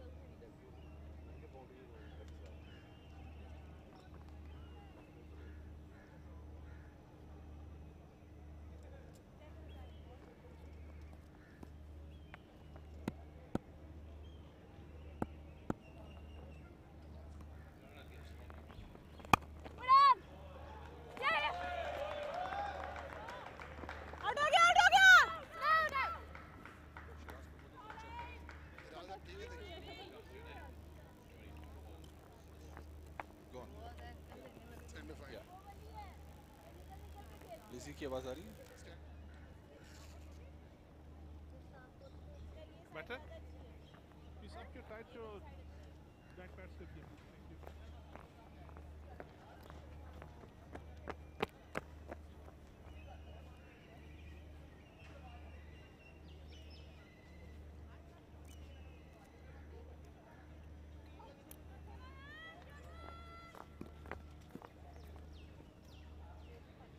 That's middle. That's middle.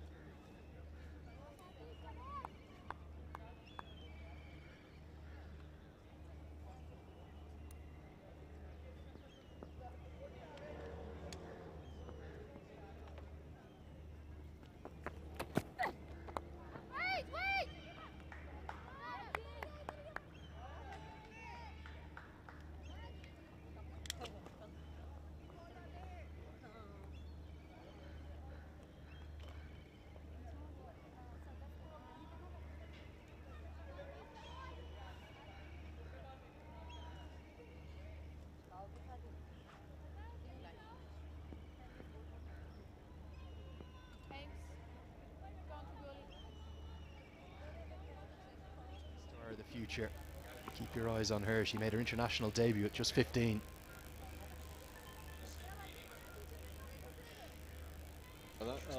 Sikandar भाई आप लेजी चेक करें लेजी चेक हो रहा है अब आ रही है ओके फाइन वी गुड अब आ रही है okay 17 years of age now, Hunter, and I know Ed Joyce in particular thinks the world of her.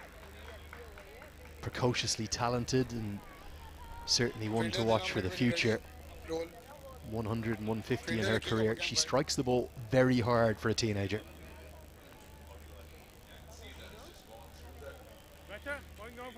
Replay out.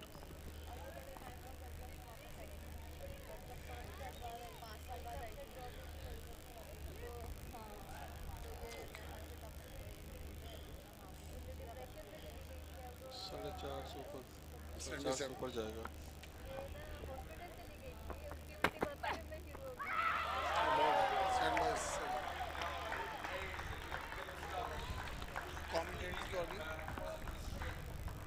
Commentators की audio on है नहीं आ रही.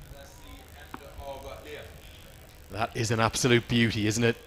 Exactly what you want as an in-swing bowler, coming around the wicket to the left-hander, shaping it back in. Look at where this starts. Starts right out around maybe a 5th or 6th stump, but it moves in swiftly to cut Leopold in half. The middle stump is rocked back. Paul's gone for 2. Ireland's chase in big trouble early. It's 24 for 2. Lows graphics, stand by 5.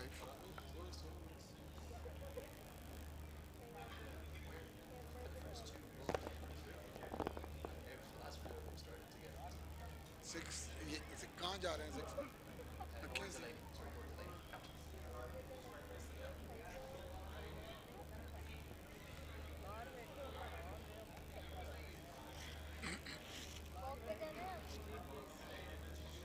यार ज़िया आपको बताता नहीं है अच्छा इसका नाम है ready हाँ वो इस ले लो animate The Irish skipper to the crease, Laura Delaney, in at number 4. She's in much earlier than she would have liked, as both openers are now back in the hutch. Gabby Lewis conspired to find a way to get herself out, caught down at fine leg, and now Leopold has been castled by a beauty. It brings the Leinster Cricket Club all-rounder to the crease, the captain of Ireland, Laura Delaney, in at number 4. For Ireland right now, it's a big mental game, isn't it? You've got 330 odd on the board, you've lost your 2 openers. It's a massive uphill task from here. Let's see the wicket. Roll. Have a look at the wicket. Wicket. Reverse. कोई audio नहीं वो why नहीं moms की audio नहीं आ रही stand में भाई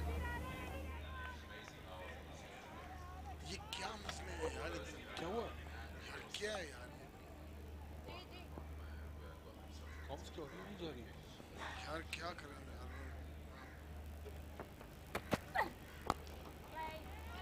And I think certainly what we're seeing as well is the additional skills that Pakistan seamers have in these conditions. Outside of the first 5 or 6 overs for Ireland, there was no real movement after that. But now, in the 7th over, we're seeing significant inward movement to the left-handers away from the right-handers. Great to see the young fans in. It tends to be a very young demographic that's enjoying the action here. But Ireland are in huge trouble right now.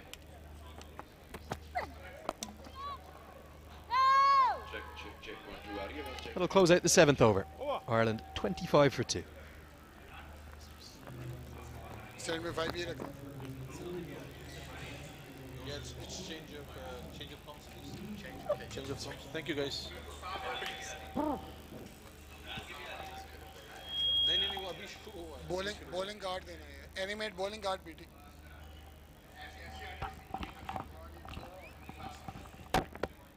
No, it's not.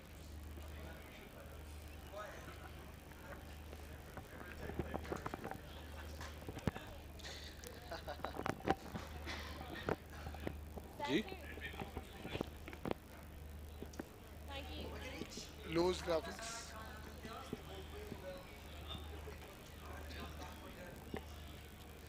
यार आप matches डाल दो, wickets डाल दो और strike rate, बस 3 कर दो एंड स्ट्राइक रेट डाल दो.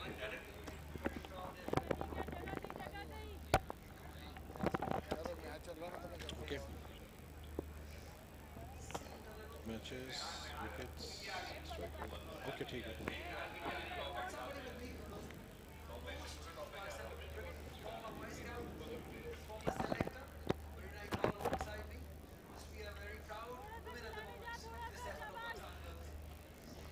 Definitely. I mean, the way Muniba and Sidra started and then they capitalized the foundation provided.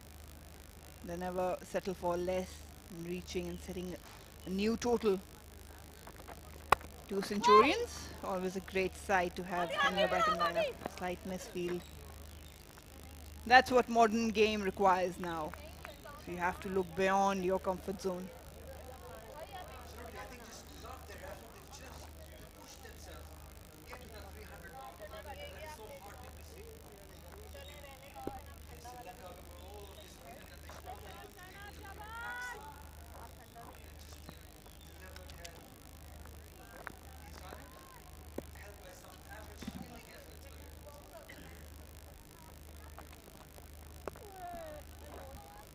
Yeah, but most of the part, the 2 openers were very tidy in their approach and stroke play.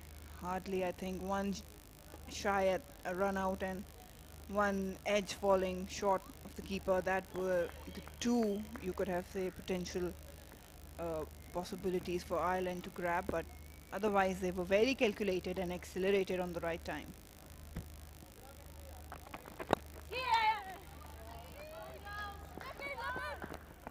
Fielding probably was the disappointing part for Ireland. Both sides that really gave that momentum to Pakistan that was required, and they've just posted this king side total 335. That's just amazing effort, and now they're doing it with ball also. Couple of early wickets. That's what you want to see. And now it's the bowler's job. They should restrict them according to their strength. Don't let Ireland get away with any freedom. They've got a decent bowling lineup as well.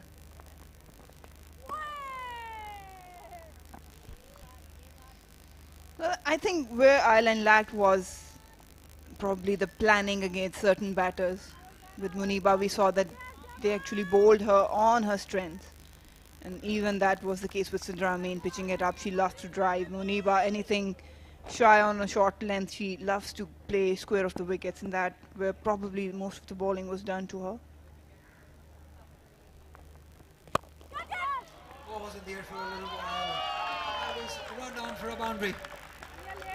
Much needed boundary for Irish girls. Not that convincing by Amy, but she'll take it. Kainat Imtiaz, probably one of the best fielders. It's never easy in her own follow-through. Was far away, but could have been a better effort from Alia. She's better than that. It was pure timing, raced away to the boundary, straight down the ground.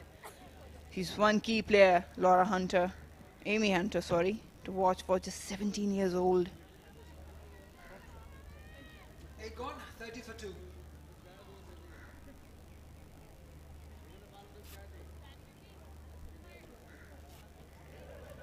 That's middle.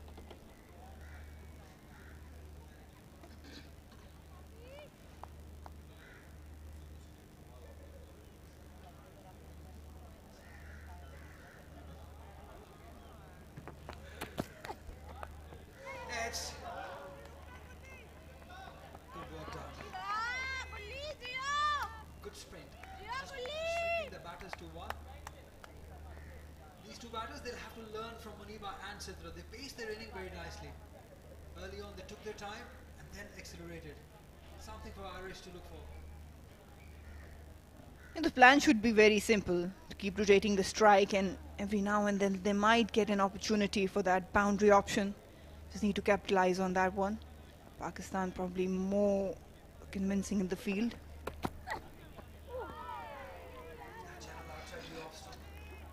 That is where she is so good at, Fatma Sana, right outside the off stump, and that length is the key. We saw in the first inning, Irish bowlers, but the 2 full deliveries were bowled. There's a familiar face. Luba Hassan, she's not included, she's not fit. They definitely miss her in the middle. She's enjoying the game. It's good to see her there, witnessing her team. It's always a pleasure and an honor to play on home soil, but unfortunate for her, she's been superb, but injured at the moment. Wait. Well, they lost one, they got one back. Fatma Sana, she was unfit before this series, so they've got Fatma Sana back, but unfortunately missed out on Tuba. That can be a huge loss for Pakistan, just for this series, by the way. Probably she will be returning for T20Is. We'll have to wait for that. But yes, Fatma Sana is back. She's been a very handy prospect for Pakistan with both ball and a bat, and superb fielder as well.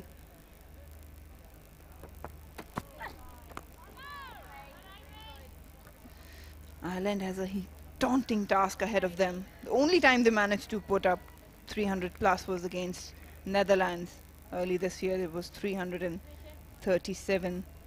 Laura and Gabby Lewis were the ones with the Centurion start. Another familiar face, in fact two of them. Gulfaroza on the right of your screen and Natalia Perez having some shades on.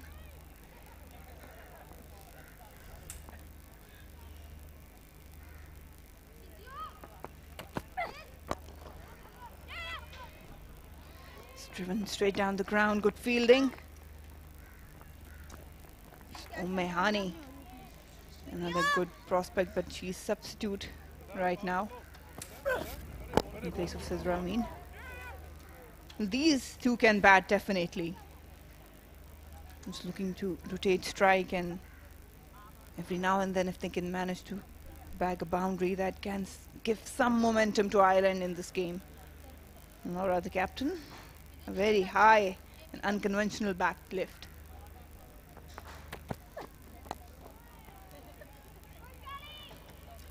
A dot to end the over.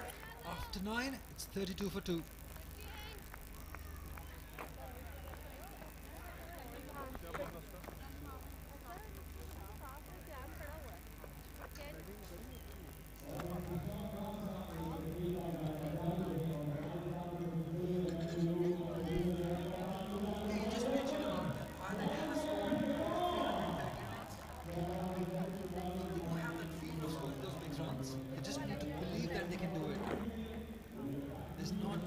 Happening from the pitch, they have to play this normal cricket, look to accelerate towards the end of the inning. Maybe that can be the idea. At the moment, because they've lost 2 wickets, they cannot afford to lose more.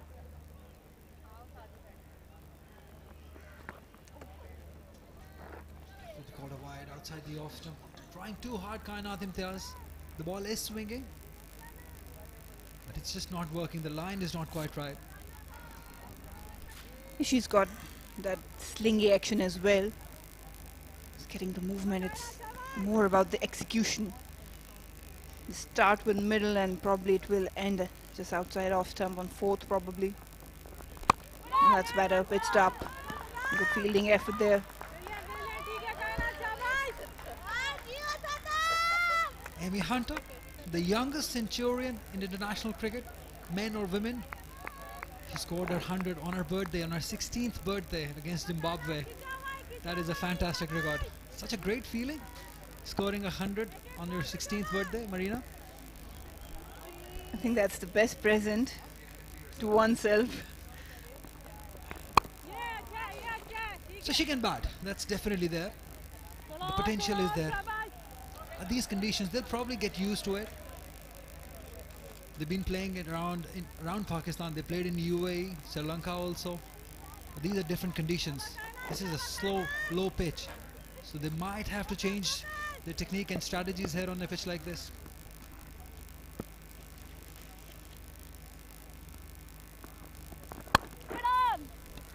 Rina, I have a question. Amy is the youngest. Who's the second youngest to score an international 100?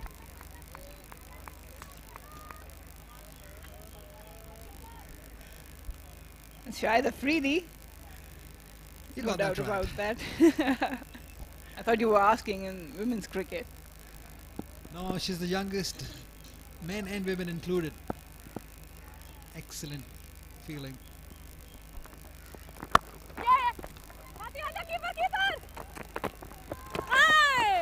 There was a chance, but she did well.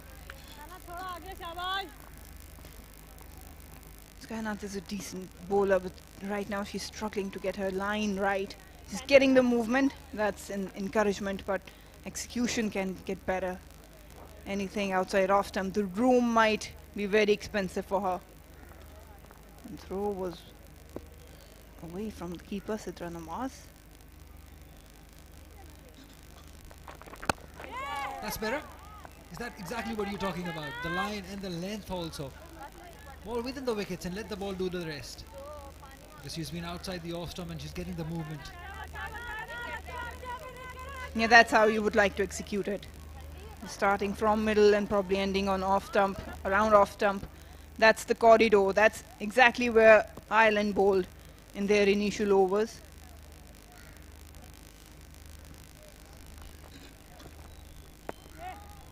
Again, swing available for Kainat Imtiaz.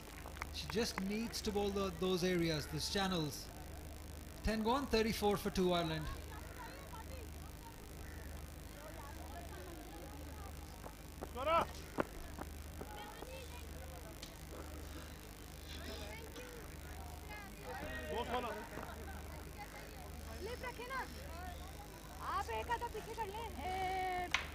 Ireland definitely has the potential of batting, there's no doubt about it. But they do heavily rely on Amy, Laura and Gabby. Gabby is back in the hut, scoring just 15 today. Mia Paul, another one that they would like to rely on. Down the order, Orla, yes, she's a good all-rounder. And probably Mary, one of the veterans. She'll have some role to play. Got a lot of all-rounders in their lineup. Change in bowling, Nashra Sandhu, left arm, has been exceptional for Pakistan. Match-winning spells, economy of 4, best is 4 for 26, 63 wickets.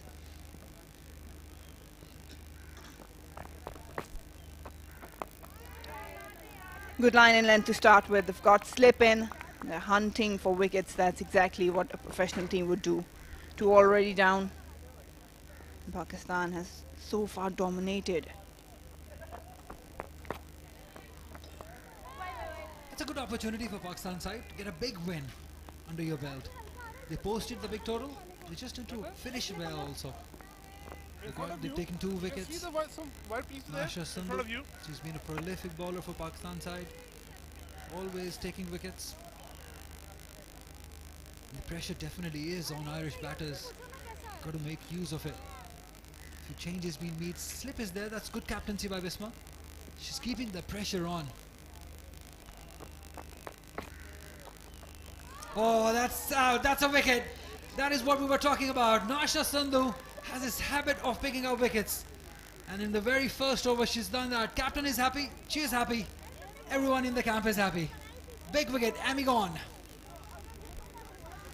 First one for Nashra Sandhu, third for Pakistan. Amy Hunter probably way too early out of the blocks. Nashra, she's a smart operator.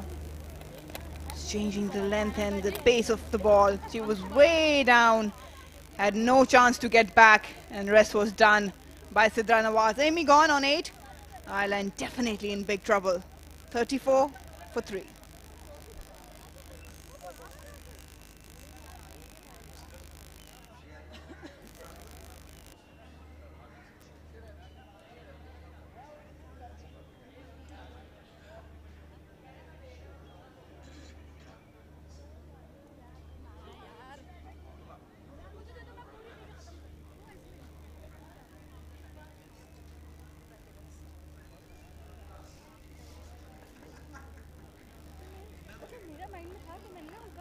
Orla Prendergast.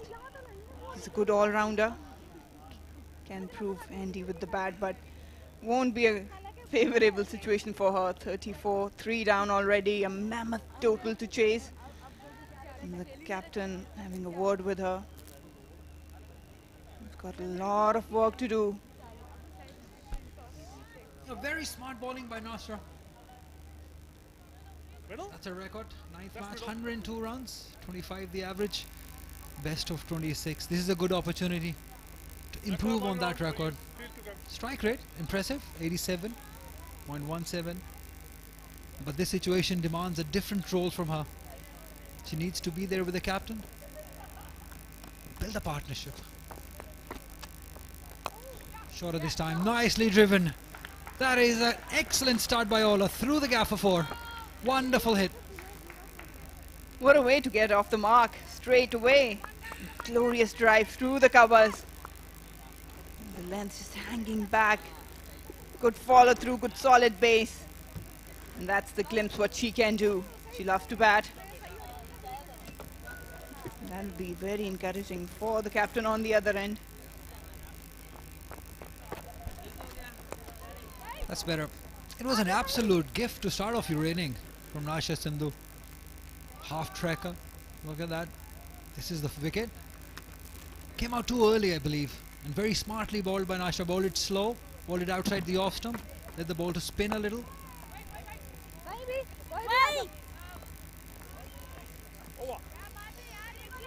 End of a successful over by Nasha Sindhu. It's 38 for 3.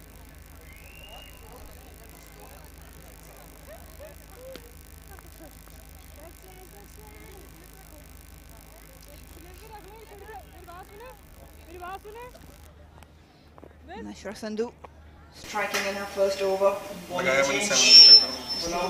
runs. Spin in full operation now. We've got Ghulam Fatma from the pavilion end. Leg spinner. She made ripples in the World Cup. That was the ODI. Probably more preferred this format. Let's have a look at that. Sidra Nawaz, the glove work. Seems very tight to me. Where she collected, was it in front of the wickets? Probably a slower version can clear things out. She's usually very neat and clean, tidy wicketkeeper. I think she's done well. It was close, yes. Beautiful. That is a beautiful start by Ghulam Fatma. We know what she's capable of. She would give the ball a lot of air. You'll have to generate the strength. She has immense control on that length. Yes, she is slow through the air. But the way she lands her. There you go, just hanging back. They've got protection. It's never easy for a leg spinner to be that consistent, but Ghulam Fatma over the years has gained that control. She can vary the pace, but her length is pretty much consistent. The numbers, they don't really justify her presence, but she's one great leg spinner. Best 4, giving away just 21 runs.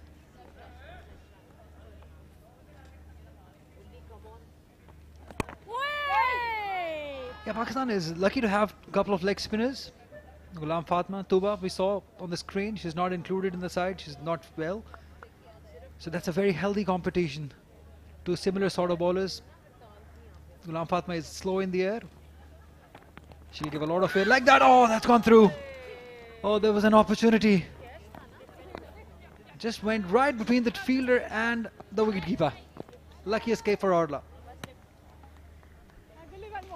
That's what she does. Ghulam Fatma just entice the batter to go for that drive. Orla just kept on waiting and then a wild swing. I'm not sure if that's Sadaf Shams. He's too wide. She's not quick. Ghulam Fatma, yes, but still you have to be a lot more closer to the keeper. That was a huge gap. Yeah, I do understand that she has to be wider because she's bowling slow, but that's too wide. That's a proper gap. Now she's done better. She's just moved towards the left just a little. One step maybe.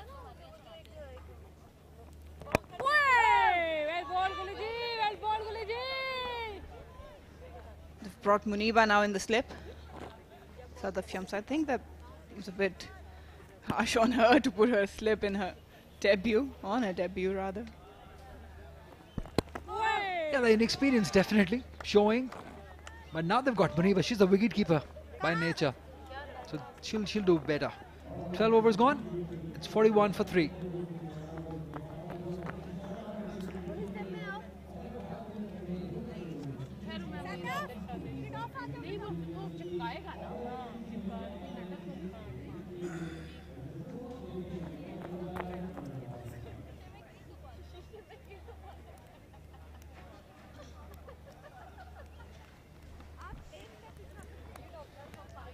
these two batters, they have the challenge of facing two very quality spinners.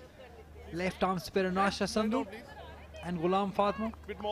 Remember the spell she bowled against Sri Lanka in the first ODI at Karachi. She took 4 wickets. Nasha Sandhu, we know that she's capable of handling lots of batting side. She's very experienced, also been around for a while now, Nasha. You've been the selector yourself, Marina.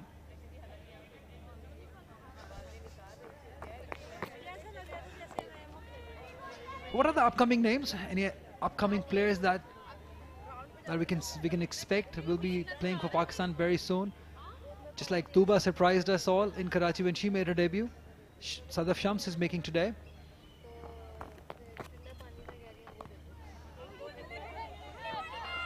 Oh, mix up in the middle and a vivid throw. They could have done better. I'm not sure who the fielder was. But Nasha Sandhu had to reach for it. Ghulam Fatma. It should have been a run out. Another hiccup for Ireland. The skipper was never interested. Yeah, better throw was required. Or even Nasha Sandhu. Had she been right behind the stumps, things would have been different. But the throw was really vivid. It's no way she was getting it.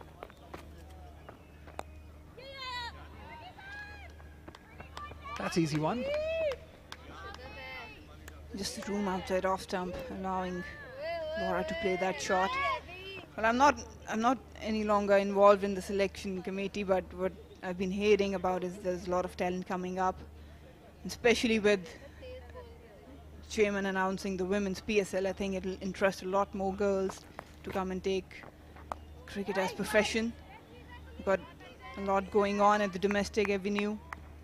Under 19 World Cup is just around the corner. We've got under 18s working, academies are working in, so I think it's good signs. I'm sure a lot of talent will show up. Absolutely. I think with more teams coming over to Pakistan, I think this will help a lot.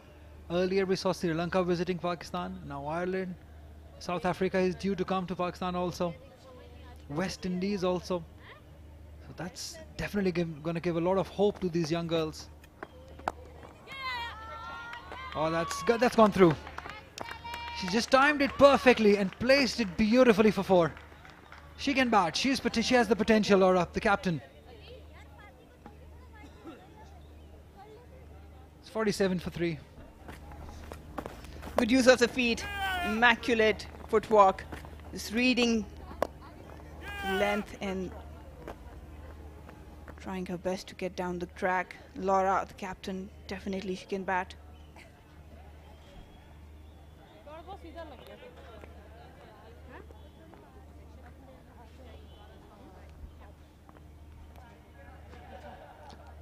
Those 3 round dots, I think that's going to hurt Ireland up the order. Inside 13 overs, they've lost 3 wickets. And in comparison, Pakistan, they didn't lose a wicket until 36th over. That's the difference between the two sides. It's firmly hit, but nicely fielded by the captain herself. Bisma Maroof, always a proactive captain. She likes to attack, aggressive one. Got a tight ring of fielders around the batters.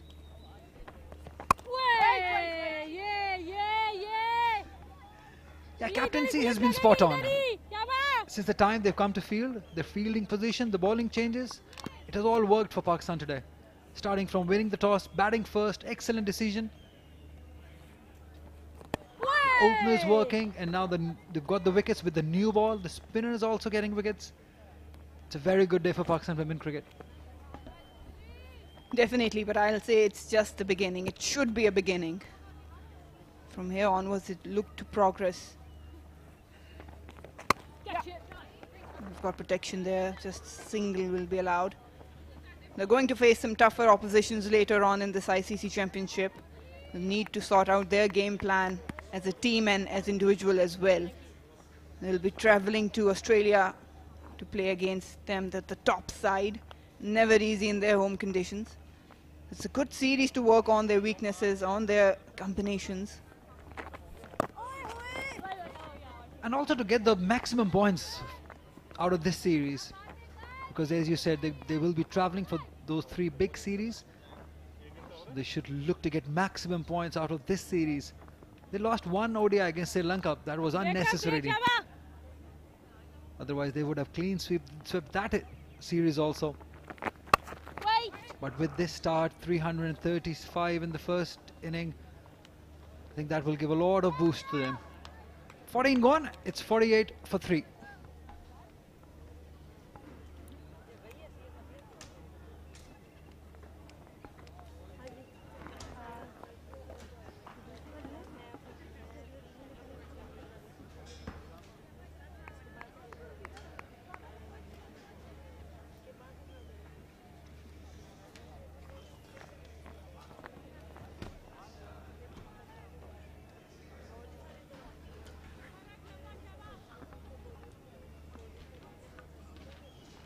.48 for 3 Ireland.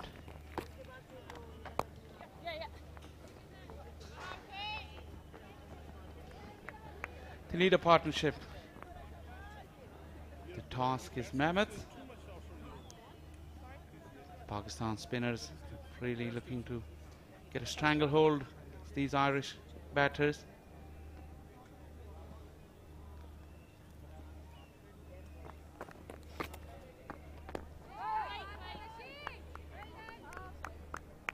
Good time to say a very good afternoon to Andrew Leonard. Yeah, very good afternoon, my friend. Great to be with you. Great to be here in Lahore. As you see, the hashtag back our girls. Remember, there's 2 teams in green out there, not just the one, Faisal.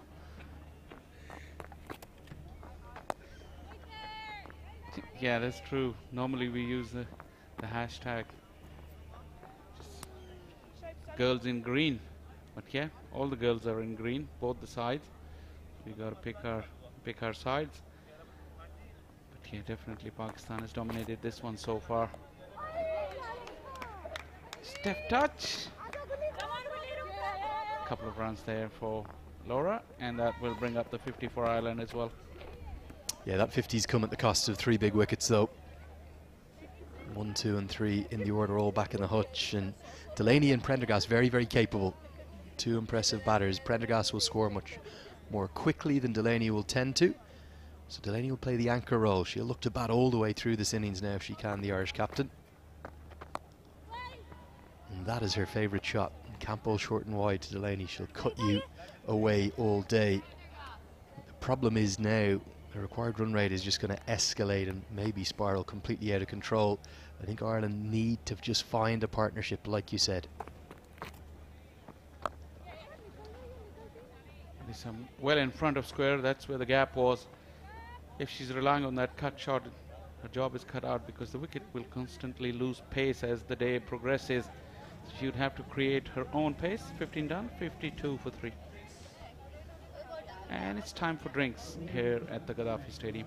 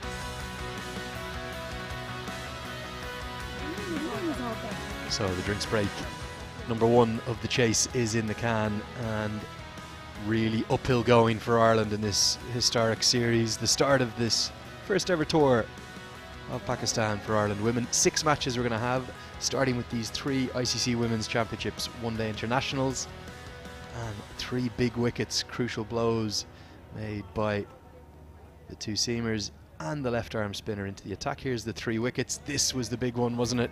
Gabby Lewis is going to watch this replay and wonder how, oh how, she picked out the only fielder in the deep. Then there was a beauty cutting Leah Paul in half. A very clever piece of bowling, just holding it back to catch Amy Hunter. Stumped and short. They're the 3 wickets to fall so far. Very rounded, balanced attack for Pakistan. Yeah, indeed. Good to see Fatma Sana back from injury.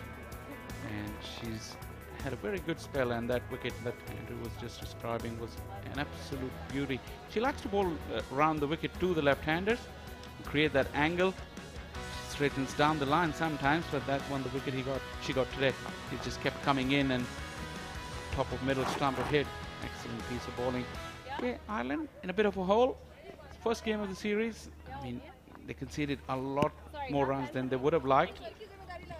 It's a good opportunity for them to assess the conditions and some of the batters to have good time in the middle for the remainder of the series. Yeah, I think the reality of this match, where this is placed right now, that is the primary task.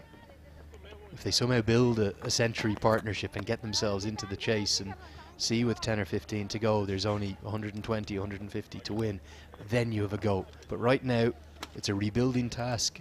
There's 2 more critical ODIs, as we've seen in the Men's Super League. All the games are worth the same. Whether it's the so-called dead rubber. There is no dead rubbers in these series. Even if you're 2-0 down, you can find a way to win that 3rd game. It's worth just as many points as the first game. So for Ireland, in completely alien conditions, never been to Pakistan before, there's much to learn in this chase. And they'll want Laura Delaney and Orla Prendergast to bat as long as they can. You make a good point. The longer they stay in the middle, it's funny and it's intriguing that how things become easy, and for a moment you will be looking to just search where your next runs is coming, and then if you spend some time in the middle, it started to flow for you, and you get into the rhythm, and then that chase, which is looking a very, very mammoth one at the stage, you give yourself a chance by staying in and just taking it as deep as you can. Faisal, have you seen Laura Delaney's favourite shot yet? I told you she loves the cut. 3 in a row, not able to find the gap though. Yeah, the problem is she have to create all her pace. It's very little from the bowler. And that is a good one. That's a great use of the feet. Went right back in her crease and smashed it well in front of square. That is a much needed boundary for Laura Delaney. Yeah, a big smile, and with due cause. That's a stunning stroke. Look at the way she's picked the length up here. You're going to get a great example side on. Yes, it was a short ball, but after 3 consecutive cuts that all found the fielder, because there's only 4 fielders on the leg side, in fact there's only 3 fielders on the leg side, I'll correct myself, there's lots of space to work with. And she gets good reward. This time uses her feet down the track, unable to get through for a single. Just the 5 runs coming from that over. 16 gone, Ireland 58 for 3.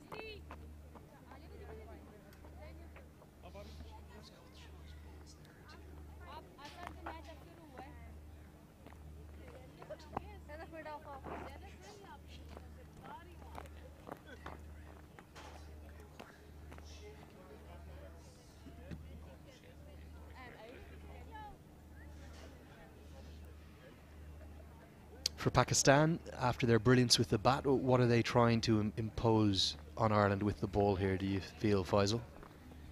Pakistan's definitely missing Diana Baig in the pace department. they're very well equipped in spin department. Even if Tuba is not available, left arm spin of Nashra Sandhu and Olam Fatma right arm leg break. Alia Riaz is into the bowling crease now. She hasn't been bowling regularly lately. She used to be an all-rounder. These days she purely plays as a batter most of the times.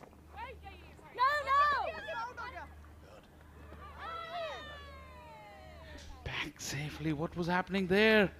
Bit of a brain fade. Well, a real mix-up, wasn't there, between Orla Prendergast and Laura Delaney? And Delaney says, Orla, what were you doing? You've hit it straight to the fielder and you've just started running. There was never a single there. Look at this. Straight to the fielder. Delaney immediately says, no, no. And just as well, Prendergast turned quickly. She's only just got home. Yeah, the throw wasn't strong enough. She didn't like that. Yeah, they have had problems with their running between the wicket a couple of overs ago as well. One thing that is great to see for me, the difference between Sylhet in Bangladesh, where the Women's Asia Cup was hosted, and here in beautiful Lahore in Pakistan, we barely saw any seam bowling in Sylhet. It was generally a minimum of 15, 16, sometimes 17, 18 overs of spin per 20 in the innings. But now with the change of format coming to ODI, as Prendergast works us away for a couple into the offside, we are seeing seamers being given their chance. Ireland used lots of seam, and Pakistan are even turning to a more part-time seamer like Aliyah Riaz here. Yeah, I saw that event, and spin was almost spin all the way, and teams very early on realized that there was no point putting pace on the ball, and spinners really play the key role in there. But here, to my surprise, I mean, even this Qazafi Stadium pitch, which is normally a very slow-paced pitch, it does have a little bit more pace. We've seen a lot of good back foot strokes here, which is not normally the case. Slide down, please, slightly down. That's center. Which is good to see. I mean, we can get to see all-round range of stroke play when you have a wicket which has a little bit pace, and the pace bowlers are in the game as well. Clearly adds a different dimension to then just spin all the way. And certainly the tactics were very evident, weren't they, for Pakistan in particular in Sylhet. It was one seamer and one seamer only. When Diana Baig was fit, she played. When Ayman Anwar, who took the winning wicket against India, that famous moment, went around the world, she was the sole seamer. We didn't see any of Aliyah Riaz. She was playing as a batter only. And we saw plenty of Omama Sahail's part-time off-break. She's not in the team. And much to my surprise, neither is the left-arm spinner Sadia Iqbal, who was one of the stars of that tournament. 17 gone, 61 for 3. Ireland just starting to build now.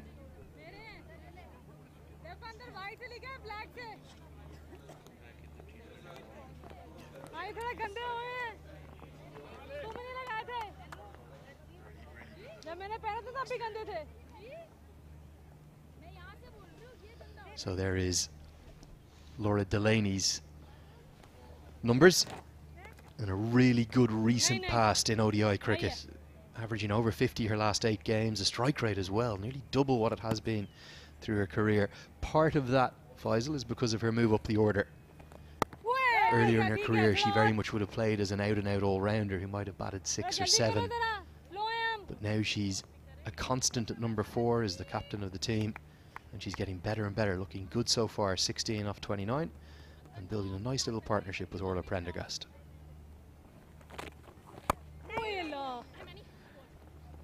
Itching to go down the wicket and get to the ball on the full. Prendergast, she's taking her time, and like Andrew, you've been telling me, she's a big hitter. She can clear the ropes easily. She's very important for Ireland's scores in this game. The longer she stays there, I'm sure she'll find that rhythm. We may see some big hits from her. Talking about Irish cricket and the community aspect of it, it's a real family game back in Ireland. You tend to see any families that get involved in cricket, everyone does something. My dad used to be the scorer at my cricket club. For Laura Delaney, her brother's Gareth is playing in the T20 World Cup there in Australia. Good use of the feet here. It'll just be a single out to the sweeper. But for Orla Prendergast, she comes from real cricketing stock. Her dad was a bit of a legend of the club game in Dublin. Her brother Joe plays for Pembroke. And there's Delaney's number. She's getting better and better. The Delaney name in Irish cricket is iconic. There's brothers and sisters and cousins. Her dad is an umpire, Paul Delaney. And in Ireland, cricket is a family affair. No relation to Rachel Delaney though. She's in the same squad. But Louis Little and brother, he's playing in Australia over there. Once again, good use of the feet, finds the gap as well. This is a forceful blow. The first real signs of power from Prendergast, earns her first boundary. And that's the power that Orla Prendergast possesses. It was again just a little short, not incredibly short, but look at the replay. Forward press and then deep in the crease. Bang! Hit away with good power and good placement too. No risk in that stroke. 4 more to the total. End of the 18th, Ireland 67 for 3.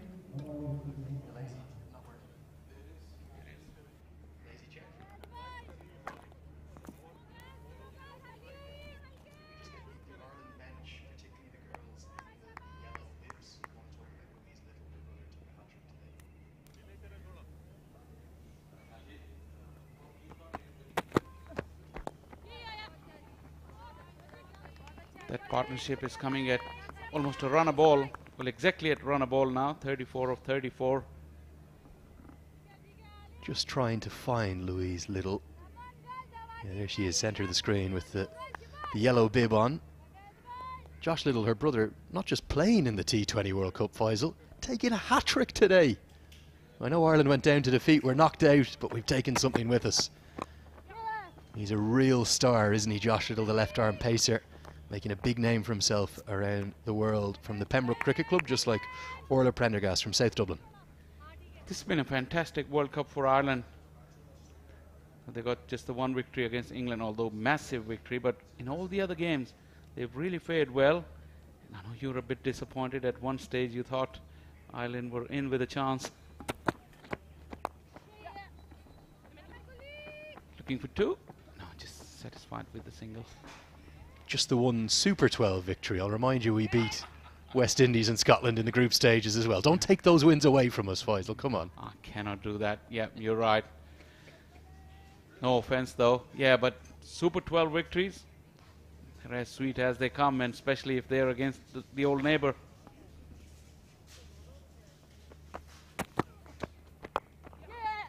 Yeah, and joking aside, Faisal, a brilliant campaign for Ireland, but I do want to speak about something on a very serious note. For Irish cricket, the journey which we have taken over the last 15 to 20 years. When I was growing up in Dublin, the sport was very much a minority sport. You can see Ed Joyce, he was one of the first to really blaze the trail, going over to England, making his name with Middlesex and then Sussex, maybe the best batter we've ever produced. It was very much a niche sport, a very small, tight-knit community. And if you were to tell me when I was growing up that we would have our men's side playing at the T20 World Cup and competing and winning matches on the same day that our women's national team was playing against one of the best teams in the world here at the Gaddafi Stadium in Lahore, I would have said no chance. I would have said that will never happen, not in 50 years. So that shows the journey and the path that Irish cricket has taken. It's a learning process for the women's team. They may not win today, but they'll win in the future. It's been a great story of the growth of the game in Ireland. 19 gone, 72 for 3.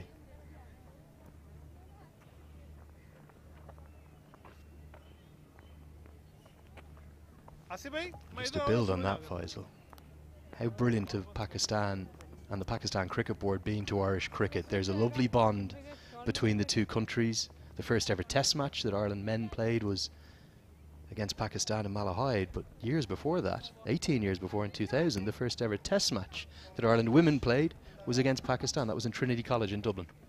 Indeed, Pakistan don't play a lot of test cricket, so yeah, that is a piece of history that these two countries share. And if you look at the history of cricket in subcontinent, Pakistan's role has been instrumental. You go back in the years, Sri Lanka, when they joined, they were given the status of full ICC member. Pakistan used to play them quite often in their early years. And similar thing happened to Bangladesh as well. There would be like 3 test match series in the early days, giving that foundation to the newborn cricketing country to just establish themselves. Dadar. First delivery just straight with the arm. But yeah, Pakistan's role over the years with the associate countries or the newly full members have really been incredible, and the journey goes the same for Ireland as well. Anita Dar into the attack. She bowls so cleverly as Delaney gets that favoured cut shot out for a couple. I'll have to remind you as well that that first ever women's test match for Ireland and Pakistan in 2000, Ireland came out on the winning side. We won by an innings. Yeah, that's a surprise. But remember, women's cricket in Pakistan, it took off quite late compared to the other major cricketing nations. And it's only in the last 8 to 10 years since it's really kicked on, and especially in the last 4 or 5 years, the PCB has really took them under their wings, and it's just so great to see our women going around the world and performing. The results haven't come as we expect, but it's a process, and that process is in full swing. Yeah, I think you're spot on. I think the growth and the ascent of the women's game here in Pakistan is not just heartening, but it's meteoric in terms of how quickly it's happening in recent times. These two sides have played each other 18 times in ODI cricket. Ireland have won 6 of them, but almost all of those wins came a long time ago, back when, as you said, the game wasn't quite as prevalent here. And the woman in the centre of your screen there, Isha Akhtar, has a huge amount to give credit to for what she's done for the women's game, been instrumental in helping to grow it. And you see the professionalism of the team, the quality of someone like Nida Dar, Bisma Maharouf. They're stars of the global game. Yeah, they are. And one other aspect is that when you see these girls on TV quite regularly or live stream, chance, no, they'll just get there comfortably. The amount of exposure these girls are getting, it's really inspiring the next generation as well. This is a good call, a very good call. Orla Prendergast scampered back, but her skipper insisted that she got through for the single. So 20 gone, tight first over from Dar, 75 for 3.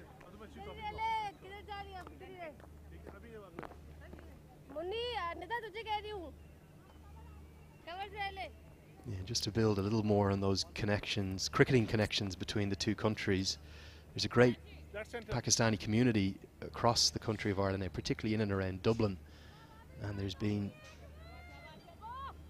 lovely ties between those two countries. Alf Masood, famously back in the 1980s. Nazir Shokat, who played for Ireland in 2005, was probably unlucky actually not to go to that first World Cup that Ireland appeared at in 2007. It was right towards the tail end of his career. You're not going to remind me of that World Cup. We will.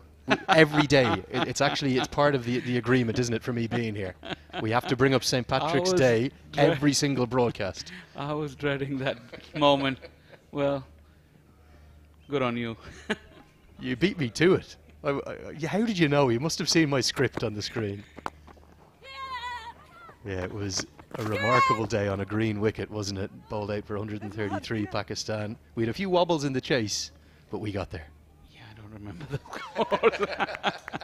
But I do remember Trent Johnston's chicken dance. Oh, yeah, but great moment in cricket in general and in particular for Ireland as well. Also the man who hit the winning runs, didn't he? It was the slower ball out of the back of the hand that Johnston deposited miles into Sabina Park to spark exuberant celebrations from what was a massive Irish crowd there, because there's a big Irish community in the Caribbean, all mainly working for an Irish company, or Irish-owned company called Digicel, and they were not just having a good St. Patrick's Day, they were having the greatest St. Patrick's Day. I don't think anyone outside of maybe a couple of hundred people in Ireland thought it would happen, and that was the start of the journey, and that's 15 years ago, and it's taken Irish cricket to where it is now. Firm blow, but so they've had mid-off. It's a bit slow to react. The calling is good. They have sorted out the communication issue between the two in the last 10 minutes or so. They've really had good understanding. Firm blow, but the call was Prompt and precise.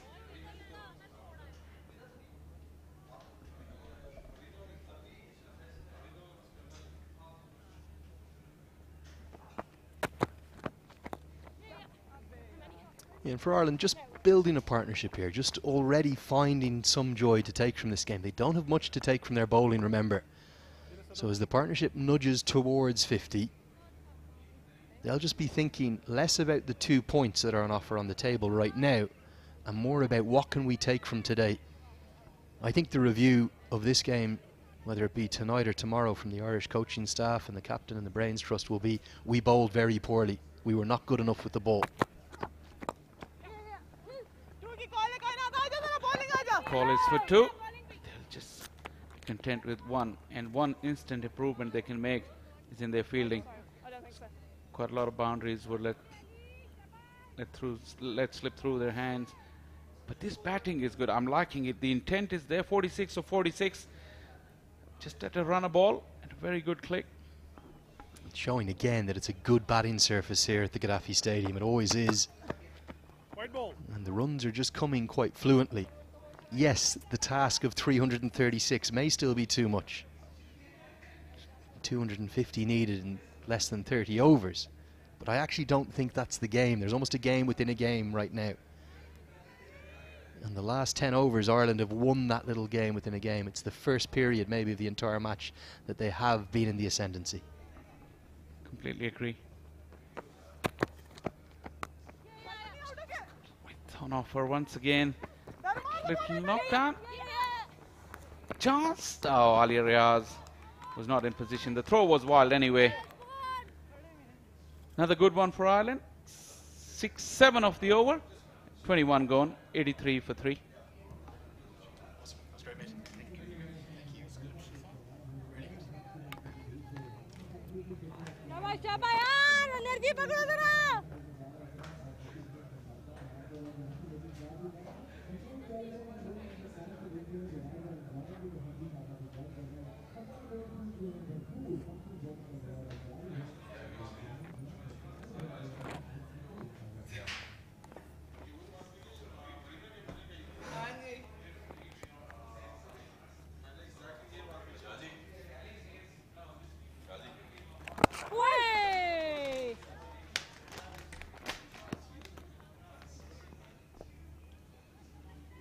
Adaru!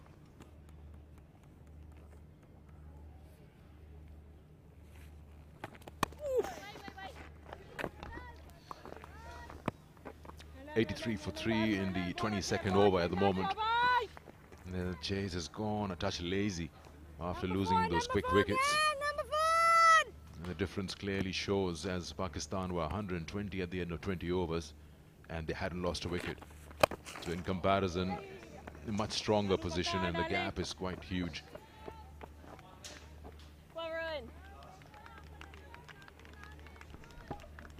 Ireland heavily relies on their top order. Some prolific names who have played and performed. Captain still out there. Ola, if he can bat. We've got few others still in the dugout. Always going to be a mammoth task for them, especially against Pakistan. They've got decent fielding side. The bowling experience one there. Big names. No doubt one of them.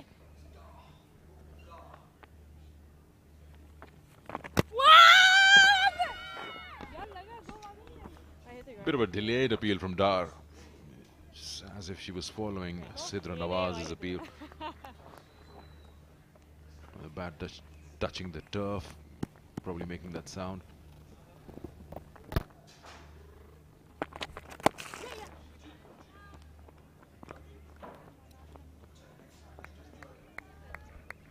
Ireland needs better planning in terms of their bowling. I'll come back to them.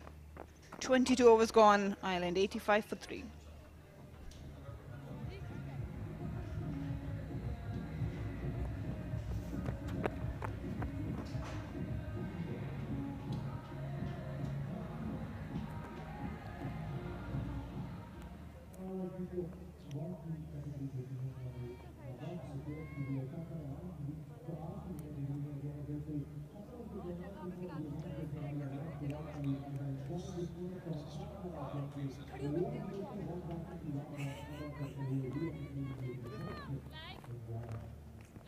Leg?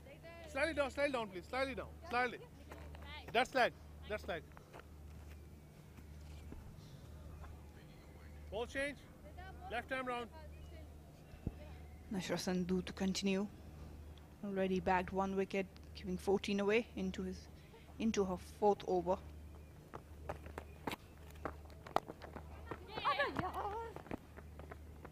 I was talking about Ireland, especially in terms of their bowling. They've majorly bowled to the strength of Pakistani batters, especially when I talk about the opening partnership, Sidra and Muniba. Muniba loves to play square of the wicket, and that's exactly the length they provided to her. Quick single, no worries there. And even to Sidra, she loves when the ball is pitched up, likes to go for the drives. So probably they weren't that prepared or haven't done their homework. That's a quick single, right underneath her eyes. It's got decent batting lineup, Ireland, but the task they've put up against was and is mammoth.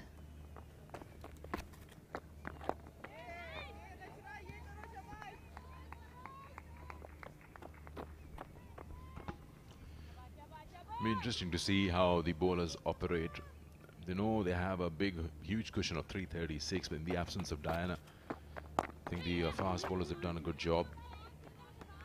Kainat Imtiaz got the opportunity to bowl the new ball along with Fatima Sana, grabbed a wicket.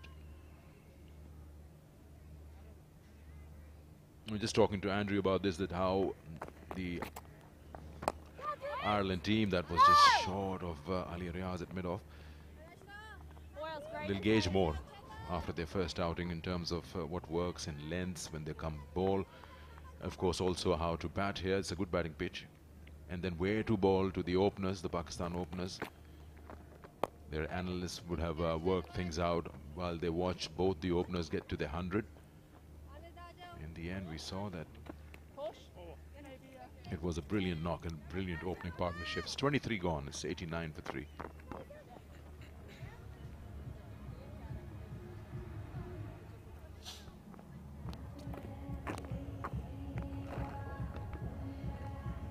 So these days, think tanks, they are a major part of any squad, and they work things out. They not only tell you your faults and weaknesses and where you can exploit the opposition, they also look at the opposition in terms of individuals, their strengths and weaknesses. Sidra Amin's innings was an absolute pleasure to watch. The way she accelerated, the way she changed gears through the innings, how she worked through the different phases of those 50 overs, and then of course the endurance. The marathon knock opened 176 not out, batted 50 overs.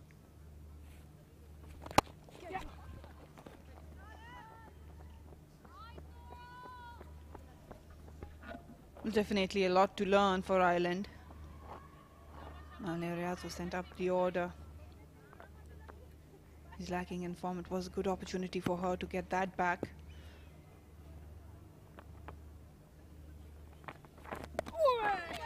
And that's nicely tackled. Just guiding it towards the third area. It will run away for another boundary. The captain fighting her way out in the middle. Yeah, quick change of mind. First, she was looking to play it straight and then realized the length, waited a fraction of a second and then almost took it out of her gloves, from the keeper's gloves. Played it very, very late and very fine. And of course, Dar offers a bit of pace as well and helped the ball to go to the boundary.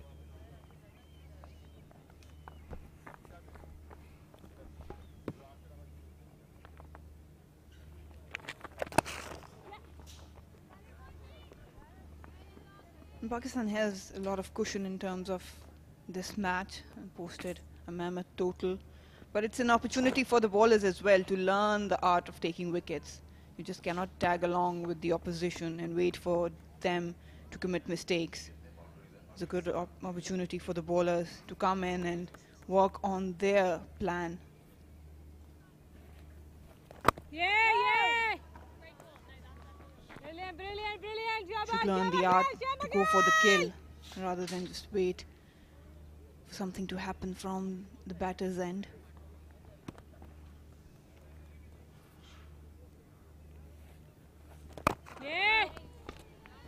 The difference already is quite vivid because 32 boundaries hit by the Pakistan batters in the 50 overs, and we are halfway through, almost 24th over coming to an end, and only 8 boundaries, no sixes.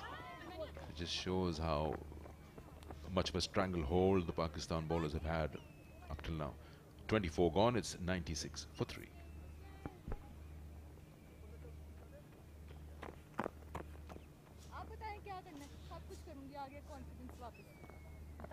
छोड़ के करूं लंबा करूं slow करूं मुश्किल है ना अच्छा बन जाएगा या तो लालच पे दोनों पीछे करके विकेट लेने जाए या तो एक आधा चांस लो एक आधा चांस लो इसको पीछे करते मुझे पीछे निकलो ऊपर आओ अभी कोशिश करो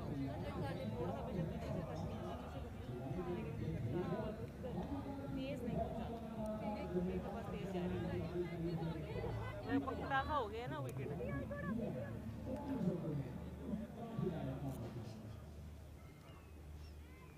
सिद्रा भी मुन्नी को देखना जरा बाहर से नहीं ज्यादा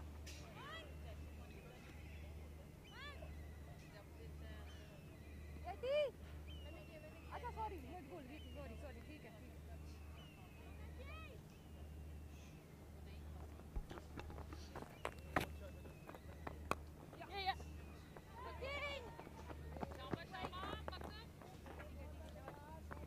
There's so many things that have to come into play when you're batting out there. You also need to understand the ground dimensions. Where are the big pockets available for your twos and singles? It's a 65 yards rather, 59-meter boundary. One of them will have to figure out a way to clear those. Like Alia was sent up in the order, there was a plan that was in place. You need to set that foundation. I'm not saying you'll get to 336, you can, but sometimes, you know, the opposition just gets way too better than you. Try to get as close as possible. Give yourself that chance. That's one area where Muniba and Sidra did really well. They picked up the pockets, huge vacant areas all over the ground, pushed for double and triples. Ireland probably should learn from them. It's not all about the boundaries, and probably Pakistani bowlers won't give free opportunities to the Irish batters. And they need to come out of their comfort zone.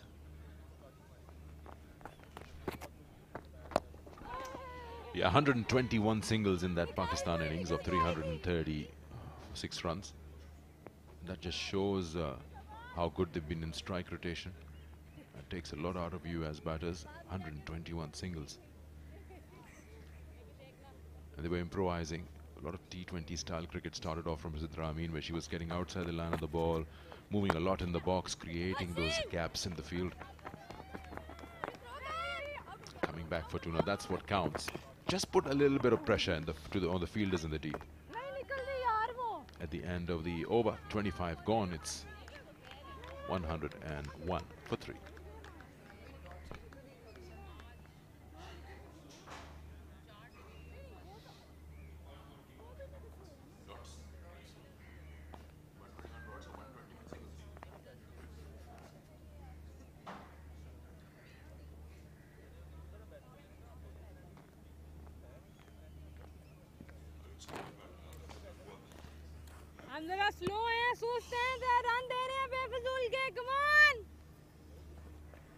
Quite apart, the two warms.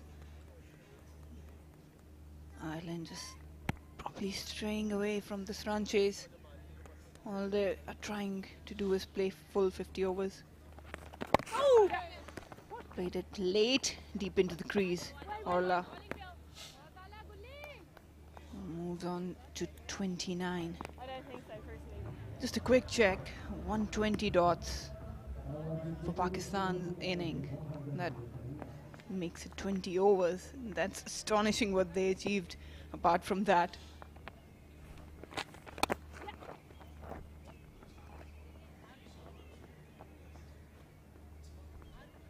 So technically they scored 300 odd runs in 30 overs. Sikandar.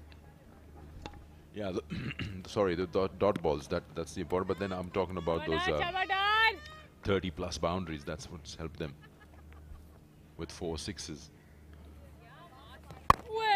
If you actually look at the two openers, they started off pretty slowly, and that's when they caught up with the number of balls faced, and then they crossed it eventually, especially Sidra Amin. And good thing about her, she's launched that. Catch it is the call, and that's a good catch taken. So that one chance that they take trying to hit that big and find a fielder, you got to take those risks. You will perish somewhere, but then that's the way to go about it. There was a lot of singles and dot balls that were being offered, and eventually you had to go for that release shot. It was there to be hit and Orla went for it, but Sadaf Shams got better of it. A brilliant catch under pressure on her debut. She's a decent fielder. Just running towards her left. Gone for 29. Ireland is crumbling. 103 for 4.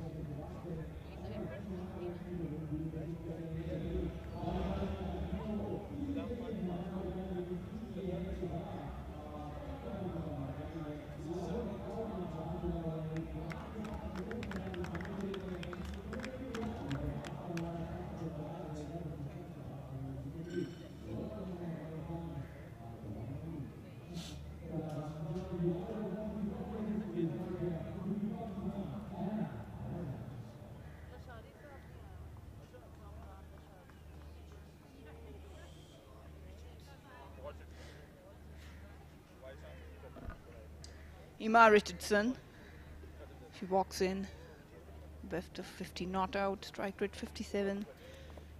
Haven't had a lot of batting to be done, average is just 15. Walks in with the captain out in the middle.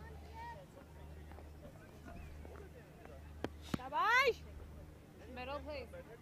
Thanks. Immediately for the new batter, a slip comes in place.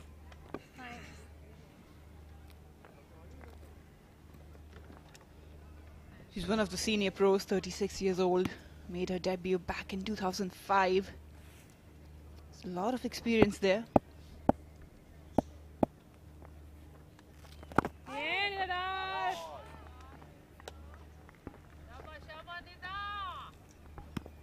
That required is now creeped up above 9 and over, where the current is just below 4.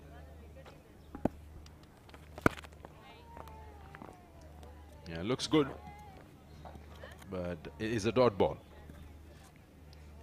That's the wicket.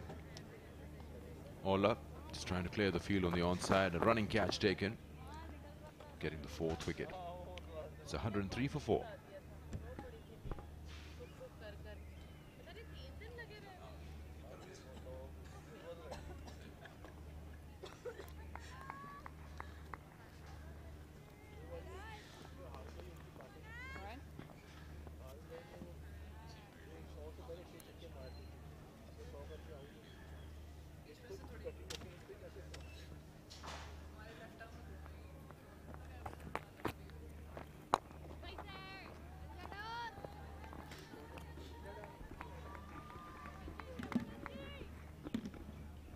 It was a good move from Bisman to send Ali Riaz at number 3. Smart move, positive approach. Once you get a good start, try to dent the opposition as much as possible, and they did that. Posting highest ever total by Pakistan in an ODI, 336, and lots of records broken today. Highest individual score, 176 not out from Sidra Amin, highest by any Pakistani batter. And then, of course, highest opening partnership, and also 300s, highest by any. That's by Sidra Amin in ODIs.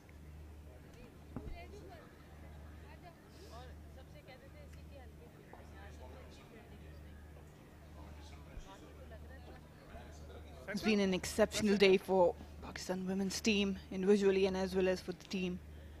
2 centurions, Muniba getting to her 100. First 100. Superb batting, and obviously Sidra Amin, she's getting better day by day.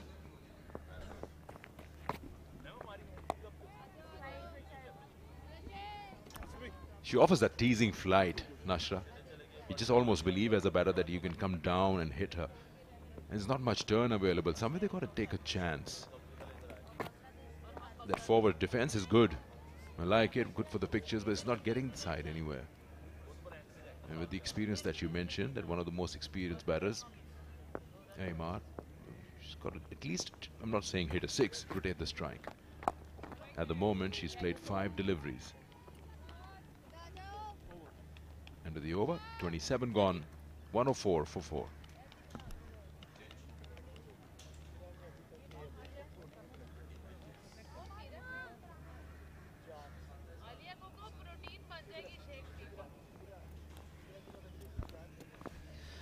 Not a convincing card for Ireland. Top order collapsed. The captain still out there on 40. Emma Richardson has just joined her. Managed to get 104 in 27 overs. We've got few batting left, but it seems like they have lost the track in chasing this total or even trying to get close to it.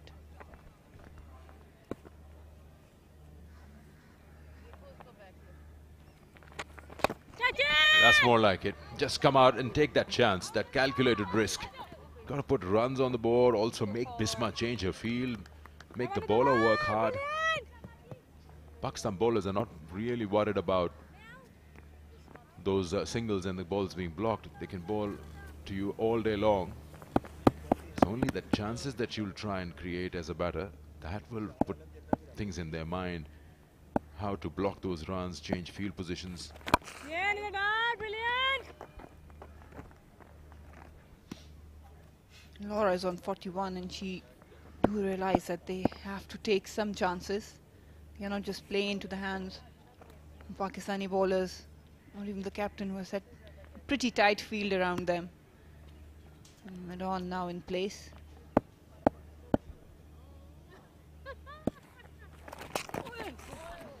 That was a quicker one bowled and that's been put away. Though if she had left it, would it be wide, but why leave it? If you can get 4 off it, that's well played. It was fired down to the pads and just the red R was completely off. Execution of this ball, I don't know what she was thinking, Nadadar. Brought mid-on in, just straying down the leg, had to pay for it. Yeah, Balaji! Come on guys, number 5, That's one thing what Ireland need to do, keep rotating the strike, have that positive intent, and they will get those boundary options. Some loose deliveries to be put away. Yeah!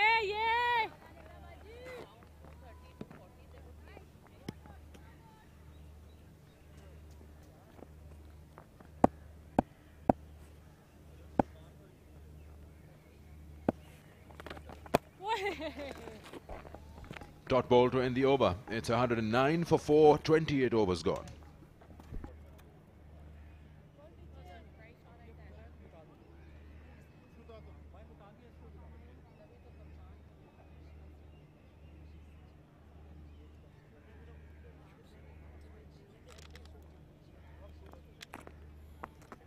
फटाफट और covers और वो पीछे निकलने के लिए खेलती है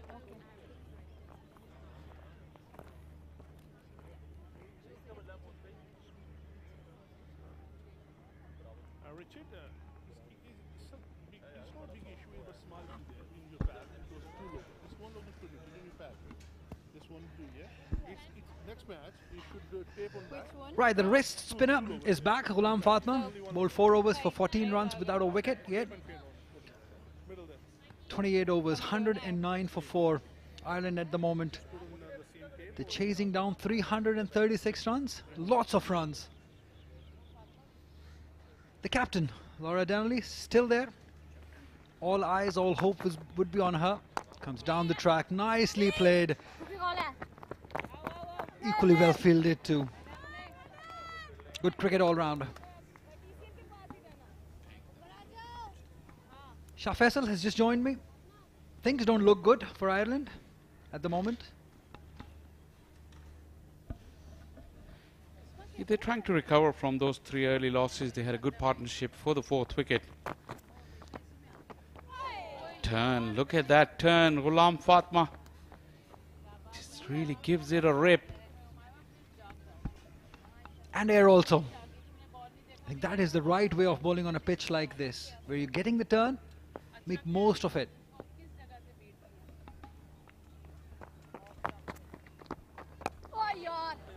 Once again tempting her with that flighted delivery. This time, because of her long reach, she was able to reach out at that, and good enough connection to get a boundary. She won't mind that. Yeah, aggression shown by Amar. She's been struggling to rotate the strike, but this one, she placed it beautifully. There was a fielder placed, but on her left, no chance once that ball beats the fielder. She's quite a tall girl. Good reach. Although she was nowhere near the pitch of that ball, she's clearly defeated in the air. As a result, long on has been sent back. That will yield another single for her. Ghulam Fatma is really persistent with her flight. Just throwing the ball up above the eye line off the batter. That's future of Pakistan women cricket. Gul Feroza there, the third one, smiling. She played against Sri Lanka. Couldn't really score many runs, but she's full of talent, she's full of skill. Now she's enjoying this game, and why not? It's lovely weather here in Lahore. A perfect day to play cricket. And two fantastic teams up against each other.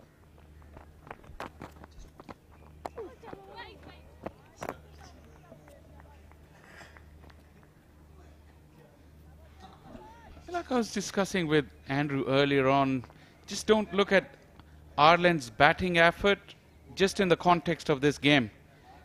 Just see what they're achieving towards the back end of this series by having valuable time in the middle. Past that short mid-off fielder. Yeah, in isolation, you may think that they're way behind in this run chase, but the time in the middle, they can use it in the games to come and see if they can put the home side under pressure. 1-1-6 for 4.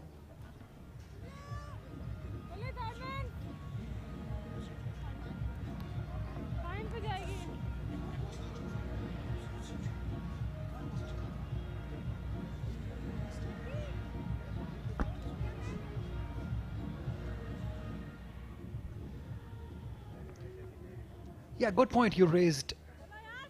It's not about, maybe it's not about winning anymore, it's about spending the time in.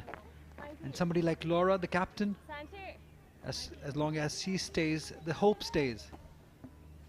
As we see Fatma Sana being brought back to attack, she got 1 wicket, 14 runs she's given away in 5 overs. Good economy. And that's also the beauty of the bilateral series. As the tour goes along, you know more about your opposition, you know more about the conditions, and you're better equipped game after game. So in that context, valuable contribution from the skipper, Laura Delaney. Helped it on its way. Offline delivery from Fatma Sana, and Delaney just got a tickle to it. Wrong line by Fatma Sana, just a loosener to start off this spell. And that is exactly what Laura was searching for. Easy delivery. All she had to do was just put the pad on the ball. There was no one patrolling.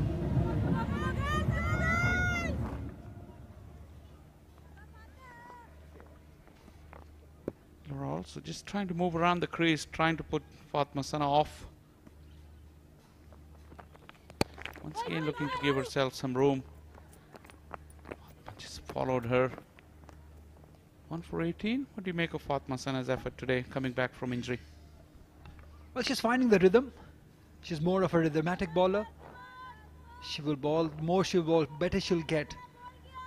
We know that it's not easy bowling in international games after injury when making a comeback. So this is a good opportunity. This series, I think it's very important for her. Exactly why. She's a special talent. There's no doubt about that, Fatma Sana.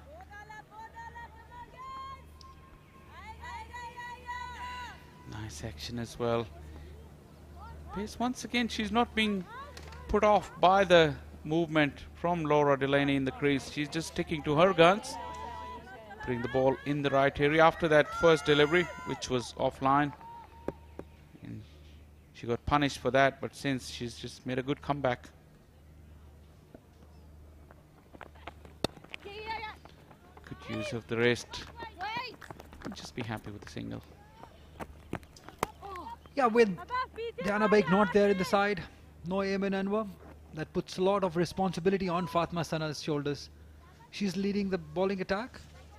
There you can see strike rate. That's amazing. 28.1 in 25 games, 36 wickets, best of 5 for 39. That is some record. That is very impressive.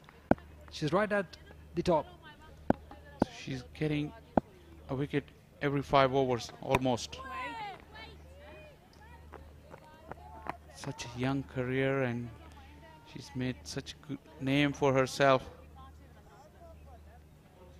She was the ICC Emerging Player of the Year last year. She went ahead and played in the CPL. Yeah, a few big names also in the list. It's so good to see she topping that list with those 36 wickets. Charmaine Mason, the Australian, also in the list. Another very good bowler. Oh, there was somebody right there in front moving, yeah. She didn't like it. And rightly so. Sorry. Although she is sorry. She's saying sorry to the wicketkeeper, but you got to be spot on. Those kids on the right, probably they are the one bothering him. Bothering her. Okay, okay. Sorry. यार वो बच्चियां भाग रही हैं ना पीछे उन्हें मना करवाएं. Yeah, that's where the problem is at that far end. Yeah, so the people on the right in the white. The white shirts, yeah? So, That's yeah. where she's pointing. No damage done. Everybody's happy with the dead ball call. They're sitting down now. Yeah, she's still making the point. They're still moving. There's no harm in when they're sitting still. But the problem comes when they move. That movement is the problem. It's out of your picture further towards the right of that side screen.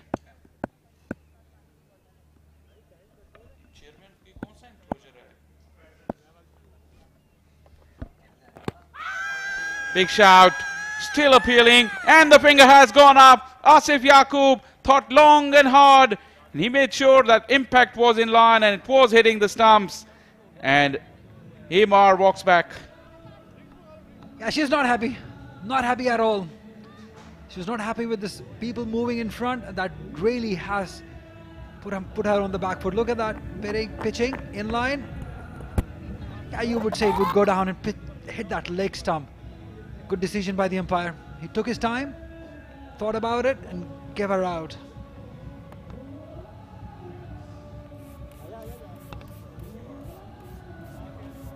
Imar gone for 9, Ireland 121 for 4.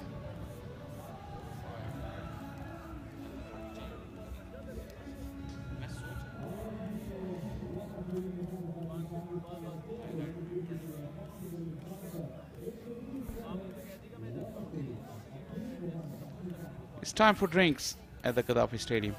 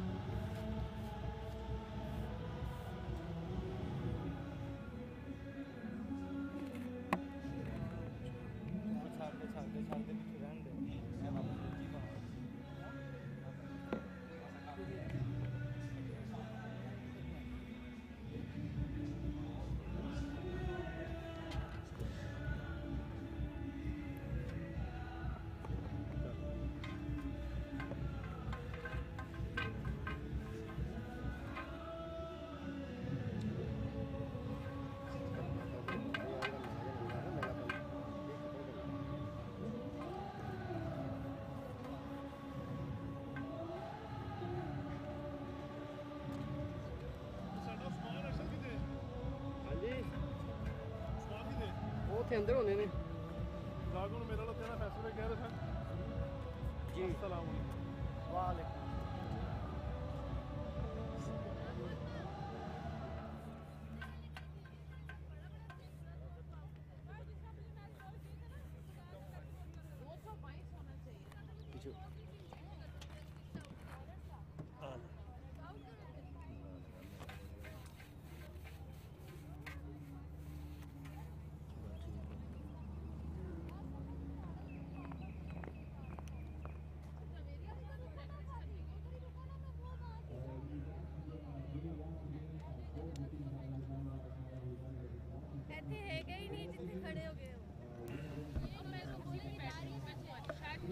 Half the side back in the hutch for Ireland. They're way back behind in the game. 21, Pakistan really outbatted them, literally. The reply, that partnership was good between Laura Delaney and Ola Prendergast. But after the fall of Prendergast, Emma Richardson also lost her wicket to Fatma Sana. So the skipper is just the lone warrior in the middle at the moment with 20 overs to play.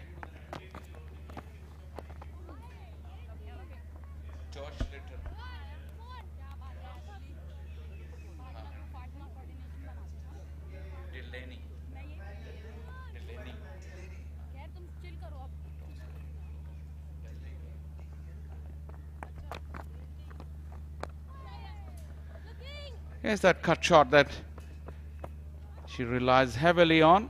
She scores a lot of runs on that stroke and just one away from her 50. The wicketkeeper, Mary Walderon. She's in the middle. Normally we expect a lot of sweep shots from the wicketkeepers wherever they play. Let's see what Mary's got about herself.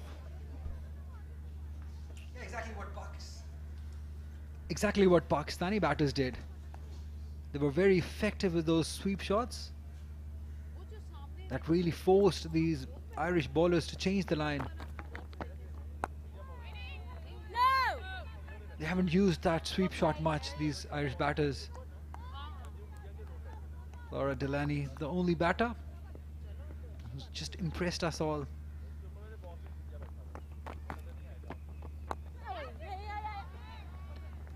Nicely played. Off the mark, Mary Walderon.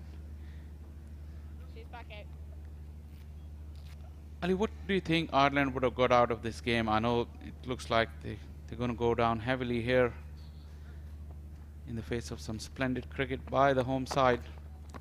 But being a 3-match series, as we watch another single, what can they take out from this game?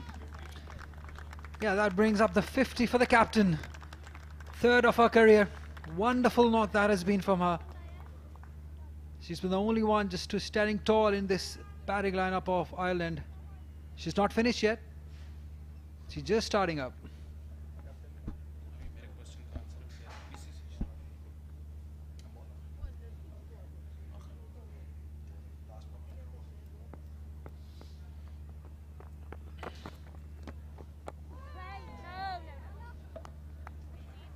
Just the 3 runs off the over. 124 for 5.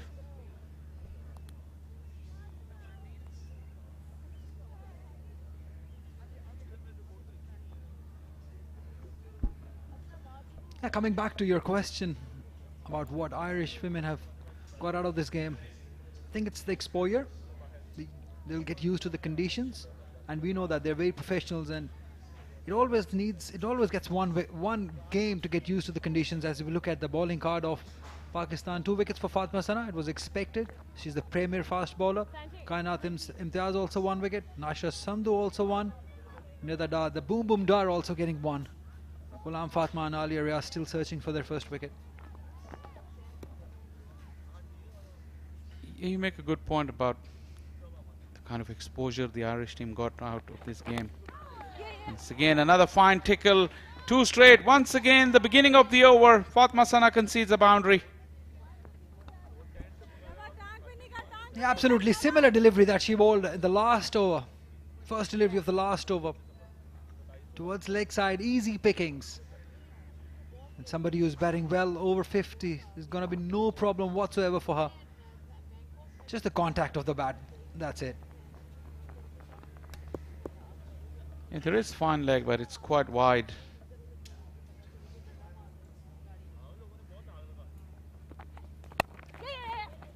Soft hands and a good call.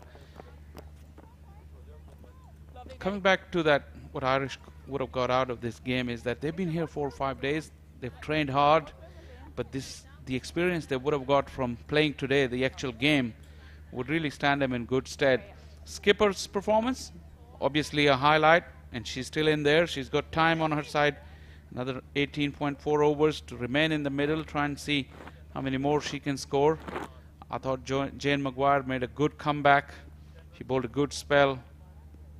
And a few positives for Irish, and if they can improve their fielding a little bit, they can be competitive in the remaining 2 games of this series.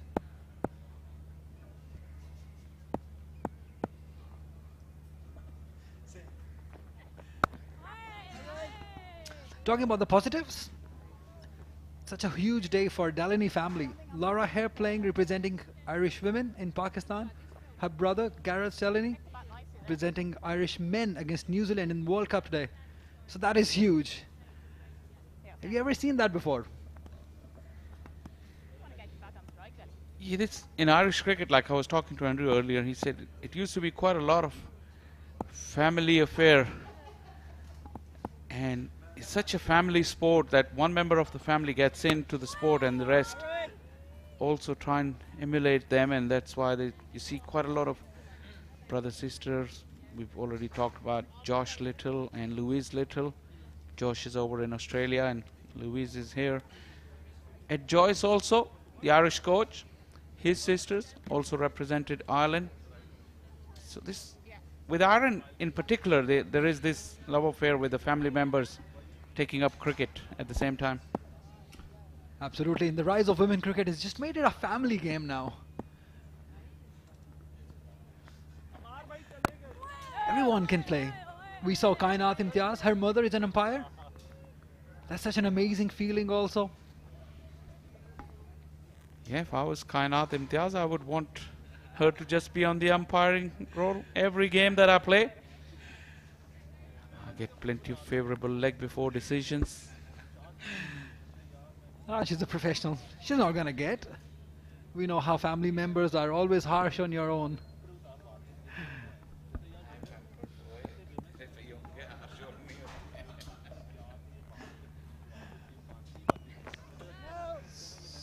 So that made me think, talking about great Waqar Yunus, obviously being your brother, was he harsh on you? Come back and tell me after this. 129 for 5.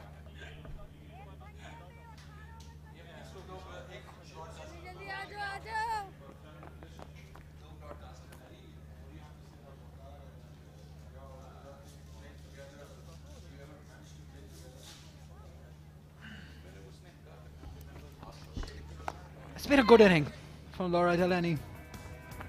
She's the only one that looked authoritative, played with some confidence. The late cut shot, I think that was the shot of the inning. She's been helped by some average bowling by Fatma Sana, some easy boundaries, and that's how she completed her third 50 in ODI career. Fantastic. I know you're trying to dodge my question, Ali. Obviously, to all our viewers, you would know that Ali Yunus is the brother of great Waqar Yunus. Another quick single. Excellent judgment there from Laura Delaney. So yeah, tell us something about that relationship. What do you want to know? He's my elder brother. Well, you just said that siblings are really harsh on each other. Being a superstar, Waqar Yunus, the great Waqar Yunus in closure, was he ever harsh on you? Oh no, never. I cannot actually think of any occasion that he was. That's nicely swept. For just one. I wish he would have been harsh on you. You would have played more cricket. Absolutely. I think I've been really proud. Such a proud thing to be his younger brother. He's been fantastic as a brother. Always teaching, always guiding. Even in broadcasting, he's a broadcaster now. I always get few words from him. Words of encouragement, by the way. Such a family thing. Yeah, the family connections in Ireland. That's where we all started from. Ended up with the Yunus family in Pakistan.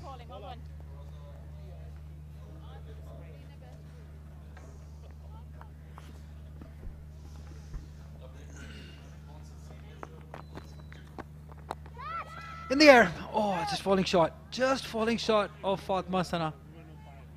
Laura Danley, for once, just played it in the air. She's been in control all through the inning, but this one just was in the air slightly. Yeah, Ghulam Fatma, you got to give credit to her.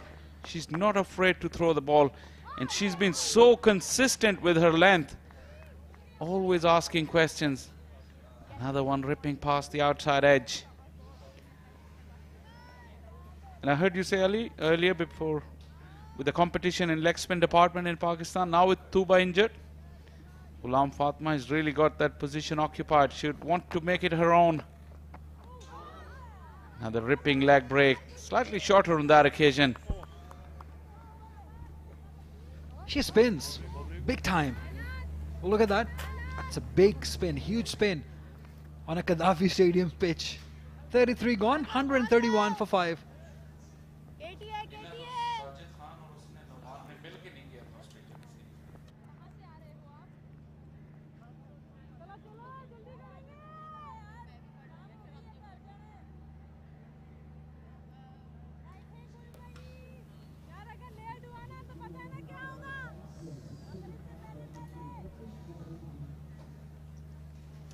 What are they thinking?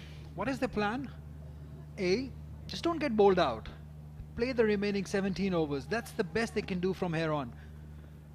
Because they need 205 more runs in 17 overs. That's a daunting task. But they'll be happier if they don't get bowled out. Probably they'll be happier to see pace on the ball because Kainat Imtiaz is coming. Spinners have really strangled them, although Fatma's bowled a good spell and so did Kainat. With this older ball, and Laura well set. For that, Laura needs to get on strike. Mary Welderon, she's new to the crease. She's consumed 8 balls, now 9. She needs to rotate the strike. There's plenty of gaps there in this field. She needs to get Laura back on strike. Sidra Amin. What a fantastic inning by her.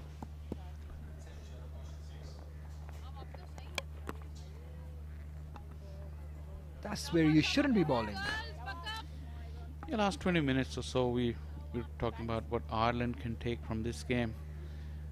But it's such a fabulous day for Pakistan as well, especially you just mentioned Sidra Amin, Muniba Ali getting her maiden century for Pakistan. A day I'm sure that they will remember for a very, very long time. Both of them putting up the record partnership for the opening wicket. Chance there, direct hit. Probably would have been close, but Laura needed to get on strike, and she made sure she did that.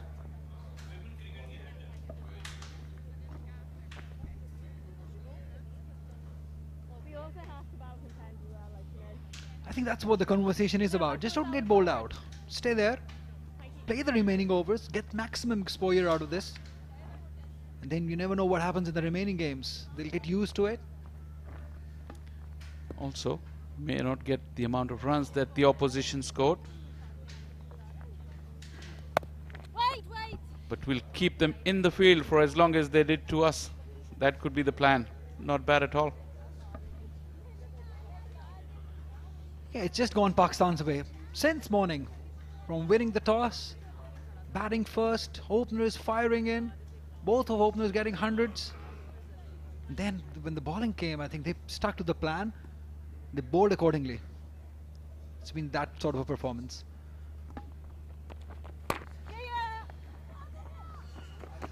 Chance, direct hit was needed.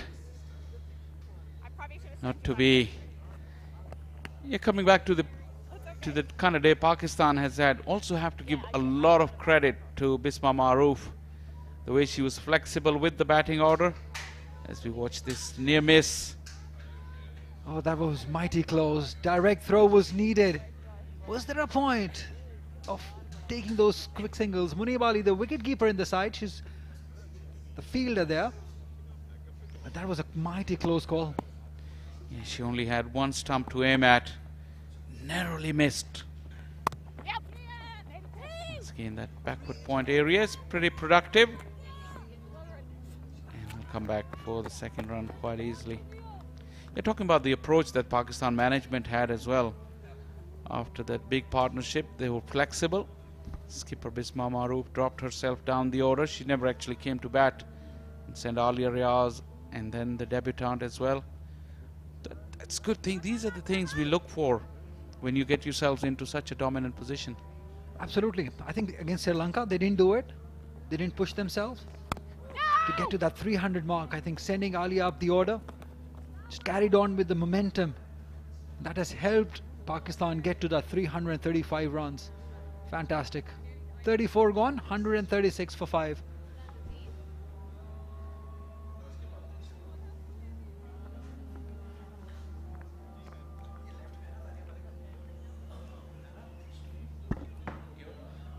Tania Malik, extreme left, the head of Pakistan women cricket. There's Asmavia Iqbal on the right, the chief selector. A few important people in the middle. That's all I can say. And all having a good time. Well, the chief selector is deep in thought. What is she thinking? Oh, she should be happy. She should be very happy the way the team has performed. We know that they struggled, they lost the final to Sri Lanka. It was much needed, a performance of this sort.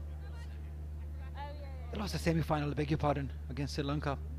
And after that, coming into this game and performing like this, I think just amazing for Asmavia and her team. They actually had a pretty decent Asia Cup, especially beating India. It was a very, very proud moment for the girls. And the way they did it as well, it's an excellent game of cricket. In the air. Yeah, that game against India in Sylhet in Bangladesh really was a special one for Pakistan, especially for Nida Dar. She shone with bat and ball. Really achieved a famous victory for Pakistan. So the Asia Cup campaign was pretty satisfying. It's just the game against Sri Lanka, the semi-final. The girls had it in the bag. Just let it slip at the last minute, which would be disappointing because that final against India would have been another huge game. There she is, Nida Dar. They call her the Boom Boom Dar because of her abilities to ball and bat and celebrate like Shahid Afridi.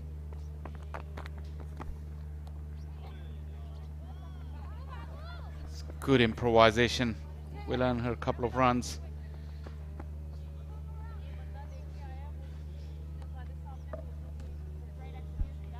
She's getting the runs, no matter how they come. The required rate, don't look at it. It's over 12. She just waited, used the pace if there was any. Couple of runs easily taken. It's a good inning by her. 60 over 81.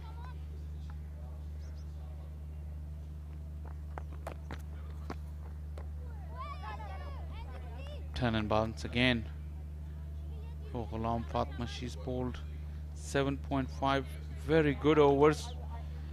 And lucky she hasn't got a wicket against her name, but she really bowled well. Squeezed the Irish innings in the middle after the power play. And again, a bit firm on that occasion. Kainat Imtiaz is a good athlete. She gets to the ball, and a couple more runs for Laura Delaney to finish off over number 35. And Ireland 142 for 5.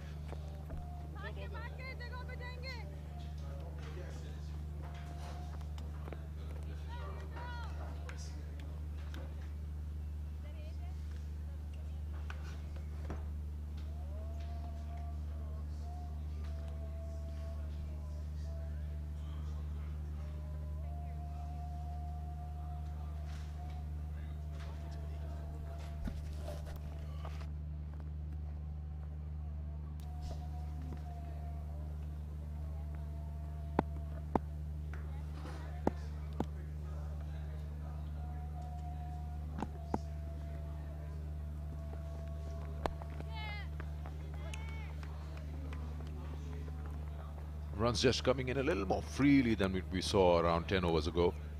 But still the equation is fairly towards the home side. Almost 13 runs are required per over here for the Ireland women. The captains had a good knock. 62 over a very cautious, careful 83. That's nicely improvised. Yeah, I think certainly probably going to be a bridge too far, isn't it, for Ireland to pick up 2 points in this opening fixture. Pakistan have roundly outplayed them in all 3 departments, really, bat, ball and in the field, but there is still plenty to be played for over the course of the last 15 overs. Laura Delaney will be thinking of a century. Mary Waldron will be thinking of time at the crease to show what she can do, the keeper batter. Remember, she was out of the team quite recently.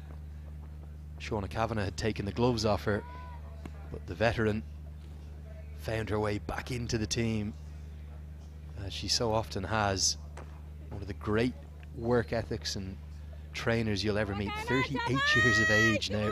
Played international soccer for Ireland as well. Really good glove work, and she loves the game. A wonderful umpire too at the top level in Ireland, and she is back with the gloves in hand. But the way Delaney's batted will give Ireland, and particularly Ed Joyce, the head coach, just a little bit of hope, a little bit of a thought that for the coming games there is something to work with, despite what could end up being a heavy defeat on paper.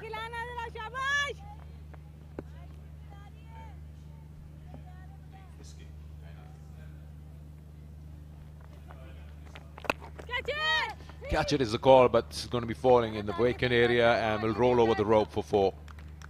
That's a good shot from Laura, just targeting and eyeing those gaps there available. Kainat has struggled a bit with the lengths. Yeah, she's a brilliant cutter of the ball and a wonderful puller too.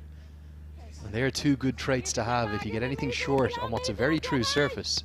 We've seen all of the batters who've got in have really accelerated throughout their innings, and Delaney's doing that now as well. Her 6th boundary, strike rate up towards 80.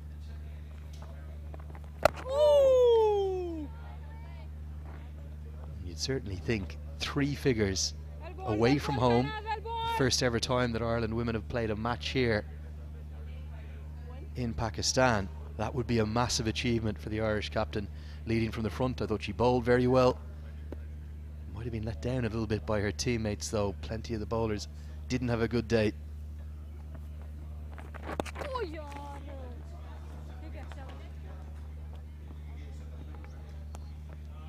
End of another over.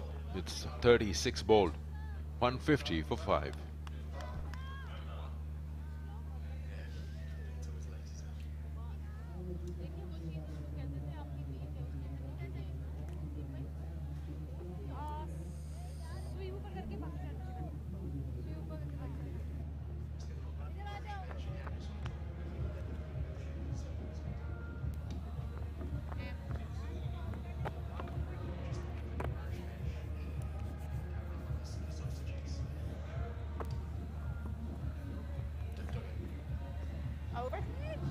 Over.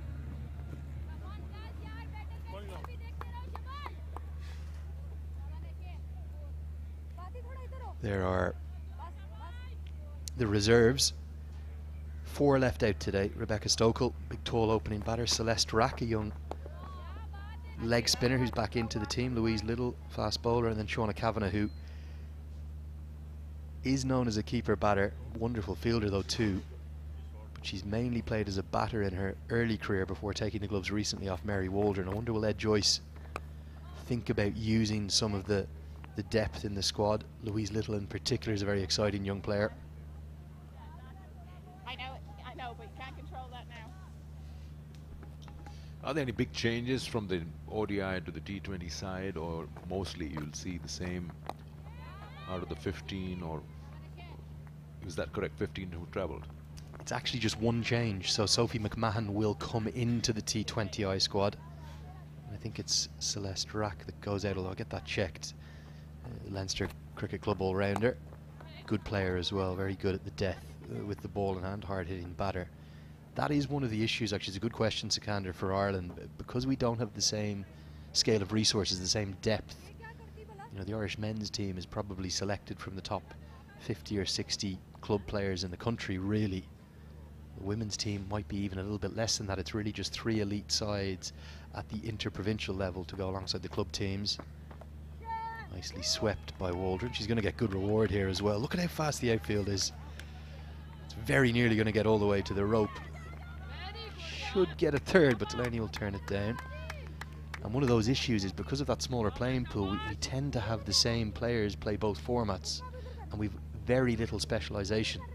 So we don't really tend to have a man or a woman who comes in solely for the one format. We tend to see, as we've seen with the men at the T20 World Cup, almost all of the players, just with the one exception, Andy McBrien, who missed out, would have been the same as the ODI team pretty much. So we have to make do with what we have, I suppose.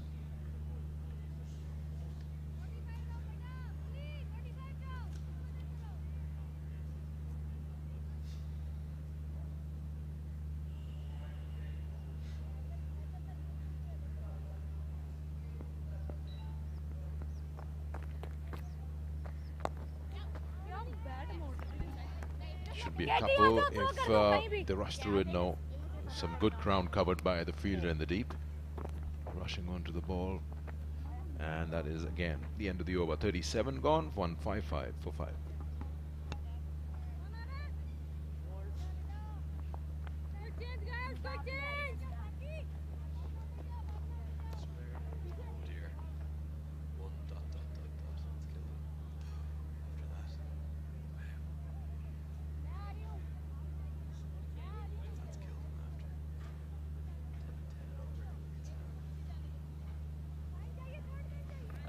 There are the two captains, Bisma Maharouf and Laura Delaney. You'll have seen the images. They really very viral around the world of the captain's photo shoot. I think it was held at a local university. You might know it better than I will, Sikander, but huge turnout, thousands of people coming to see the historic occasion. And this is something we're going to see throughout the series. The agreement is that for all ODIs, the lights will come on at the same time of the day, which right now is just creeping towards 4 p.m. local time.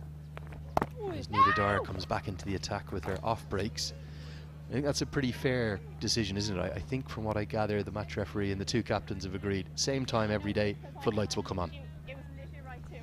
Yeah, we're approaching winter, so sunset's a little earlier than usual, and it will be around 4:30 or 20 to 5 where it's sunset.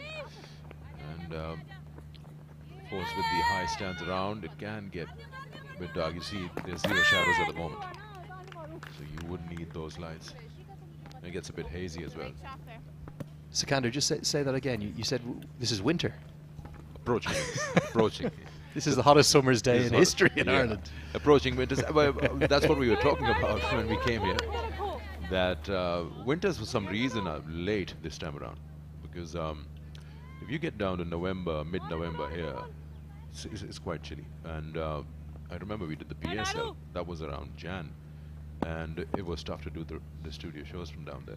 It was tough. It was quite cold.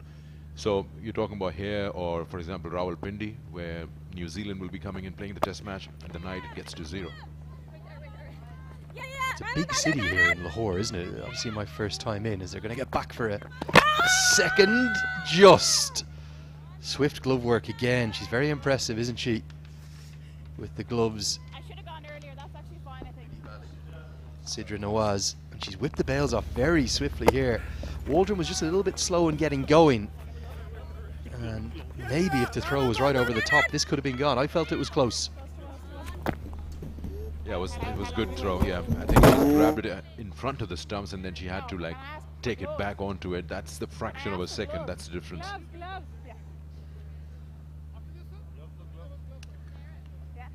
So yeah, coming back to that. So yeah, it can get very cold. It will get colder. But here, the daylight time is much lesser, so that has not changed. Around 4:30, 20 minutes to 5, sun sets, which is why it's a smart decision to switch the lights on every day at the same time. That's 4. Yeah, and that's after a 9:30 a.m. start. Very early starts, and that's why big smiles all around here. Mary Waldron and Nida Dar having a chuckle with each other. Bismillah Haroof looking on. But yeah, there's a real passion for the game here. It's a big city as well, isn't it? It's one of the biggest cities in Pakistan, second biggest after Karachi.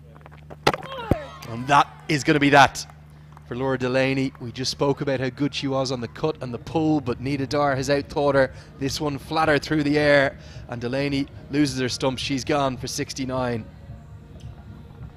Yeah, she's played around it because the ball didn't really get up as she would have expected. Horizontal bat has just gone under, slightly quicker and also flatter trajectory, and a good innings comes to an end. 69, hard fought 69 runs of 92. The captain walks out. They're 6 down now, Ireland, for 160 on board.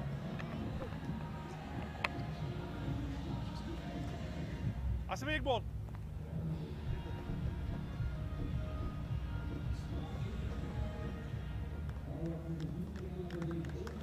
Oh, we got two set men as well.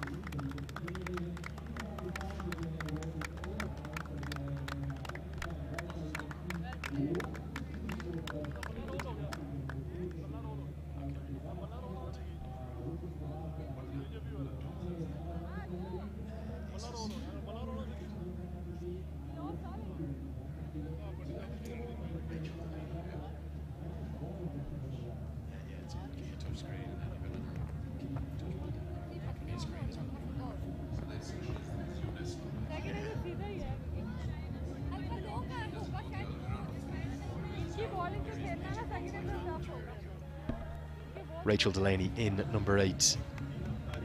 Off-spinning all-rounder, very capable with the bat as well early in her career. Just 13 appearances including today. Yet to get more than 17, and a good chance for her to get a career best. A good chance again for all of these players to develop.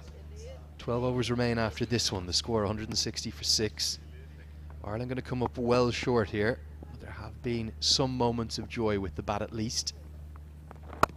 I think it was definitely the arm ball that did for Laura Delaney, end of the 38th. Score still 160 for 6. Here is that arm ball, definitely flatter through the air. Nida has that experience, and she's bowled not just for Pakistan, she's played league as well. She's gone to Australia to play the Big Bash for women, and gained a lot of experience there as well. One of the leading spinners, and you were there, one of the very, very handy batters as well for the side.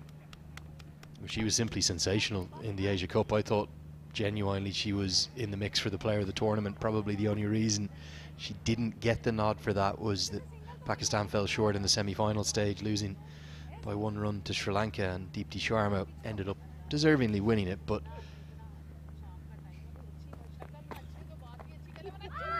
Dar's form with the bat and the ball, she was unbeaten in 3 consecutive innings. She took 8 wickets at an economy rate of under a run a ball. Evergreen at the age of 35, probably playing better than ever as Waldron looks for that little reverse sweep, probably just cannons up off the gloves.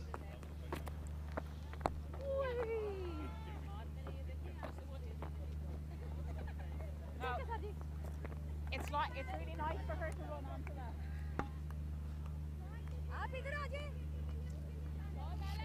So the positives that Ireland can pull out from this first match, especially the way they're quicks bowled with the new balls in hand, that was very, very good. The swing was there, and they kept the Pakistan batters in check for the first 10 overs.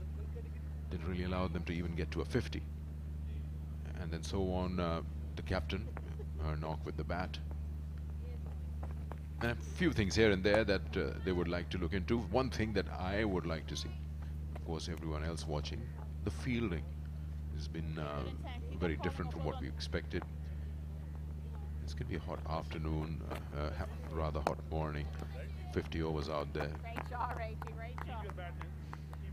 But yes, I'm pretty sure that the second outing, which will be day after tomorrow, will have a more balanced fight between the two.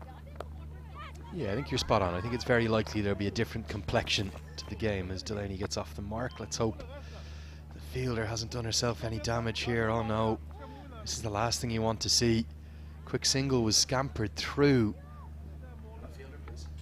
Yeah, Fatima Sana, she's just come out of an injury, and she's just slipped. I'm not really sure when we see it in the replay what exactly has happened. She's just run over. She's trying to rush onto the ball, and she slips.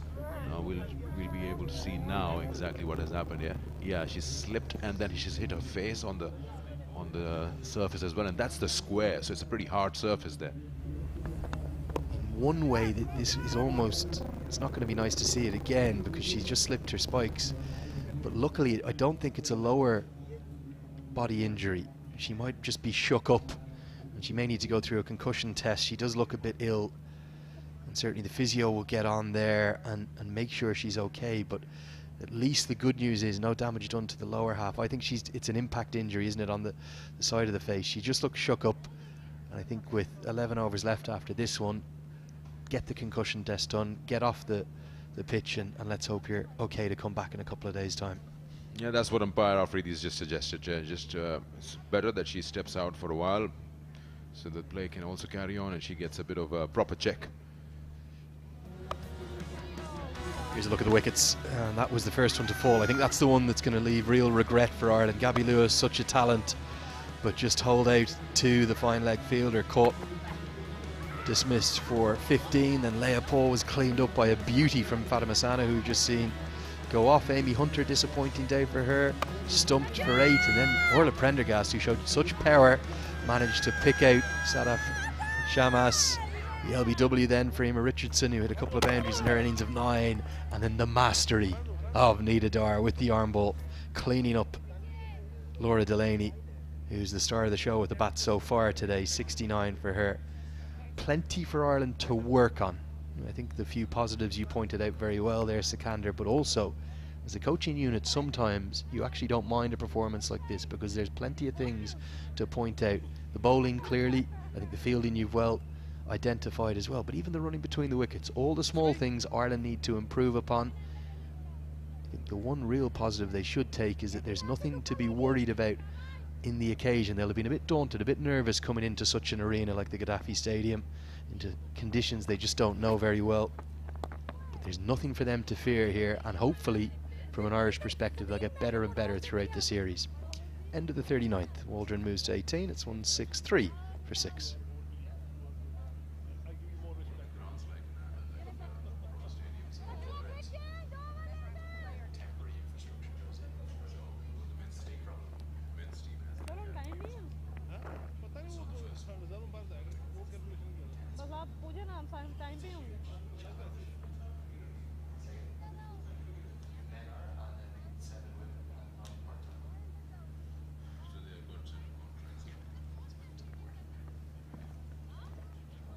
Eleven overs remain for Ireland to probably try and push up to what, 220, 230 from here. That will be the target, and for Mary Waldron also a chance to show why she should maybe be up the order a little bit. I think she's acquitted herself pretty well. She's known as a good player of spin, and she's shown off all of her skills here. Kept very well today. She's played 50 ODIs coming into today, highest score just 42, so maybe a chance of a maiden ODI 50 for Mary Waldron as well. Is this the usual batting order? Because you follow the Irish team more than any one of us here. And if this is in, then what are the changes you're looking at in terms of order? We've seen Orla coming up. She's bowler, but at the same time as you top out a batter as well. So is there any fine tweaks that you would probably see in the batting order? Is this the usual and they'll go with the same? Yeah, I think the one possible change would be maybe Delaney a little higher. That's Rachel Delaney, not Laura Delaney, but the top 5 is pretty set. Even though Orla Prendergast is the opening bowler, she's an out-and-out all-rounder. Shauna Kavanagh has often filled that number 5 slot, but with her finding her way out of the team at the moment, she's not in favour. It really is the batting order. The one other batter who could come in is Rebecca Stokel, but she hasn't played that much in the last 6 to 9 months. Having been ever present in seasons before. Quick single's going to be dashed, they'll get through. No chance of an overthrow. I'd be surprised if we necessarily saw a lot of changes in the next game, but there are 4 on the bench. It's a 15-player squad for the 2 different series here, and we'll see Sophie McMahon come in. I think she gets in a couple of days' time here to Lahore.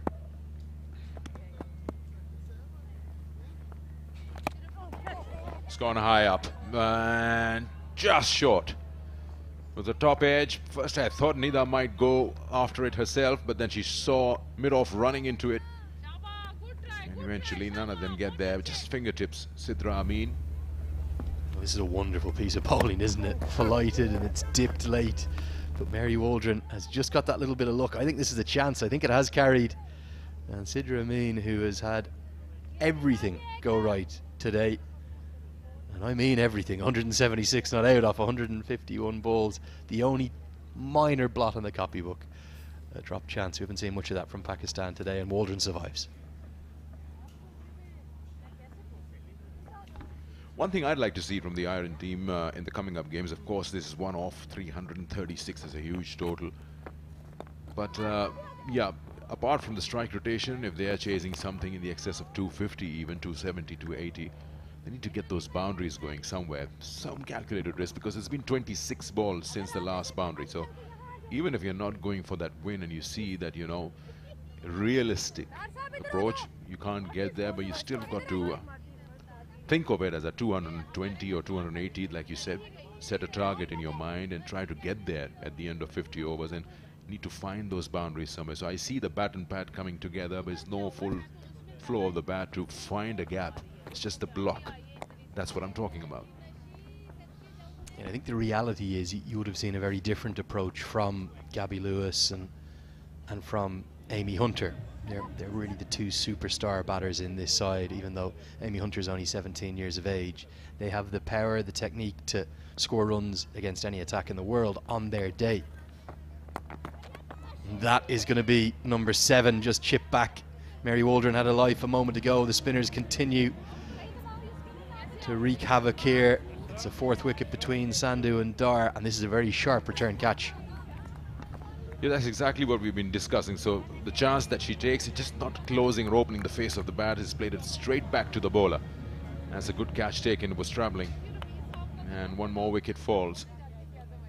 So that stay comes to an end as Mary goes out, scoring 19 off 28, and Ireland now 166 for 7.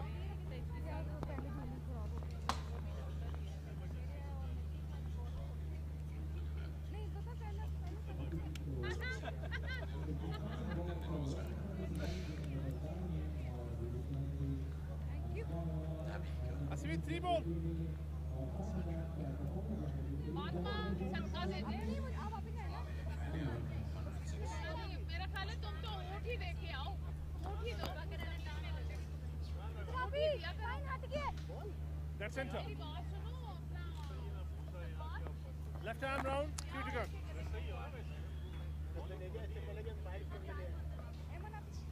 Arlene Kelly, number 9.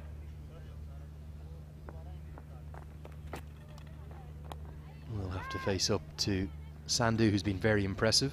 Same question for you, Sikandar, I suppose, about Pakistan's bench, their reserve depth. I was really surprised personally to see Sadia Iqbal out of the side.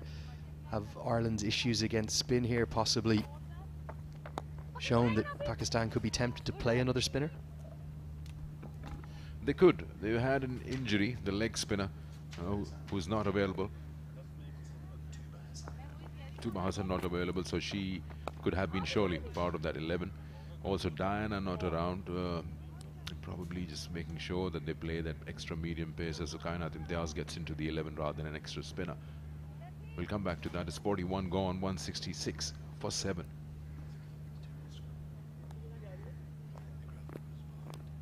As far as the order goes, it's pretty much the same. I mean, Pakistan didn't really have that many batters coming out.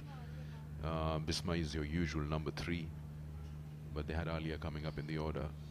And they have that flexibility, so if they have a similar situation, maybe Nida Dar could also come up if they find themselves in a good position at the end of, say, 35 overs. She can be very handy.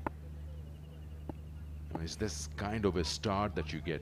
Once you get that kind of start as any team, 130 or 220 for no wicket, you're bound to get big scores.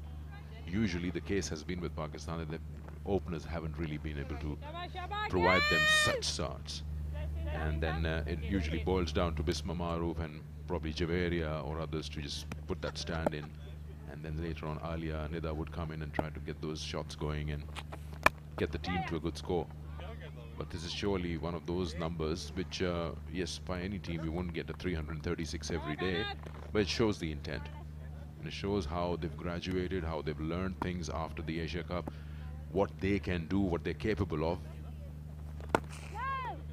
And it's also so important, we've been discussing, that Ireland's first outing, but it's also important as a home team to put an impact and to tell them what you're dealing with. Yeah, I think you're spot on. They made a statement here, haven't they? Pakistan. They said, you're on our turf. Nicely played, but straight to the fielder. I was just talking to the Irish backroom staff prior to the game, catching up with old friends, and I was asking which of the two formats did they feel might present the better opportunities for Ireland to pick up victories. And interestingly, I thought they might have said the T20 format. But interestingly, they were definitely more confident about the ODIs here because of the quality of Gabby Lewis and Amy Hunter and Orla Prendergast and Laura Delaney and Leah Paul with the bat. They felt that the opportunity for them to bat long in good batting conditions was going to lead to high-scoring contests. Today, those dismissals of Paul and Lewis early, soon followed by Amy Hunter, really put the game beyond doubt. 42 gone, 170 for 7. But I really do feel we will see probably more improved batting performances as the series go on, both the ODI series and the T20I series. In a funny way, it might have favoured Ireland actually to start with the T20s to get used to the pace of the wickets and then change over to the ODIs. We'll have a commentary change now. 42 gone, 170 for 7.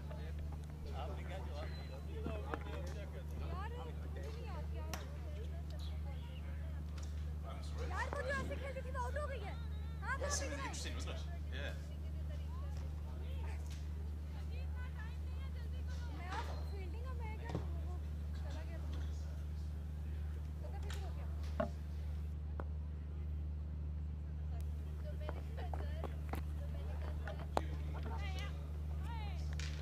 Slight midfield. Muniva Ali will have to do the hard work. They'll pick up a couple. Arlene and Rachel. Ireland, and they'll have to go back and think on a lot of areas where they can improve. Coming back into second game of the pad, back foot was driven well. Good day for Pakistan women. Straight down the ground, there'll be a boundary. They're not giving up. Arlene on this occasion, good use of feet. Moves on to 8 and Ireland has managed 176. It's a slight flight given and he definitely managed to read that well.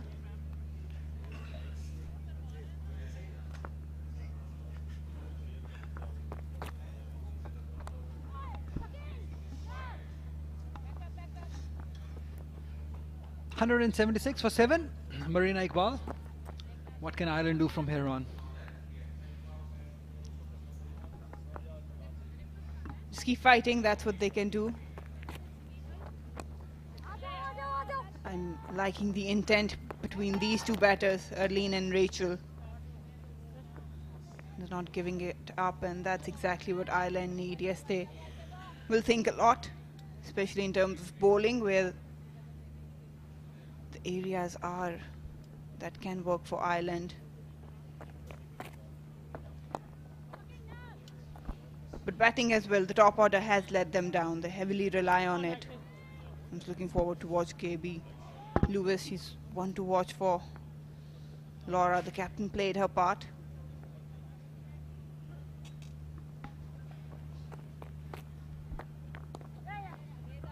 Also, once you concede 335 runs bowling first, it's never easy.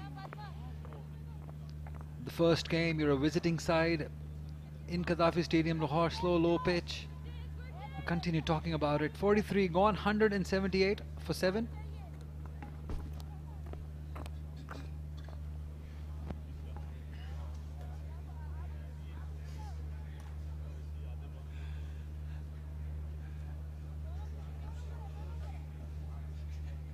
But in hindsight, Ali, I was looking at the stats, and 120 dot balls, that makes 20 overs.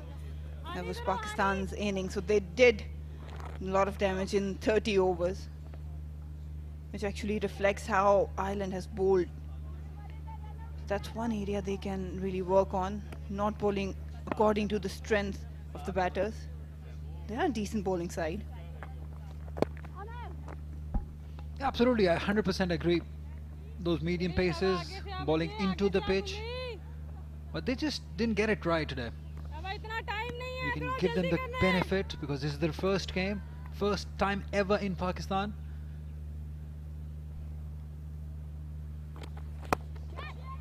Lofted over the head of the fielder, showing some intent, showing some aggression, Rachel. It's a wonderful boundary. Brave shot from Rachel coming down the track. Ghulam Fatma, she likes to give that loop, but it's never easy. Good use of the feet.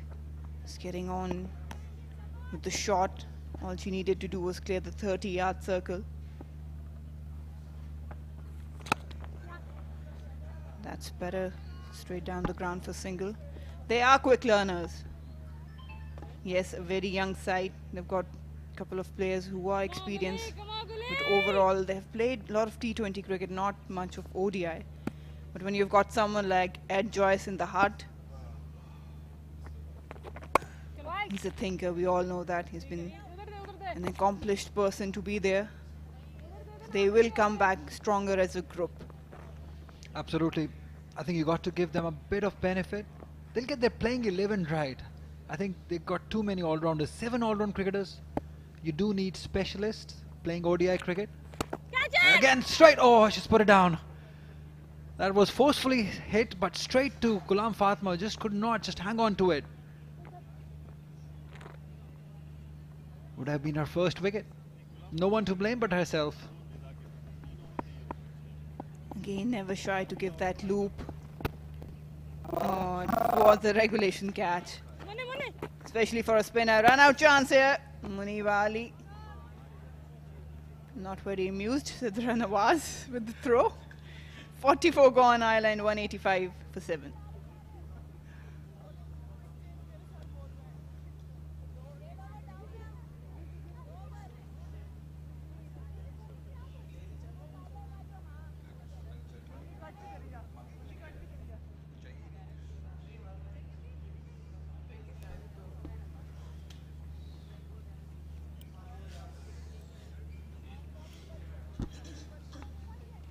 The last 6 overs. 185. Sitting at the top is Pakistan side, just like that. Relaxed, no worries at all. Done the part, had enough food, no worries. Enjoying the weather.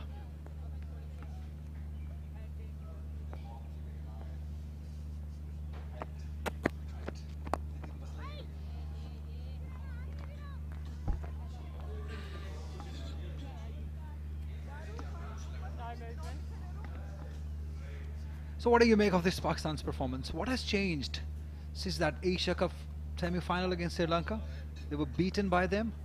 They've come up all guns firing after that. I think they've come in this game with a purpose.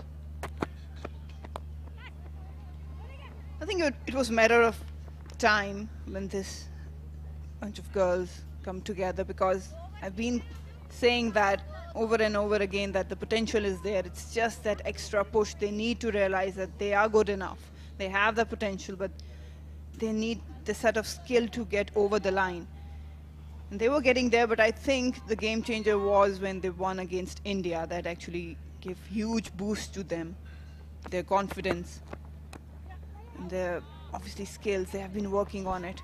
But now they've started to believe that, okay, they all together have to perform and reflect as a big team. They are a big team, but they were lacking in consistency.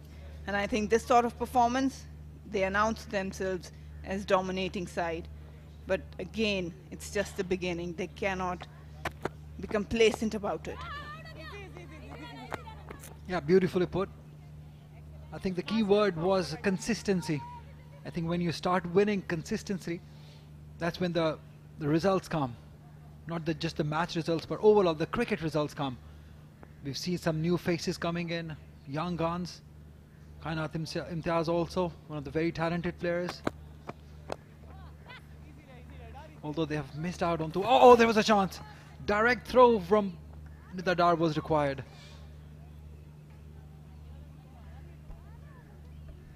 We've hardly had a run out on direct hit today, right? Couple of shy throws from Ireland, and now Nida Dar in this occasion usually. It's pretty good. Direct throw was needed, but this time 2 is the call. She's coming, she's running. Oh, that has to be out. That is out, definitely out. And given out also. That was a suicidal run. There was no point. There was no way that she was getting back to it. Well, they had to take the chance. They were running pretty hard, but not wisest of the calls, I would say. And they took the risk and had to pay for it. I mean, look at that. This French cut. That's what it's called nowadays. There was never a couple there. So Drameen very quick to cover the ground. And look at that. One bounce straight into the gloves of Sidra Nawaz. And she isn't going to miss. Rachel back in the hut, scoring 14. Ireland 189 for 8.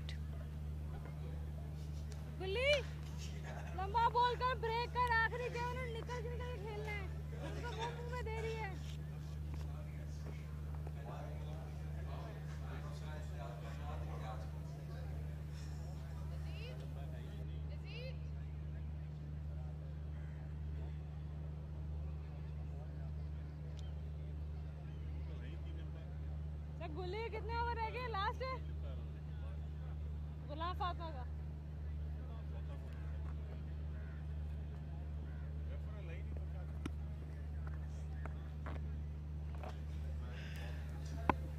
Cara Murray, 14 games, just one run.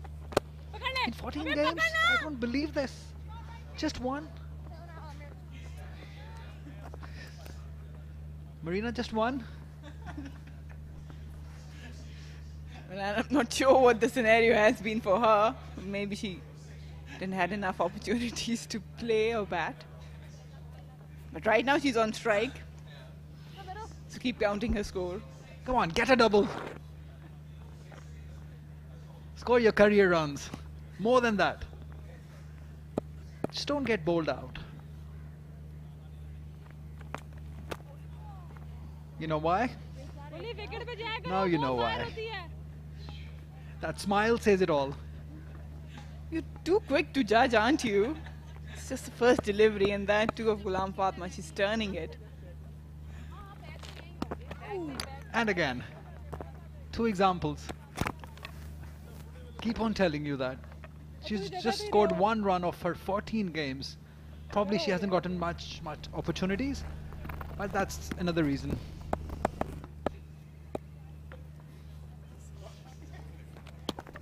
And again, beautiful bowling.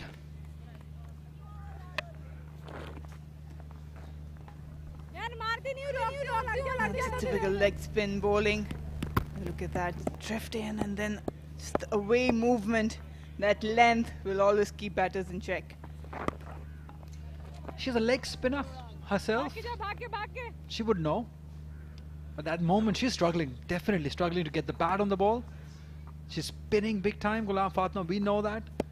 But she's quite predictable sometimes, Ghulam Fatma. Because she doesn't have many variations. She doesn't bowl those flippers or the googlies. She just relies on her main spin, that is leg spin. So she can get predictable sometimes. Just 1 run of the over, 46 gone, 190 for 8, Ireland.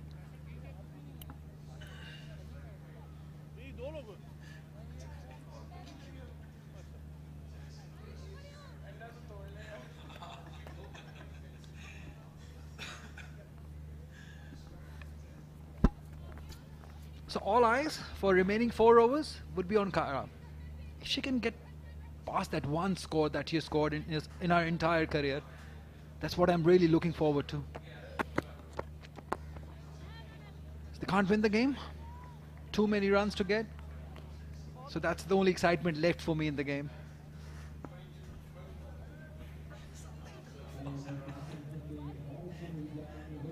It's good to see Alia bowling. If I'm not wrong, the last time she bowled was 2 years back in South Africa. She's a good all-rounder and a decent bowler. Quick run. Would have been curtains for Rachel had it been a direct hit, but now Kara is on strike. I think you'll get your answer soon.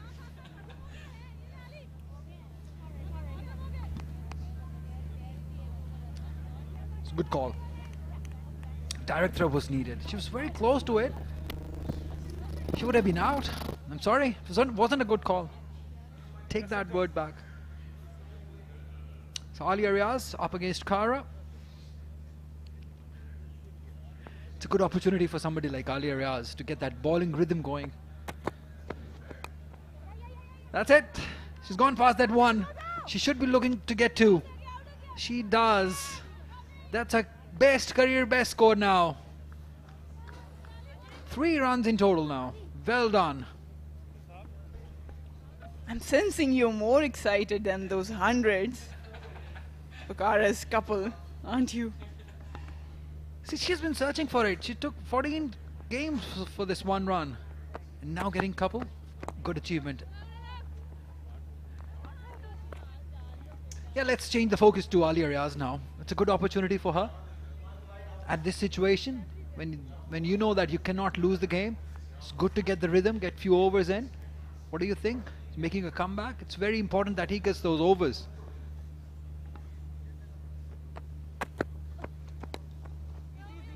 See, just such a... Oh, direct throw again. That's the 3rd time in 2 overs this missed a simple run out. Nidadar yet again missing the bullseye. One-handed pickup and did it spin? That's the question.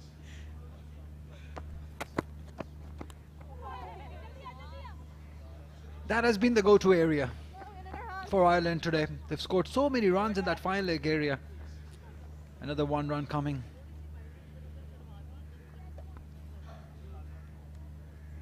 $194 for 8.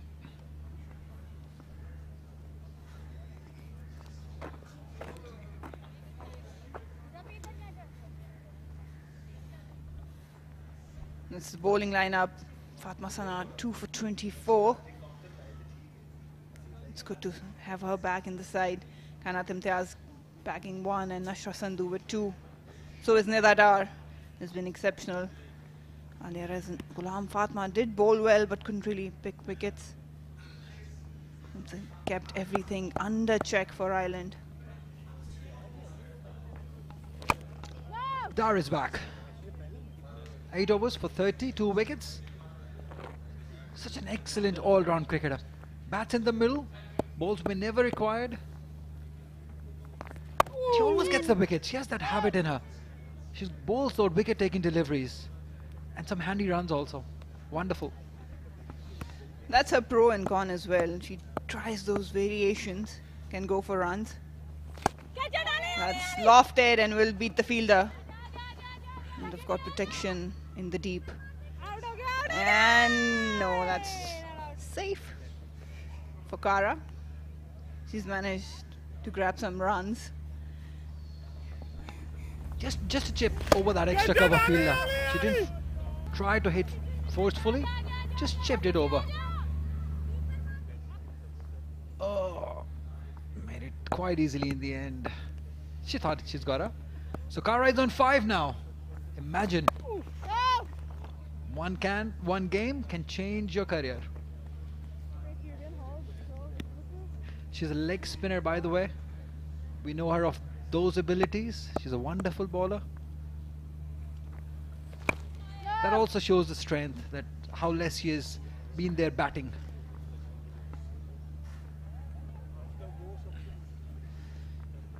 Pakistan camp would really happy with this performance today.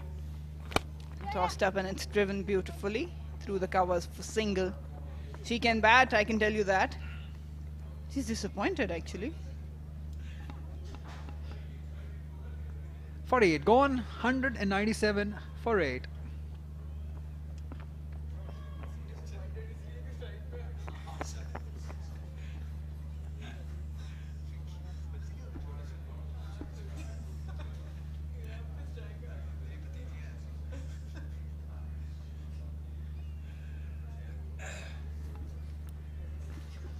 So one thing that Irish batters have done well is that they've not been bowled out yet.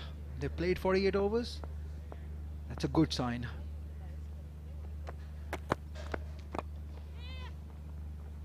Two is the call. They should be able to get it quite easily. They do.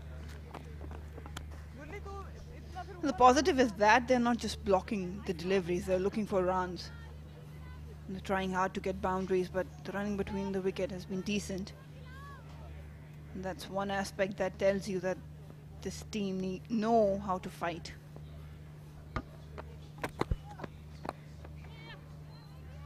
Same area. Different result, just one this time.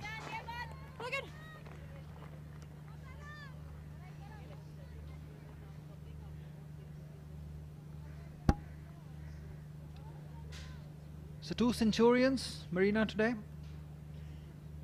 Sidra Amin, Muniba Ali.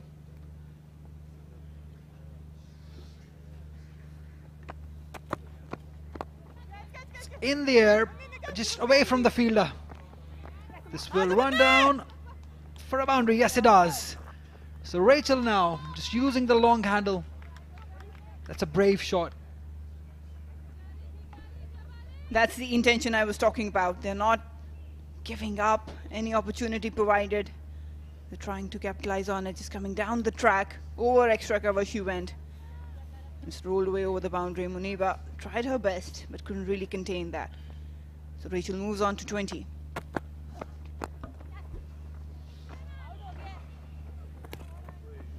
Another direct throw was needed. They couldn't get it. Yes, the 2 centurions, Munibali and Sidra Amin, they've been exceptional, and I'm glad that Pakistan had their trouble, fair share of troubles, when it came to opening partnership, opening combinations, but now it seems like it's sorted in ODIs.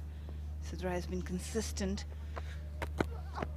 I'm missing everything. So that's one area where Pakistan would not, be worried about much, but they need to be consistent now. Muniba and Sidra Amin, exceptional innings, 174 by Sidra. The way she carried her bat, the way she accelerated. And I've seen her work over the years, especially if I talk about the last 2 years. She had faced a lot of criticism in terms of her approach, in terms of her temperament. But this year has been exceptional. She's proving everyone wrong and has been exceptional. Ariel will beat the fielder? I don't think so. Good catch by Umehani, the substitute fielder.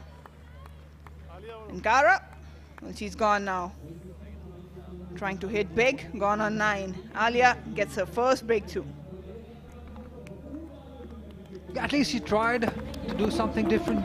Used that long handle, wanted to go over that long off fielder. The elevation, the force not quite there. And a good catch by Omehani. 9th wicket gone. Kara Murray on 9. It's 206 for 9.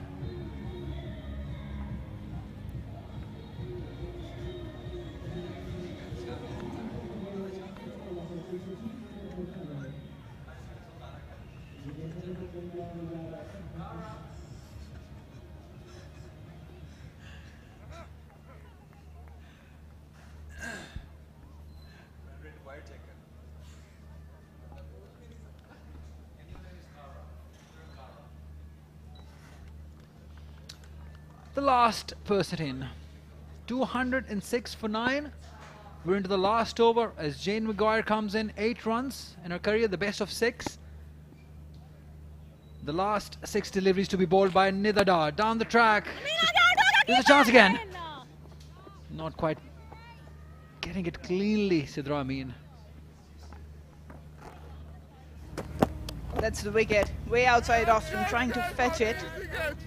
That's why I really couldn't find any distance. Slow one from Alia. She wants to play all the overs. They don't want to be bowled out, and that's the right approach. Just play out the remaining 4 deliveries.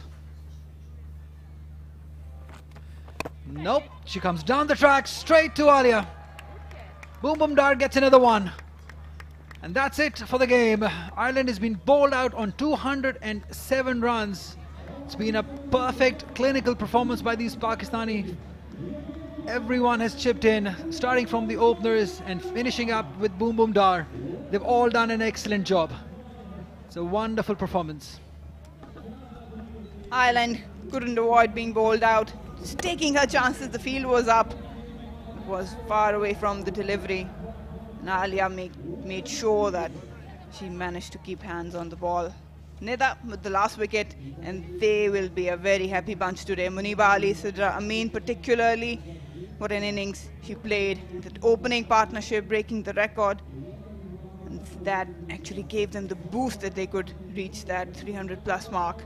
She'll be a very happy captain. The bowlers did their job, batters did their job, fielders as well, and led superbly by Bisma Maroof. Absolutely, and that's a huge win. 128 runs, the margin. That will give a lot of confidence to this Pakistani side. Although Irish side, a very young side, they couldn't compete with the talent and skill of Pakistani batters, especially the two openers, Sidra Amin and Muniba Ali. They just gave them the perfect start that was required to this series and gained some important points in ICC Championship. 2 points they've taken out of this match. They would be just hoping and wishing that they can clean sweep the series and get those important points behind themselves. The coaching staff, Wasim Jafar also, Mohtashim Rashid also, Tawfiq Umar, he will be a very happy man because that's his first game as a batting consultant with Pakistan side. And look what the team has done. It's just an amazing start to his career as a coach. You have to give credit not just to the players but also the coaching staff. They've been working really hard with this bunch. You couldn't really see the results right away, but one step at a time. And right now, this performance today, announcing the series, first game, totally dominated by the girls in green, and that's Pakistan. If you talk about batting, bowling, or fielding, Ireland, well, two standouts. The captain, Laura, scored 69 and all out 29, 22 for Rachel, but nothing on the top order. That's where Ireland really struggled. They couldn't really set up the momentum for this chase. Only managed to post 207. Was bowled out. 3 deliveries left. There's been a wonderful bowling effort. They bowled well as a unit. 2 wickets for Fatma Sana to start off the things. 1 for Kainat Imtiaz. A couple of wickets for Nasha Sandhu. 1 wicket for Alia Riaz. And in the end, it was Dar, Boom Boom Dar, getting 3 wickets, giving away just 34 runs. That is a brilliant performance. After having a good performance with bat, they've equally done well with the ball and won this game with a huge victory of 128 runs.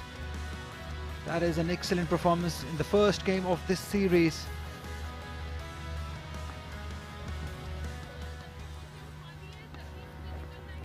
It was not an ideal start by the Pakistani fielders, but they recovered well, courtesy getting wickets. Kainat Imtiaz, that full toss that was not expected, it just went straight to the fielder, and that delivery, probably that was just jack back in. Wonderful delivery. Few shots were hit early on, but then came spinners. Nasha Sandhu was brilliant with her pace, with her line, and with the length. The captain, Laura, did show some resistance, but was not enough. She played some beautiful shots all around the ground. She was the only one that looked like scoring some runs. And then came Boom Boom Dar. She was dealt early on with some boundaries, but we know that she has got that habit of picking up wickets, important wickets at important time. So she did. 3 wickets at a very important time for the team. Ghulam Fatma, she bowled well, but she could not quite get a wicket. Fatma Sana also bowling those leg side deliveries, a few of them. She's making a comeback, and she'll be a very happy woman getting those 2 wickets in a comeback game. Ireland tried from the front, Laura, and she managed to get boundary every now and then, kept on rotating strike, but she kept on losing partners on the other end as well. Some resistance was provided, but then she was sent back, and after that it was all Pakistan and the spinners doing the work. Nashra Sandhu has been exceptional. Few boundaries every now and then. Yes, they did not give up, the Irish team. You have to also take in consideration some bowling performance from Pakistan as well. They weren't that spot on. Runouts did dent Irish team further. This was a miscued shot and a good take by Hani.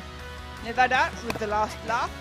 And Alia, they both made sure that Pakistan bowled Ireland out. They'll be a very happy bowling side and also a team with a dominating finish and the win for the first of these 3 ODIs. Right, that's the match summary. 335 Pakistan scored after winning the toss and batting first. Those 2 innings, Sidra Amin and Munib Ali, wonderful centuries. 176 by Sidra, 107 by Munib. Adeline getting 2 wickets, Imar getting 1 wicket. In reply, Ireland could only manage 207 runs. They were bundled out. Laura getting 69, Orla getting 29. Rachel in the end was not out on 22 runs. Nida Dar getting 3 wickets. Fatma Sana on her return getting a couple of wickets. Nashra Sandhu also getting a couple of wickets. And in the end, Pakistan winning it by 128 runs. It's time for the presentation. Over to Sikandar Bakht.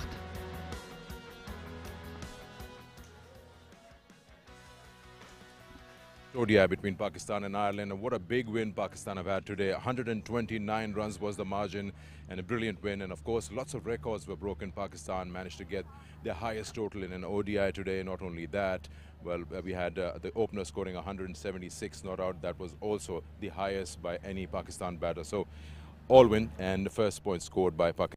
Now, before we get to the awards, I'd like to welcome our presentation party. Starting from my left, Mr. Faisal Hasnain. He is CEO, Pakistan Cricket Board. Next to him, we have Ms. Aisha Farooqi, Ambassador designated to Ireland. Then we have Mr. Kamran Lashari, DG Walled City Authority. And in the end, Ms. Tania Malik, Head of Women's Cricket, Pakistan Cricket Board. Thank you for joining us. Before we get to the players and their awards, I'd like to request Mr. Faisal Hasnain. He'll be presenting a PCB jersey and a trophy to Ms. Aisha Farooqi.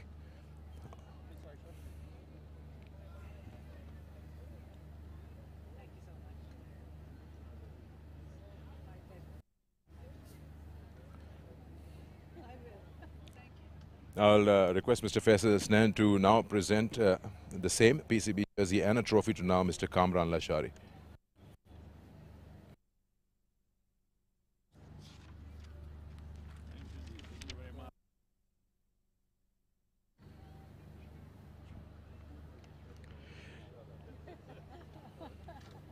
Next up, the player awards. Now I'll request Ms. of the match trophy to, of course, Sidra Amin for 176 not out of 151. She took 204 balls and she got amazing boundaries and sixes, and a highest score scored by a Pakistani batter. Superb knock by her. 20-run opening partnership. We'll have a quick word with Sidra Amin. Sidra, शानदार performance रही. Wicket बहुत अच्छा था batting के लिए, लेकिन ऐसी expectation थी कि इतना बड़ा टोटल होगा और ऐसी ओपनिंग पार्टनरशिप, आपकी अच्छी पार्टनरशिप रही है इनके साथ पहले भी? मैं तो काफ़ी देर के बाद आयरलैंड को फेस करी थी. बहुत पहले मैंने खेला था, तो मुनीबा के मेरी यही थे कि हम मोमेंटम को कैरी करेंगे. शुरू में इन लोगों ने बहुत बॉल अच्छे किए, रन नहीं कर रहे थे, लेकिन दोनों को हमारी गेम का पता था, तो यही एबिलिटी थी कि विकेट पर रहना और रन करते रहना. और जैसे आपने बड़े टारगेट की बात की, बिल्कुल माइंड में नहीं था, लेकिन यह है कि जब पार्टनरशिप लग जाती है तो टारगेट जो सोचा होता है उससे आगे ही जाता है. आप ओनली बैटर हो गई हैं जिन्होंने 3 सेंचुरीज बना ली हैं पाकिस्तान के लिए. 2022 का साल बहुत अच्छा रहा है आपके लिए. आपकी एवरेज जो है वो 42 पे चली गई, और ये 3 सेंचुरीज जो आपकी हैं वो इसी पिछले 11 इनिंग्स में. तो क्या ऐसा डिफरेंट किया है, मैं ये पूछना चाह रहा हूँ. यही है कि ऑफ कोर्स हार्डवर्क तो होता ही है हर चीज़ में, और तभी आप इस स्टेज पे आते हो. यही है कि मैंने अपने पे ज़्यादा बिलीव करना सीखा, अपने प्रोसेस में रहना सीखा, और उसके अलावा जो मेरी चीज़ें हैं उस पर मज़ीद काम करने की कोशिश की. चलिए, एंटरटेनिंग इनिंग्स, बहुत मजा आया. Thank you very much. Thank you so much. Congratulations. Thank you. Sidra Amin, the player of the match. Now I'll request the losing captain, the Ireland captain, of course, Laura Delaney. Please join us. Laura, a tough day out in the field, firstly, to begin with, getting 336. Not every opposition gets that every day, but it's just a tough day at work. Yeah, I think it's a really good batting track. I thought the openers batted really well and showed us how to play on that pitch. I thought we bowled really well at times, but I think we took our foot off the pedal at times as well, which we struggled to take an early wicket. They built a really big partnership, and then I think we were always just trying to come back into the game from that point. What are the positives as a captain that you'd pull out from this game and you go day after tomorrow into the second? I thought we bowled well at times in spells. I thought Jane and Arlene bowled really well at the death. It's a really difficult place to bowl, particularly when you have a batter that's set. And I think from a batting point of view, yeah, I think we just need to look to push the fielders and push the gaps and build big partnerships. We only had one today, so that's an area that we'll try and rectify ahead of the next game. You yourself as a batter had a good knock out there, probably looking for partners or a partnership out there. It's a good batting track. So anything that you need to improvise and you want to see from the team coming into the second game? Yeah, I think one thing that we really talk about is trying to build partnerships, and I think we found that difficult today. Pakistan bowled in good areas. We struggled to rotate the strike, including myself. I found it really difficult at times. So I think just being really clear with our plans going into the next game, that's one area that we're going to try and look to build on. Lots of cricket have left in this tour, so good luck to you. Thank you so much. Thank you. As the captain and Laura Delaney, of course, now we'll Well done, thank you. come and have a few words with us. Bisma, not a bad day to be a captain. I mean, so many records broken, highest score by Pakistan, highest individual score by a player. I mean, what else can a captain want? I think excellent display by the batting unit. I think Sidra Amin and Muniba Ali was superb, and I think we grabbed our chances and didn't let the opposition get back into the game. Good to see the opening partnership of this sort to come out. I mean, not saying that every day is going to be a 200 partnership, but to see the intent going out there, and then when you eyed that there is a big score available, you cashed out. Yeah, what we talked about in our group, that we want to grab our chances where we, score big runs, and most importantly, we got 2 centuries today, and I think that's brilliant to see. Good to see as a captain that you sent in earlier. You wanted more and more runs. Yes, of course, we want our hitter to get in and to get big runs for us. Minus Diana Baig, the bowling has also been pretty good, and you've used the new ball pretty well, and then you had the opportunity, of course, of 336 in hand. But anything that you'd like to further touch on before you get into the second game you want to see better? I think in our bowling unit, I think we can be more disciplined. I think we bowled some bad balls in the middle, and I think that consistency we can bring in. And of course, our fielding unit, I think we can bring more energy in our fielding unit as well. Okay, big win today, 129 runs. Good luck for the remaining games. Thank you. Bisma Maroof, the captain of Pakistan, and that concludes the presentation.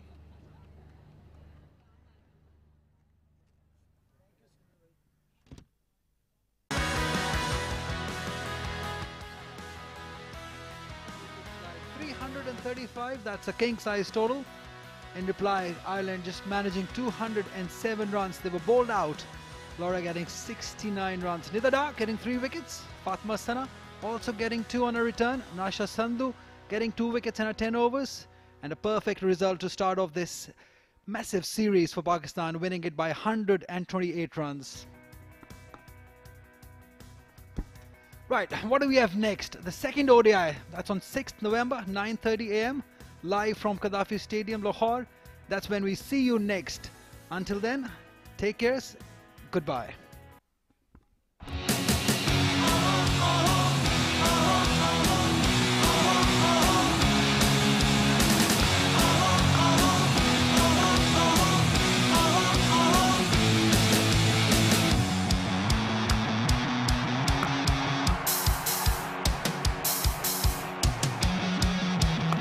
There it is, the first 100 for Muniba in her career. That is a fantastic inning. Amin gets her third 100 in ODIs.